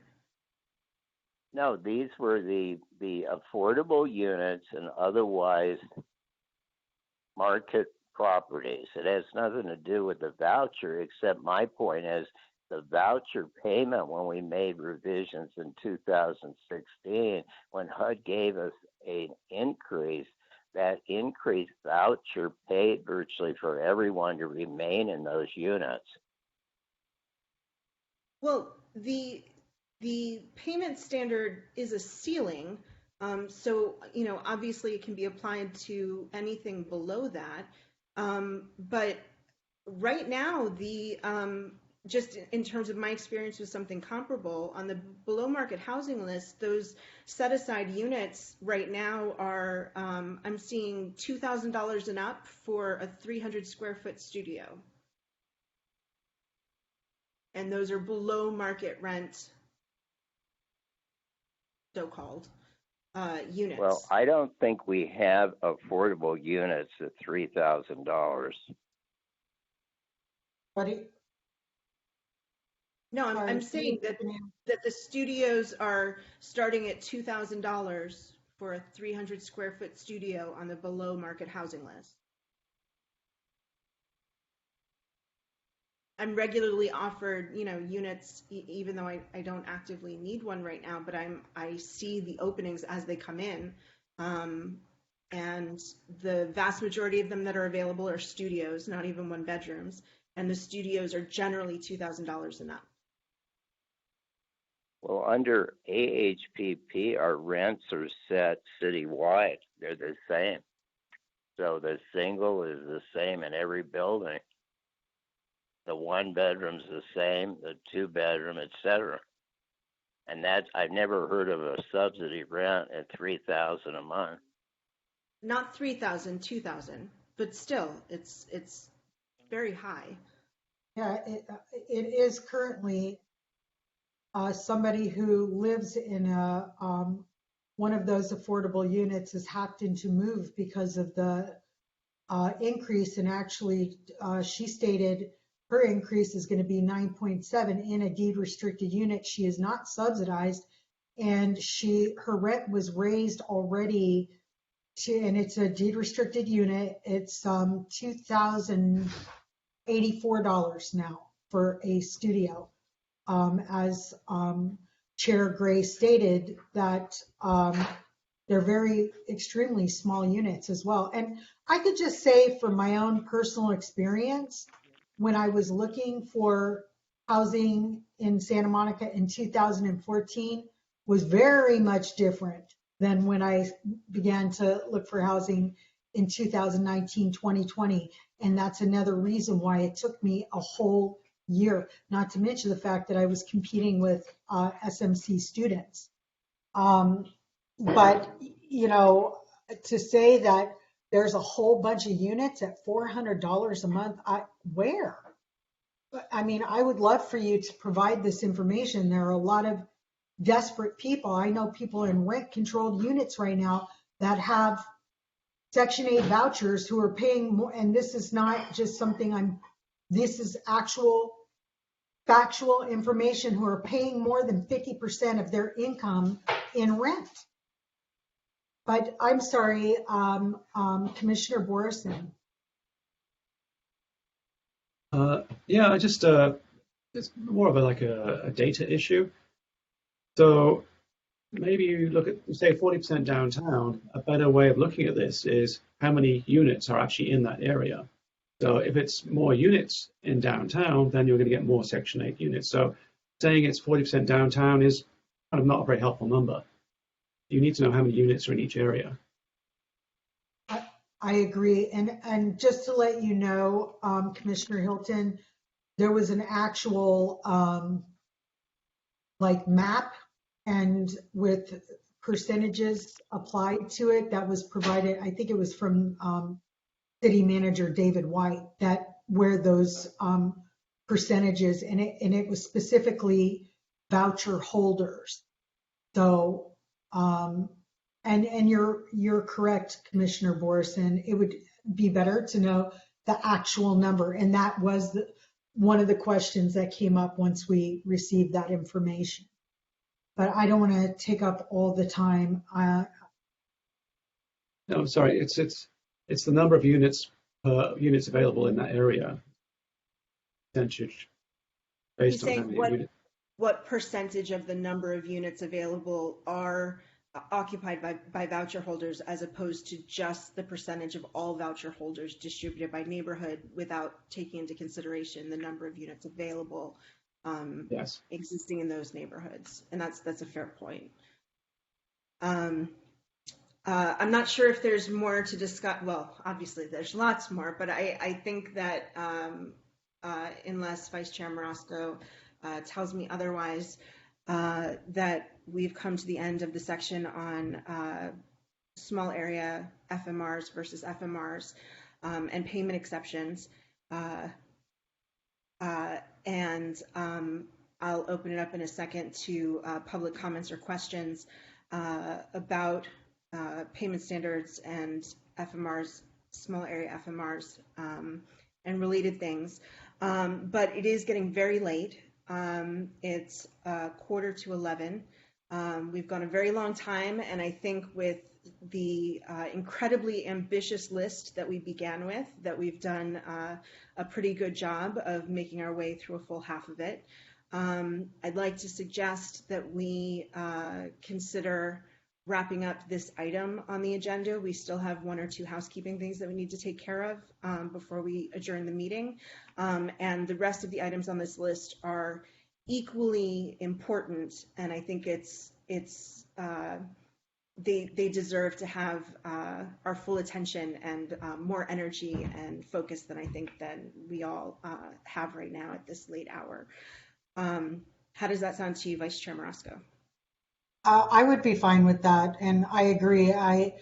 These topics are very, very important and do require a lot of focus and attention, and it is pretty intensive. I don't apologize for that because it was needed. But I would agree that we should probably wrap it up for now. With just basically stating after public comment on small area FMR. And then I'd like to give some direction to staff if I could before the panel leaves. I'm going to step in here and be the bad guy. You make recommendations to the council. You do not give direction to staff. I believe, Vice Chair Marasco, when you say direction, you meant additional information that you'd like them to provide? Yeah, exactly. And if it's readily available, we are, of course, happy to provide it to you.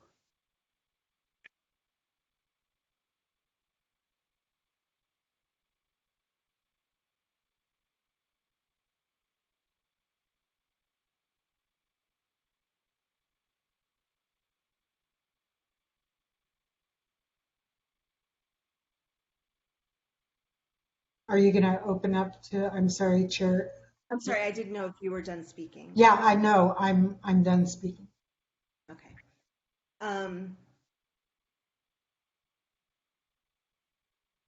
Sorry, it is getting late. Yes, so I would like to table the rest of this list and the rest of this discussion. and I'd like to include it in the annual work plan for the Housing Commission and invite this panel, in addition to the missing guests, to revisit us at another meeting soon so we can continue this conversation. I also want to note that the extraordinary density of this list is a direct result of these issues going unaddressed for numerous years. And so this seems like the first opportunity in a long time, if ever, for us to speak face to face with some of the people most involved in the day-to-day operations that concern these issues. And this list was compiled with input from the public and from Housing Authority clients and other concerned public members of the public. So these represent real, persistent, current, actual concerns. So let's table the rest of this, and we look forward to having you back at another time. I want to thank everyone on the panel for joining us this evening. I look forward to the next time you join us, to having you provide us the requested information in advance, and so we can facilitate a more efficient and effective conversation, I think. So with that, are there any members of the public who would like to make any comments or ask any questions? John Alley, did you go ahead? Hi, thanks. Chair Gray and Commissioner Marasco, thank you for a great job. You've tackled some issues tonight, or tried to, that have gone years unresolved. I just wanted to say, as a landlord, I love Section 8. I want to accommodate tenants in Santa Monica. I grew up here, and 65% of the landlords own 4 to 12 unit buildings. They're mom and pops. Sue Himmelrich said the other night she's never met a mom and pop landlord. She's met me. She's met many others. We're all on the same boat, landlords and tenants. And thank you for putting on this. Thank you for doing what you did tonight. It was enlightening, and I appreciate your being fierce and firm. Appreciate it. Thanks. Thank you, Mr. Alley. Are there any other members of the public who'd like to make a comment or ask a question? Mr. Yes. Morris? Oh, go ahead. Yes, this is Olga Zuraska. I wanted to also thank the Commission for tackling this, all these topics. It is indeed something that has accumulated over the years, where the previous incarnations of this Commission were not as receptive to the very real and very painful problems that low-income tenants and clients of the Housing Authority face in the city.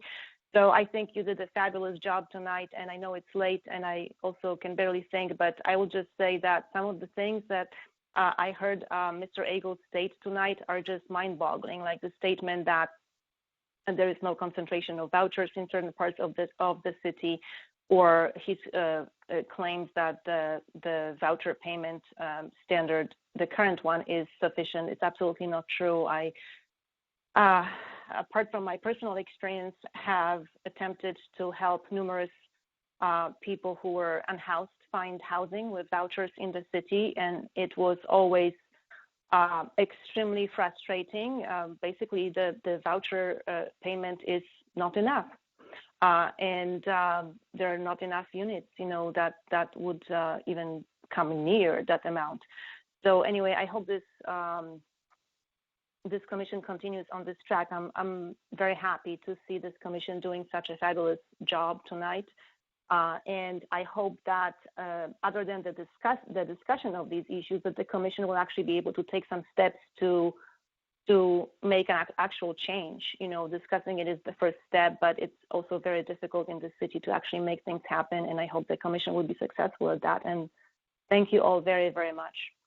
And good night. Thank you, Olga Zuraska. Are there any other members of the public who'd like to ask a question or make a comment? Yes, Is that Mr. Morris? yes. Could you speak up?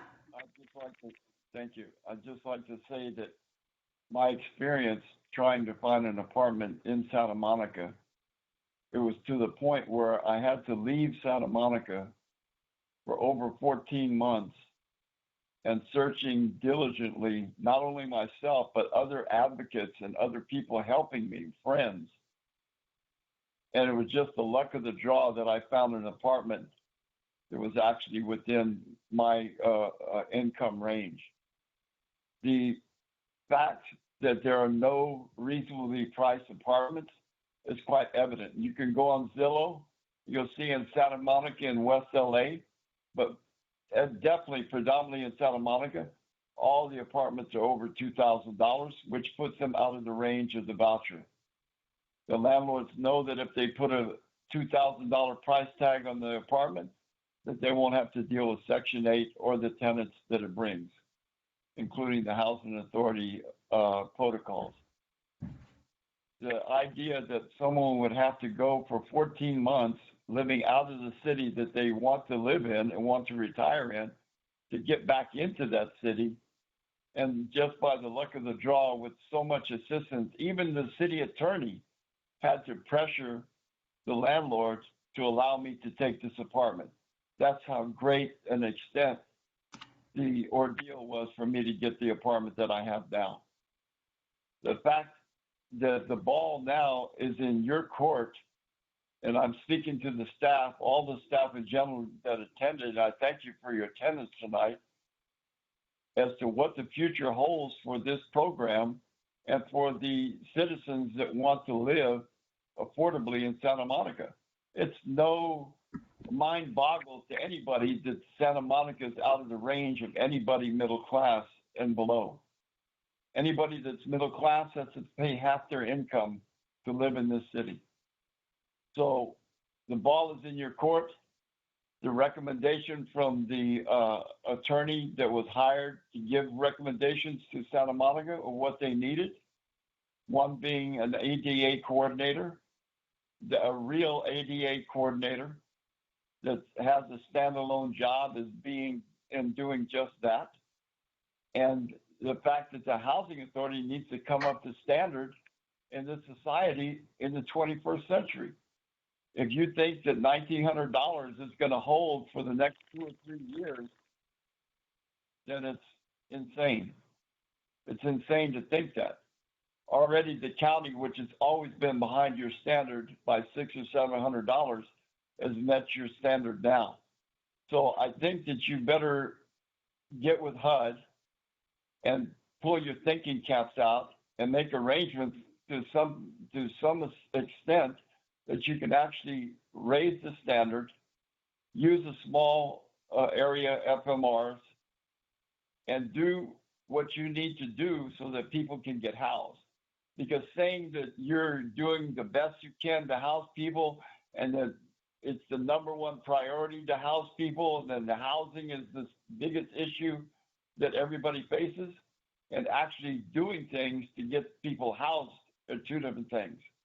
So I hope that you will leave this meeting tonight and go home and go back to your offices and start doing your job to help people to get housed. Because as it stands like right now, I know of other people that could not get housed and actually lost apartments because of the delay of the Housing Authority and other issues concerning the voucher, including the amount of the voucher being raised. So go back, do your job, and let's see what happens. I thank the Housing Commission, especially the new commissioners, for enduring this long meeting. And hopefully they learned a lot about this particular issue and are willing to give a lot of work in the future to convince the council that there are ways to house people in this society. Thank you, and good night. Thank you, Mr. Morris. Thank you, Mr. Did you have any information that you wanted to request, or did you just want to follow up with the panelists with a summary? I just like to make some final comments that I appreciate all of the panelists being here and, fully participating in the discussion. While we didn't hear as much from some of you as we did others, I still appreciate the information that was provided. I would like to now ask, not direct, sorry, Mr. Agel, I'm new at this, okay? I'd like to now ask staff to come back to a future meeting and to do the following. Provide the information that was initially requested you provide for this meeting, which is listed in an attachment to today's agenda, and to address all additional items and information we requested during this meeting to be revised at an upcoming meeting, a list of which we will follow up with and provide to staff. I'm recommending that housing programs become a permanent item. I'm following Chair Gray's recommendation that housing programs become a permanent item on the annual work plan. Thank you very much, Chair Hilton, for initially putting that on the work plan. And housing programs and the funding sources are, because the funding sources are always changing and evolving, therefore it would be important to meet with housing program staff several times a year to follow up on these changes and to allow the public opportunity to speak with the housing program staff about the topics most important to them. And really, that is really your primary job, Mr.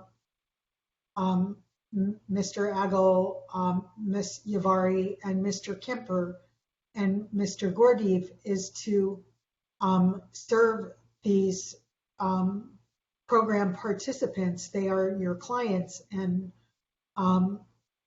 it's important that they know that you are listening and that you care about the issues that they're bringing to you. So again, I thank you so much for being patient and sitting through this very long meeting, and I look forward to coming back at a future meeting with the same panel and City Manager David White and someone from the City Attorney's Office.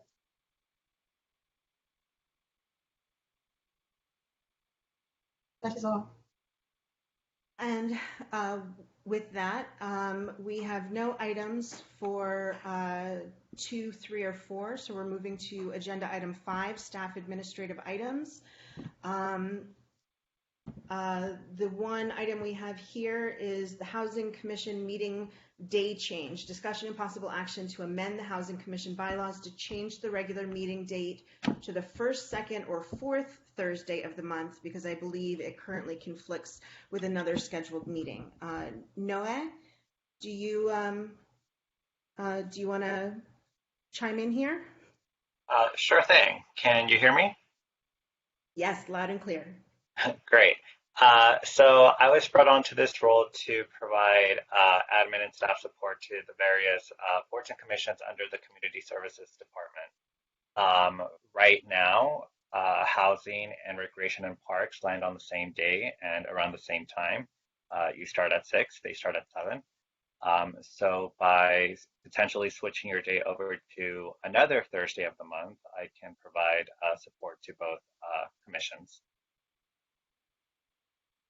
That sounds reasonable. And is this also being asked of the, is it Parks and Recreation, or Yeah, Recreations and Parks has already been asked. They were asked before July, before appointments were made, and they did not pass the motion because they feared that changing the day while people have already submitted applications would deter them from joining.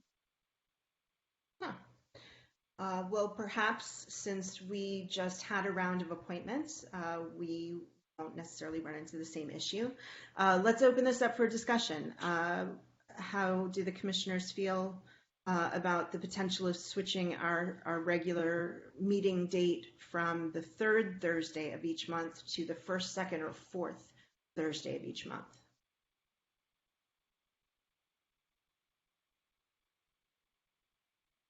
Commissioner Gomez? Yeah, for myself, it really doesn't make a difference. So if we wanted to make the change, I'm fine with that.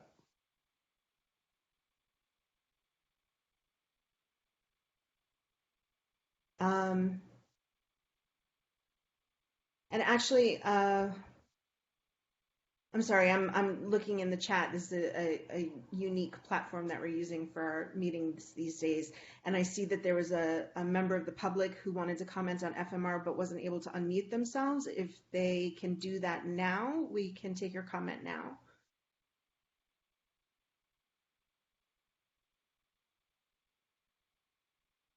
Going once. Going twice. Yes, anonymous. Hi. I just wanted to say thank you so much for bringing up all these issues because it is long-standing issues within the community for the housing authority that continue to go unaddressed and negatively affect the affordable housing tenants. I'm sure hopefully will result in benefits for us all. Thank you again so much for looking at it, and welcome to the new commissioners. Thank you.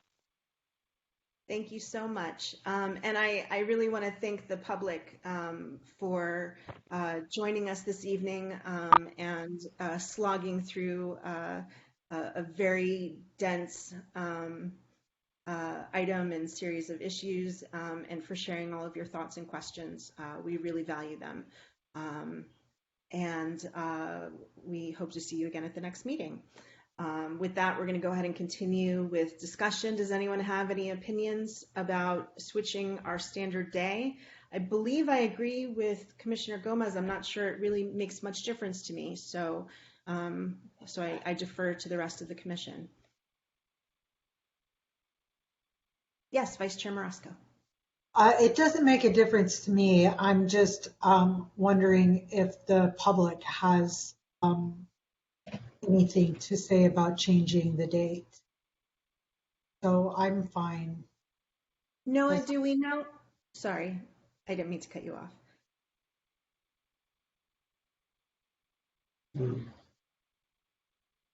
Commissioner Borison? Yeah, if I had a choice, I'd say the first or the second weekend of the month. I mean, sorry, Thursday of the month. Okay. It's not a biggie. Okay. First preference stated, so far that's the one to beat. Does anyone, well, Noah, do you know if there are any other meetings, not that necessarily are a conflict for you personally as staff, but do you know of anything else that's scheduled on the first, second, or fourth Thursday that we would end up competing with? No, those days were chosen specifically because there are no other boards or commissions meetings happening on those days. Excellent. At least under the Community Services Department. Okay. I'd like to open it up to the public. If anybody knows of either a neighborhood association meeting or boards and commission meetings outside of community services rubric that might conflict with something on the first, second, or fourth, please speak now so we can take that into account. Yeah, this is Olga Zaraska. So I'm not sure really if there is any conflicting meeting on those dates, but I know that the current schedule for the Housing Commission is conflicts with the Audit Subcommittee meeting. Granted, they only meet 3 or 4 times per year, but still, so might be a good idea to actually move this meeting. You know, the city website used to have a calendar where you could see all the permanent, the schedule, you know, of the permanent events like boards and commission meetings, and it disappeared. And actually, I think I need to ask the city why, because it was a very useful tool for things like that. But yeah, I don't have anything else to add. Thank you. Okay, thank you very much. Commissioner Hilton, do you have a preference or any thoughts on changing our fixed meeting from the third Thursday of the month to the first, second, or fourth? I would suggest the second Thursday of the month because the first and fourth Thursdays are near the first when our housing constituents are planning rent, utility, and other important obligations. That's a great observation. Thank you. Let's see, has everyone weighed in? Oh, I'm sorry, Mr. Agel. Yeah, you know what, your question about are there conflicts beyond just the community services, and I just checked the rent control board, and it looks like they meet on the second Thursday. Sorry to throw in a wrench. It sounds like everyone's No, that's consolidated. okay. It's better Then than again, looking at you Peter. know Santa Monica, there's so many boards and commissions, finding a night that nobody else meets may be impossible. But to be fair, I think that we are probably pulling from a similar pool of the public that I would hate to conflict with the rent control board. So that nixes the motion I was about to make, but thank you very much for telling us. So it looks like we're looking at the 1st or the 4th, unless someone feels strongly that it would be worthwhile to compete with rent control. What's that? Could I make a public comment, please? Please, yes. Before you vote. Please. Yes. I think it should be offset from the city council meeting as well, because a lot of people work on agenda items for the council and the housing commission together, and it seems to be jamming too much together in 1 week. And the council meets Every other week. right. Are they on the 2nd and 4th or 1st and 3rd? I think there's 2nd or 4th, but I couldn't say. I'm No, sure I Andy actually- Engel or one of those. Yeah, so they meet the 2nd and 4th Tuesdays. Okay. Right. So it I sounds think like that's an important consideration. no. That's a fair point. Thank you for bringing that up. Thank you. Commissioners, what do you think about balancing it so we're not competing with the city council meeting the same week? Vice Chair I Marasco? agree. I agree. Okay, so by process of elimination, it sounds like that leaves us with the 1st Thursday of each month. So I move that we I move that we amend our bylaws, I believe it is, to reflect the fact that we're going to change our standing meeting day from the 3rd Thursday of every month to the 1st Thursday of every month. Is there a second? I'll second. Vice Chair Marasco. Okay, let's take it to a vote. Commissioner Borison. Yes. Commissioner Everts stuck with us valiantly on the East Coast, but she's left. Commissioner Gomez. Yes. Commissioner Hamilton. Still, Commissioner Hamilton appears not to be with us. Commissioner Hilton. Yes. Vice Chair Marasco. Yes. And the chair votes yes. And so with 5 votes for and 5 votes of 5, the motion passes. So Noah, we will move our meetings to the 1st Thursday of every month. So Thank you. please And pass then the word. I'll work on the bylaws and the city clerk's office. Thank you. Thank you so much. Thank you. Okay, so that brings us to the end of what's on the agenda. I realized after the agenda had been submitted, and I've made arrangements so this oversight doesn't happen again. But we neglected to appoint an annual Housing Commission Work Plan Subcommittee to come up with a proposed annual work plan to bring back in August. And because I don't want to lose the time that waiting an additional month would take, I would like to move that we hold a special meeting when you would like to hold it is flexible. I was thinking sometime in the next week or so. With the only agenda item being creating a subcommittee to work on the annual work plan, with the intention of that subcommittee coming back with recommendations for us at the regular meeting in August. Would anyone like to discuss this?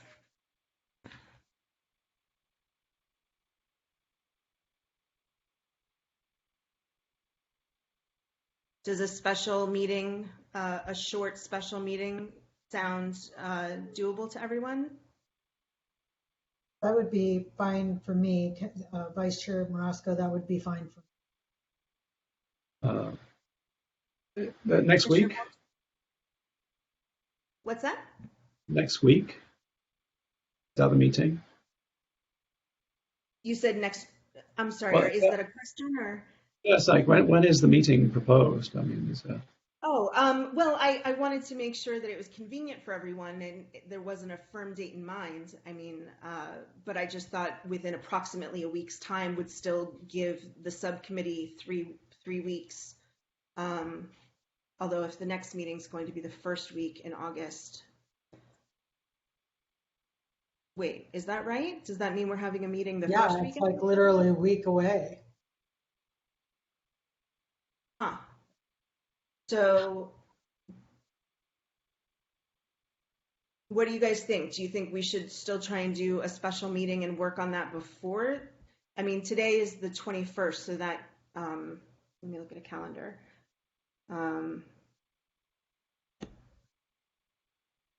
So the first Thursday in August would be the 4th. So it would actually be 2 weeks from today is our next monthly meeting. So would you guys like to table this for the next regular meeting, or do you think that we should try and convene briefly in the interim in order to make this happen? I guess 2 weeks is a very short amount of time for us for whoever the subcommittee is comprised of to come up with suggestions. So perhaps this can wait until the next regular meeting since we've changed the date. What do you guys think? I'm fading, so perhaps we can continue this another day. Okay. So if there are no objections, I'm just going to go ahead and add this as an item to the next regular agenda. All right. Are there any other questions or comments? I really appreciate all you guys sticking around for our marathon, now 5-hour and 15-minute meeting.